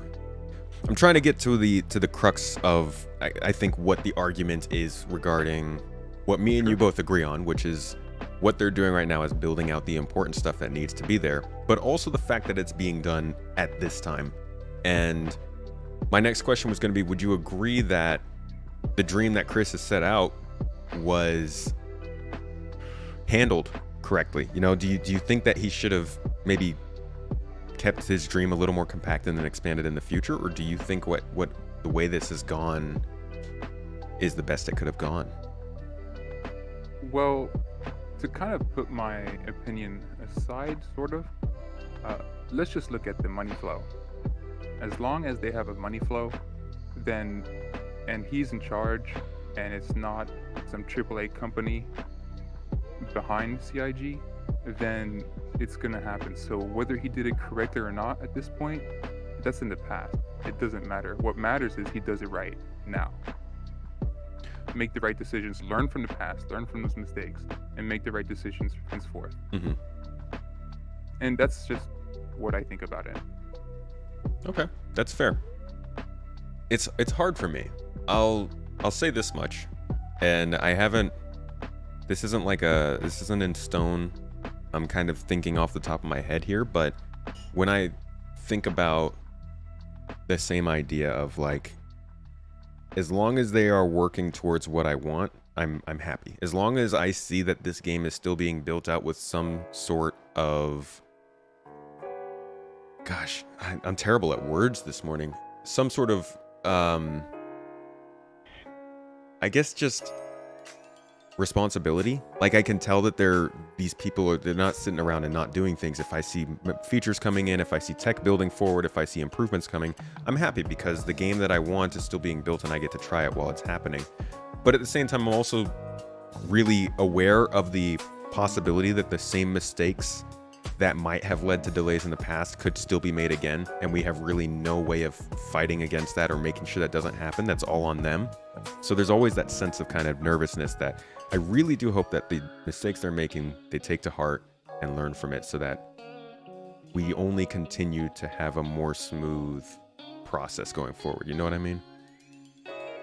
Absolutely. And how do I to simplify it? They've grown to having, I think, over 800 employees at this point, right? Yeah. I mean, this is a big organization or a big corp. You got to have the double checking. You know, back in the day, as a ragtag group of 100-something people, 2017, 2016, actually 2016 when I joined, they made the least amount of money, or not the least amount, but they actually made less than the year before because of things happening and bad publicity. But I do agree that they need to get their act straight, especially at the size that they're at. But remember, these are humans at the end of the day. As long as they have a good heart condition and they continue working on that goal, and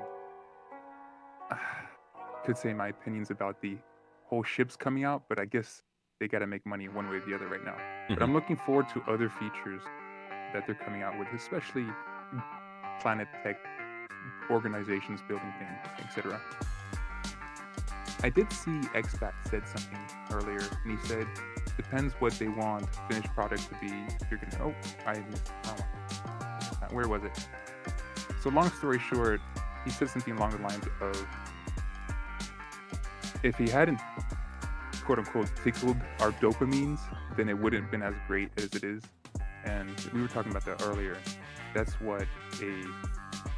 sort of what a leader needs, is to be able to motivate the people.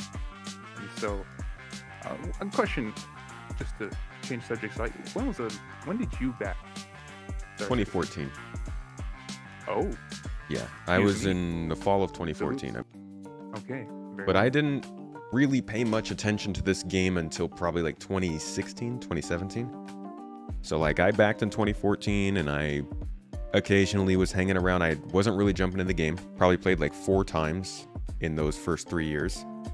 But I was kind of watching. I was paying attention to the yearly and sort of quarterly updates and getting an idea of where things were going. And to be honest, I already had in my mind that the game that I would eventually jump into, honestly, when I backed it, I had no idea what I was thinking, because I had never joined a Kickstarting game. I had never played a PC game. I didn't care for space sims, flight sims, any sort of sim. I literally was just like, man, I like Mass Effect. This looks fun. So I didn't have expectations, and I kind of forgot about it for a few years besides those occasional updates. And in my mind, I was already thinking it was going to be several years. I was thinking I probably wouldn't be playing until like 2018, 2019, which was the case. What I didn't know was that the game still wouldn't be finished by then. But yeah, I backed quite a while ago, but didn't get serious about it until the last few years. Okay, yeah. I mean, when I went into Star Citizen, I didn't see the sandworm. I was like, where's my sandworm, bro? So I totally understand that. And I'd like to apologize to Expat. He says I didn't say that, so I'll take that back. My apologies. Maybe somebody else. Oops, sorry. Yeah, it's hard. I have my little phone on the side, and chat's really small, so. No problem. Well, I agree with you about the optimism that Chris needs. I think we have to kind of compartmentalize it and also take it from our own perspective, because Chris is going to talk about it from his perspective, which is wildly different, of course. But overall, you feel good about the letter, but that it might be a bit too optimistic? Was that what you were saying? That, well, what did they say? We're going in pyro by the end of the quarter, Yeah. 2023. So last fourth quarter. So first off, when they said at the end of the fourth quarter 2023, right away that immediately was 2024. Yeah. It was no question. And I'm okay with that. It's not that big of a deal. Just do it right. Okay, if I'm gonna build someone's house, or I have to do a plumbing job, or I have to do an electric job, well, you know what? The client at the end of the day, and when I explain to them, hey, it took a little longer because I wanted to do an excellent job for you, 90% of the time they're cool with it. They're like, yes, please do an excellent job, go above and beyond. So if he can do that, then whatever, bring it in 2024, let's do it. I hope so. But I agree with you. I think everybody read that and said, okay, so the following year. Most likely. Trademark. Yeah. All right, Jung. Well, thank you so much for coming in. Is there anything else you wanted to add? No, that's all. I really appreciate your time. Of course. Take care, Space Tomato. Thanks for joining. I'll catch you around. Bye-bye. All right, we got Panic Switched jumping in here to give us the up and up on what you got to say about the tech side of things, I think you said, regarding this letter. Hop on in here. Hello. Hey, how's it going? It's going all right. Yeah, so I think I have a unique perspective in the sense that I'm kind of like a dev manager and developer for cloud infrastructure, but not for gaming.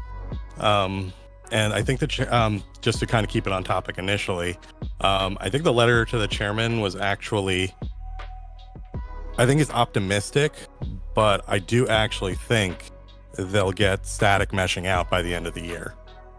That said, do tell. I'll get into that part. That said, I think dynamic meshing is way further out than they think it is. Okay. So for context, I think if we want to take a little bit of a step back, I think everyone remembers the wonders of iCache and how that became persistent entity streaming. All of that is pretty much the underlying engine stuff for getting data from bulk storage to the user in a timely fashion. Gaming is complicated in the sense that you need it fast enough that people don't notice there's lag. Which in the enterprise world actually isn't all that fast.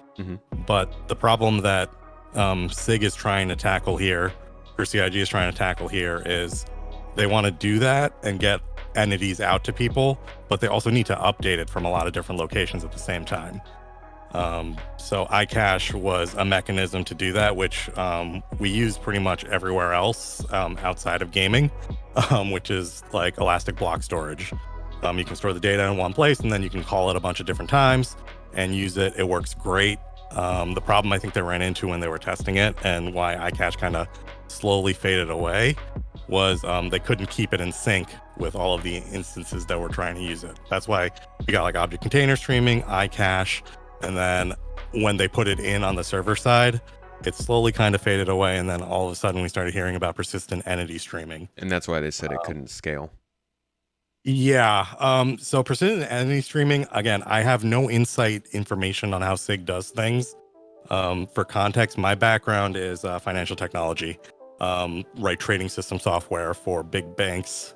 And, it's all about getting market data and things very quickly to hundreds of locations so that it can be used, microsecond, millisecond latency, and updating that everywhere so that all the users on their screen are seeing that information quickly. So persistent entity streaming, that type of thing is what I'm more familiar with on the tech side. That is, you can think of it as block storage or iCache kind of on steroids. It's a lot more complicated to implement, but the reason why I think we're running into these delays that you're seeing now is these types of systems, when you implement them, they usually, and they've mentioned it multiple times, they have to kind of rework the entire underlying structure for how this data is stored and referenced. And then once they have that, they then have to work out how they distribute it. So from the sounds of it, with how we're getting PES right now, they've worked out most of how the data's stored. They've worked out how they're calling the data. Right now, they're working out, okay, we want to get it so that all the users and these servers are able to call the data on demand. Right. So would it be accurate then? You said bulk storage. That would be kind of like your hard drive, and you're talking about calling it on what somebody might perceive to be, I don't know, like their memory or something like that. Kind of. So, like the iCache, you can think of it almost like a hard drive. Instead of storing files, you're storing like a block of data or a data structure, and you can call that from different locations. And that's pretty much what the whole object container streaming was the process of them being able to say, oh, I need Space Tomato's character and his ship. Those are in the bulk storage, which are storing like the full state of it, and they're pulling it into that server that you're using. And then any other server where someone can see a Space Tomato person or ship, it gets pulled to there. The catch was working out the updates for it. For example, like if you're in your instance doing your thing, what happens if someone shoots you, right? That's updates that have to happen to the state, which then have to get back to you, get back to the other person, get back to the server, so it all can be processed.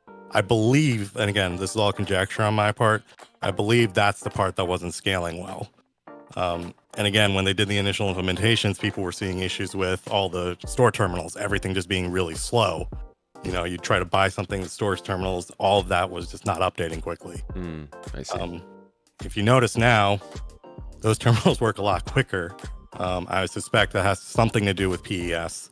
But again, part of PES, it sounds like they're moving to more faster storage, obviously, but it's more request driven, and they didn't have to probably rework how they're storing the data. They probably just had to change up how they're storing, which is why there's now a replication layer, which is kind of running and has the data available. You send the request to that, and that's kind of more quickly driving all of your requests. Okay. So let's get that back to meshing now.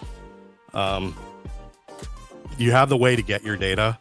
Static meshing, from how they've explained it, is literally they're going to say this part of the system, or this entire system in this particular case, is one server. Right. And this other system, Stanton, for example, is another server. Once they have PES working where this one server can pull in data reliably, all they have to work out, and again, I'm using the term all they have to work out very loosely. It's still a lot of work. Super easy, simple thing, right? Yeah. Effectively, all they have to do is work out the other server making those same calls and then passing the data back and forth. So that, you know, then you run into fun bugs like what happens if you crash while you're in between both instances. You get persistence and concurrent. Well, the big thing there is called concurrency, where you have data in two different locations. How do you keep them in sync? Right. So I think them getting to static meshing is an order of magnitude simpler than people are kind of thinking. But going from that to dynamic is dramatically hard. You think in I'm trying to 1 year or 2 years? I mean, obviously kind of crazy, but timetable for yourself. So the thing is, right, and again, this is all like dependency hell is what we call it in the dev world, where, you know, you try to do things as much parallel as possible. You have like, STIG has 800 people. You know, the dev team I work with is only like 60, 70 people, but the organization is like 10,000 plus people. So in that case, you know, you have a bunch of people working on a bunch of different things. But in this case, they've kind of ground to a halt because almost everything they're doing is now stuck on this core tech. Like they were expecting to have iCache done a couple of years ago. It didn't quite work, so they had to move to PES, which they got working. But now the problem is, like, they're still kind of stuck. Like, until they get this in, a lot of other things they want to do can't go in. So they're in this dependency hell of trying to get PES done. Can I ask you a question? Yes. Dynamic server meshing, how novel of an idea is that, at least in gaming? In gaming, I would say it's moderately to pretty novel. On other systems, it's nothing fancy. Technically, the software I work on right now has dynamic server meshing. We built it a decade ago. Yeah, I've heard it's very useful in like financial situations, and that's. I mean, like, if you want a real world example of what dynamic meshing would be, Kubernetes is a dynamically mesh type system. That's like, you know, anyone can look that up. It's pretty much the ability to spin up and spin down instances in different locations at any given time, based on need and load. And then in this particular case, they're taking it a little bit further where you have the multiple instances. Effectively, what they're working out is how they all coordinate and network with each other. So pretty novel in gaming, not so novel outside of it. The reason I say it's novel in gaming is there's a reason MMOs have stayed very straightforward with the action bar mentality of you pressing 1, your client fires off an animation, and then the server just gets that one action and then can process it very straightforward and simply. So what SIG's trying to do, especially on an FPS engine, is, I would say, very novel. Because they need to do that with a response time in, I would say, 50 to 100 milliseconds. It's pretty complex. So the other part that I'm going to go into on the development side, these systems are hilariously funny in that they will be a disaster until they're not. And it sounds ridiculous when we say it, but as someone who's been doing development work on this kind of stuff for almost 13 years, getting the first prototype up is usually relatively fast. We then have to spend a long time bug stomping it. And my favorite example of this in Star Citizen is the Reliant. And when they added the ship states, the Reliant, when you log back in, it's in a completely different state. Yeah. You're usually locked out of the cockpit. It would like glitch into the ground or something. Exactly. Like, yeah. That is like the quintessential bug that you run into in these data type situations where you've come up with this whole new data structure, but you haven't quite worked out all the edge cases for how to update your data correctly. So that's why you see them like very interested in seeing like, oh, are you seeing duplicated ships in your inventory? Are things going missing? You know, are things not spawning how you put them back? Because those little bugs, they tend to compound errors in the data over time. So like once they get a critical mass of those resolved, the system starts feeling great. And, you know, all of a sudden everything just feels great and works really well. But it's like a very fine line from when you get to the system's implemented to it feeling good. That can take a long time. So like when they're saying PES is going to take 3 months, I kind of looked at that. I was just like, that's optimistic. But I think going from PES to static meshing, realistically, I would say that's only a few months. I would say going from that to dynamic, because if you want to break down what dynamic actually means, that means that I believe someone was talking about the entity zones earlier. It's pretty much figuring out what those entity zones are going to be on demand, and then setting up the servers to use those entity zones, migrating stuff between them, and then getting all the servers to kind of talk to each other. That's like a whole other level of what we call orchestration, which I think, realistically, I don't think we'll see dynamic meshing until 2025, 2026. But I do think we'll see static meshing by 2023. Okay, now here's the big question on that I'd follow up with, because we know that dynamic server meshing in general, as you kind of alluded to a little bit ago, has been a cause for a lot of other things to not progress. So I think what a lot of other people would want to know, or at least have some idea of, is if static server meshing does, yes, maybe come about, let's say this year. Lord bless, that would be great. And then let's say another year and a half, we'll give it, just to be safe. That's not safe, let's be honest. Just let's say a year and a half between static and dynamic server meshing. Do you think that those systems that were held back by server meshing would be able to continue to develop, or would they still require? I don't think they need dynamic meshing. Okay. So dynamic meshing is, and again, this is, I'm prefacing this, I have no inside information on SIG or anything. Yeah, I get you. I'm a cloud engineer. This is all, take with a grain of salt. So from a development perspective, I would say static server meshing is the big blocker. If they get that done, they can probably start working on things a lot quicker. Dynamic server meshing, though, that's a cost measure. That's what makes it economical to use meshing, because you can kind of bring up resources on demand without having to plan for it.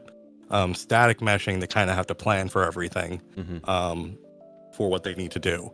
So the thing is, I don't like, again, it's all orchestration and kind of, there's a whole other set of bugs that can come about going dynamic.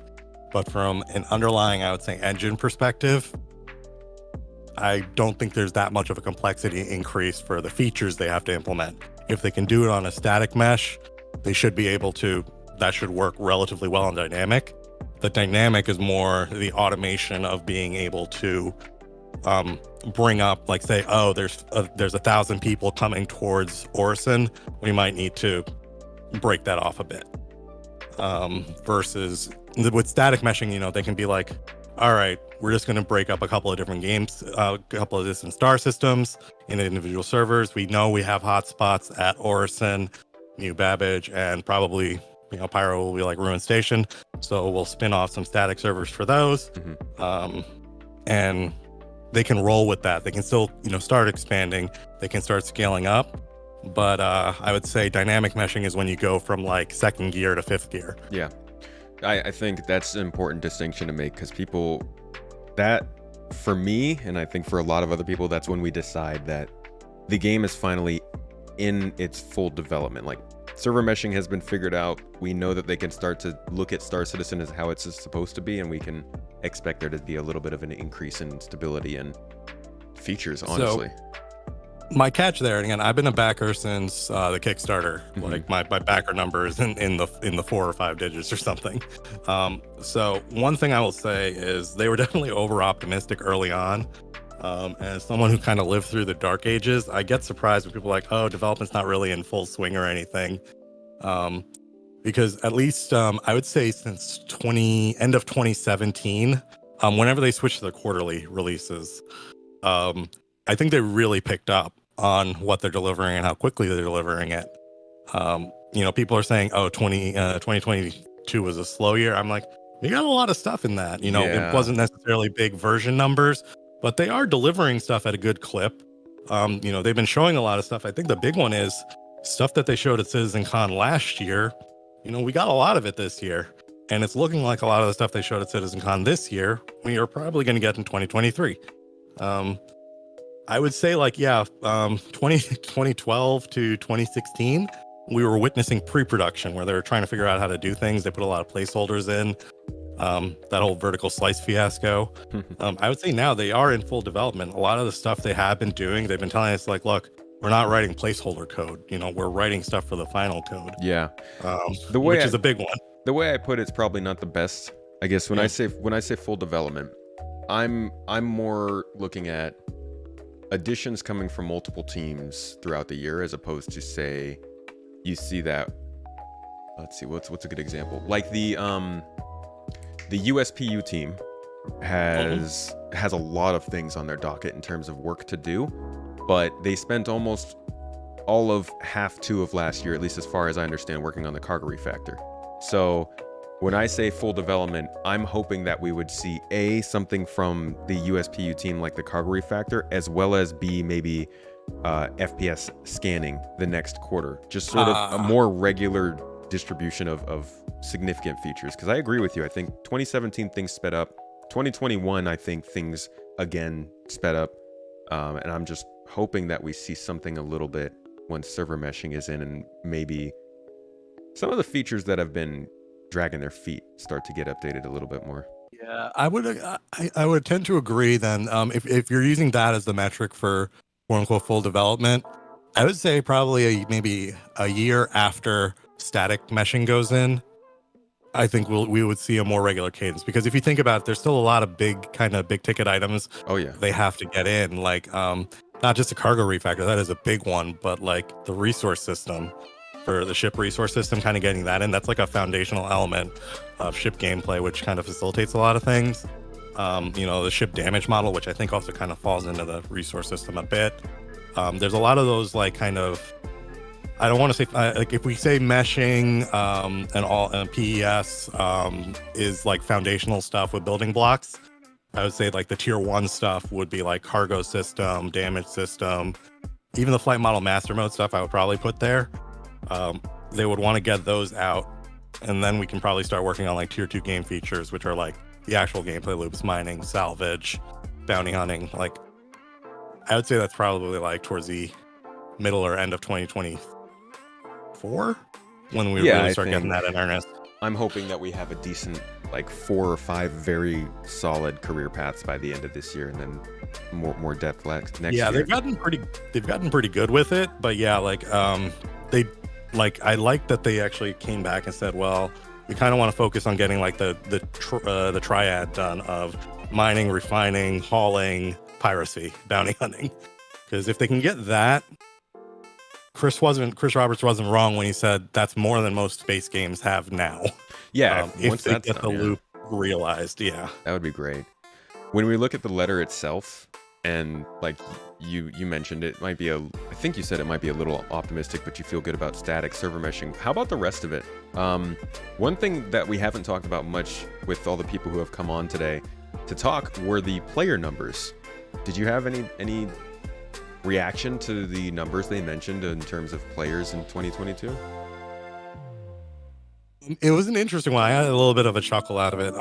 Just out of context, I used to be on a podcast like 4 or 5 years ago, and Star Citizen came up on one of the gaming news segments we had, and it was about 2 hours of my co-hosts ganging up on me, calling Star Citizen a scam while I was trying to defend it. And again, I was the only one who has any sort of developer knowledge on the thing, and the big point that I had to make to them, because they all thought Star Citizen was like a JPEG selling vaporware thing. And towards the end of it, they were really surprised when I said, well, I guess since we're done with the show, I guess I'm going to go fly around in Star Citizen. And they kind of paused and were like, wait, what? I was just like, yeah, I can load into the game right now and play it. When was this? I had this conversation like 2019, 2020. But I saw the MAUs and the numbers for the players this time around in the letters to the chairman. And I was just like, it's a lot harder to make that argument the game is a scam, because honestly, a lot of people can come in and play it. And the big number you look at there is the conversion rate. Yeah, people coming in. The conversion rate is insane. Because it's like people come in and play it. And there was a Reddit thread or something where someone was like, they were talking about, I kind of came in on the free fly and I was messing around.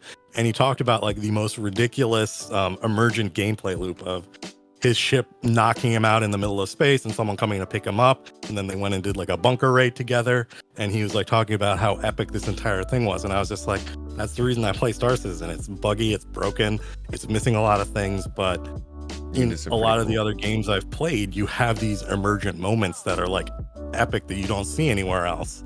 Yeah. So like I see those MAUs and I'm like, that reinforces that. Like people, they might not have an opinion on the game, or they may have a negative opinion, but monthly active users don't lie. Yeah, they come and they see the game. Dude, and that's what kills me is like I'm always the devil's advocate just stands here on my shoulder and constantly whispers negativities about Star Citizen to me. Like, check yourself, buddy. And I'm like reading through this, and I'm like 70% of 500,000 people who just tried the game decided it was good enough to buy is mind-blowing. But I mean, like, that's like bringing in 10 different people and 7 of them wanting to keep the game. It doesn't sound realistic, but I guess this is people who have shown interest, searched the game out, gone to the website. They're the ones. This isn't like, 70% of people who watched the trailer bought the game or something like that. A lot of people, when I talk about Star Citizen and they have a negative take on it, I'm like, well, have you actually played the game? Most of them will say no. Well, yeah. And then I'm like, next time there's a free fly, why don't you hop in for like an hour and try it? Usually I don't hear from them again after that. Yeah, that's really just try it for free. And if you don't like it, try the next time. No investment. Doesn't cost you anything, just some time. The big one, I think, was the financials when they talked about it a bit. and one, I don't know of any other AAA studio that's not publicly traded that puts out their financials like that. But I was actually a little bit heartened when I looked at it, because I was just like, okay, because Chris had made a comment in passing, I think it was 2 years ago, where he was just like, well, if no one gives any more money, we still have enough money to finish the development.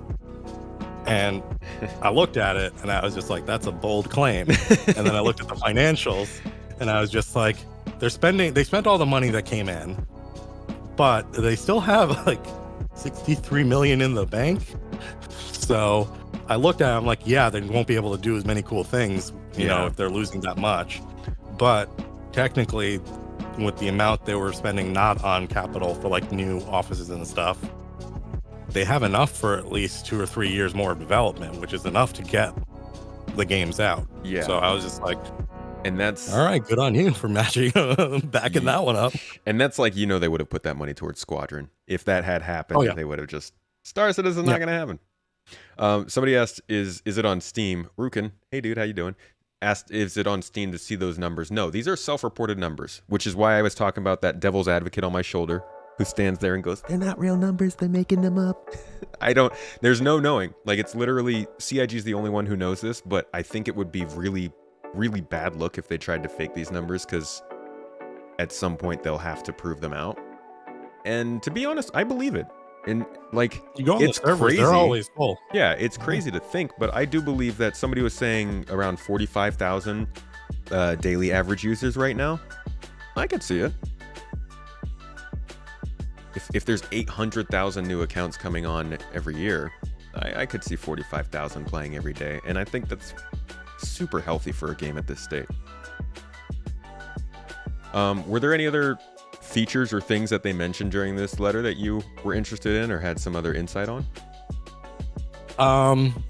The bounty hunting and the tracking systems, because I remember a while back they put it up on ATC. They did it on the roadmap. They talked about like air traffic control system and all that other stuff. Yeah. Just from a tech perspective, that was like fascinating to me, because I was like looking at it and I'm just like, effectively they're just applying a big microservice architecture to an MMO with the way the servers are being set up. Because one of the things you hear them talk about all the time is we're trying to take away load from the dedicated game server, like that entity, because then we can do more stuff.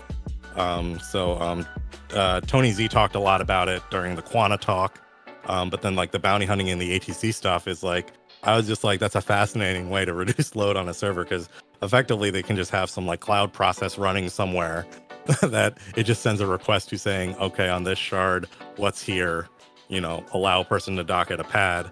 You know, now this server, now all they have to do is just send out a request over the network to some other server or process whose sole job is to handle that one thing. What do you think of? What do you think of Quantum?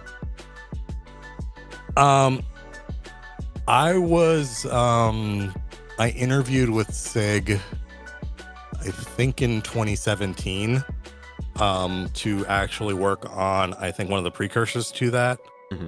Again, like the software I work on is literally like market data distribution for financial trading software and economic information. So it was a pretty nice, very interesting interview. Yeah. It's a very interesting way to do it. When I went and spoke with them, I can confidently say there are, and again, this sounds really arrogant, but it's rare that I go into a room and don't feel like the smartest person in the room. And everyone in there just made me look like a 3-year-old. They were incredibly intelligent in kind of what they were aiming for. And they knew exactly how to do it. I think that was back when it was still written not in C#. It was written in some ridiculous language, so it was very slow. But at the same time, like for my job, when we want to build something, we'll usually do it in Python because it's really fast to write, and you prove out the concept. So when they came back and said, I think it was a year or two ago, they was like, oh yeah, we've done the full factoring now, it's written in C# and everything. I'm like, okay, so they've effectively internally proven the concept to themselves. I would be surprised if they're not actually running Quantum right now. It's just not plugged into things. It's just doing data collection and seeing all the information. Because one of the big things is you can do a lot of stuff with this data simulation just by seeing how the players are interacting with it without plugging it in. So, well, why wouldn't they tell us that? See, that's one of the things that pisses me off the most about the game is that they don't talk about quantum. You don't want. Okay, so part of it I would say is quantum is secret sauce to an extent. Part of that. The other thing is they might not necessarily know exactly how it's going to manifest initially in the game. Because if you look at quantum and what they're doing, one, it's the economic simulation. Two, it's the AI driver for where AI is going to be. Three, it's a big content driver for how to attach submissions and stuff, right?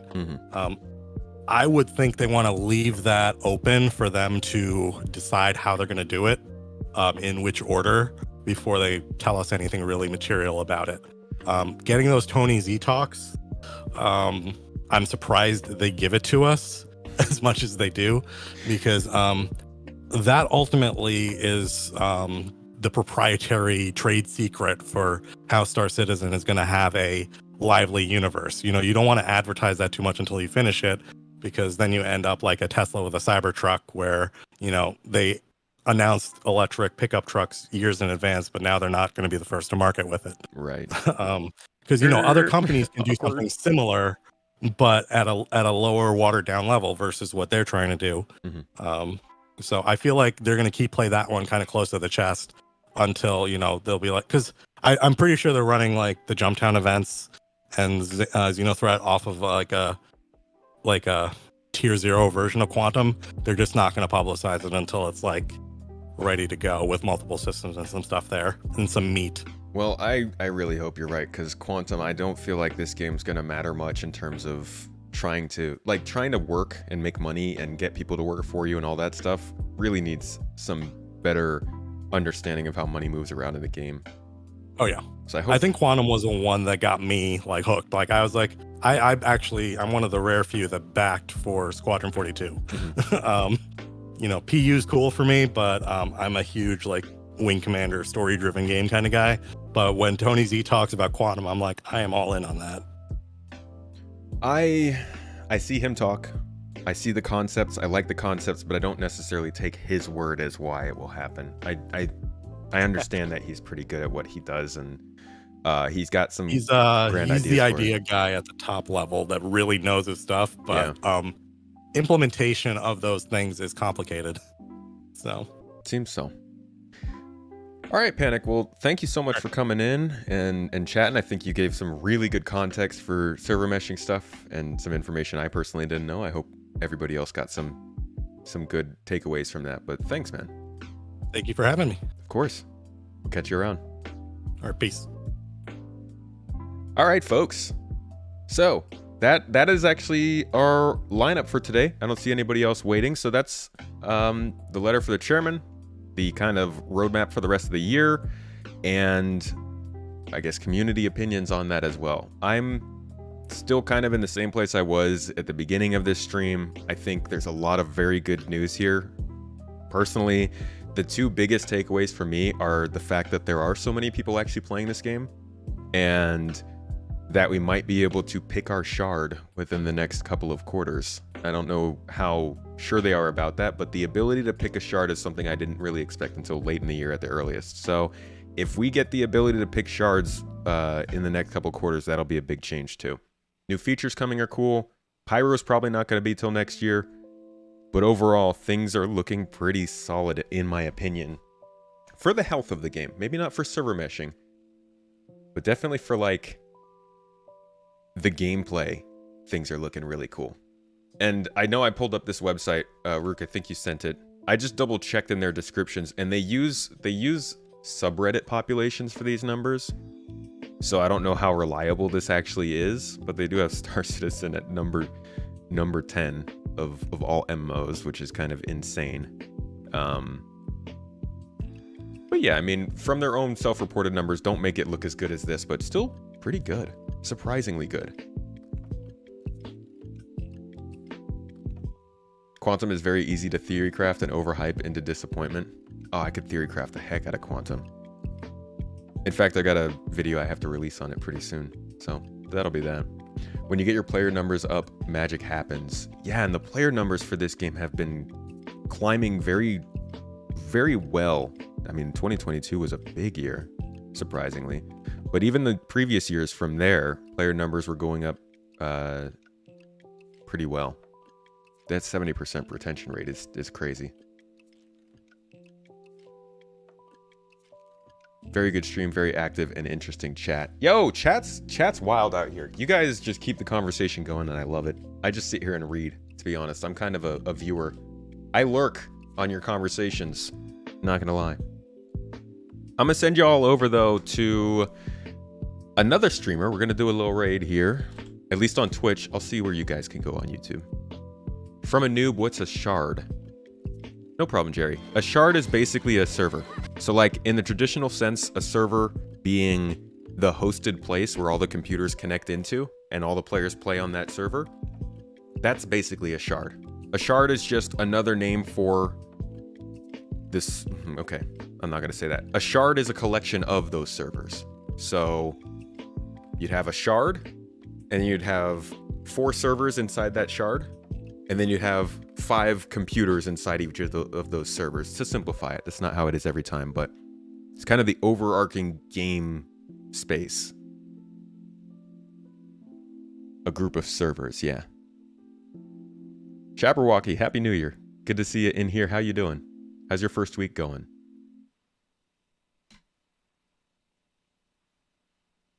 You have a hard time with CIG numbers when they have over 800 employees. Just makes you feel like something is off.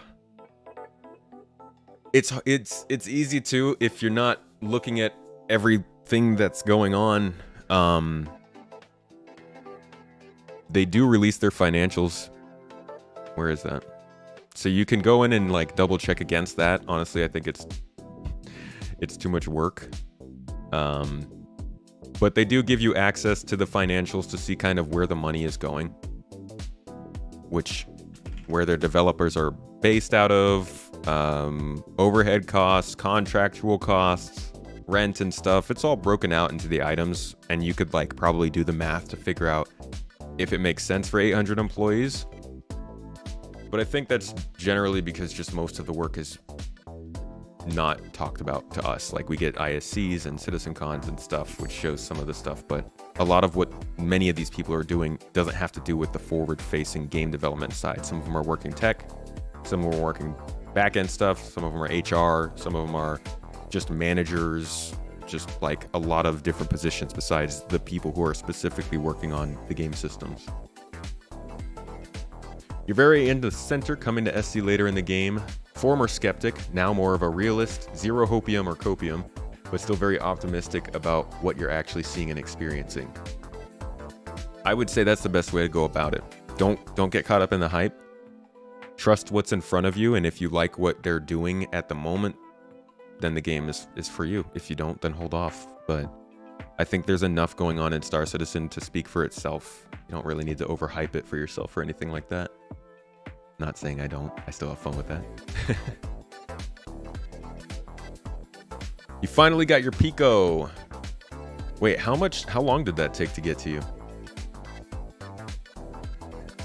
CIG started with a dozen people off of a garage.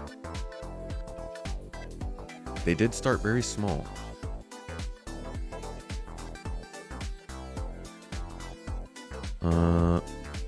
I think cautious optimism is the best way to approach this game. All right, let's see. I'm gonna pass you all on to who do we know on? Hindrosa gave us a raid a few days ago. Can hit him up.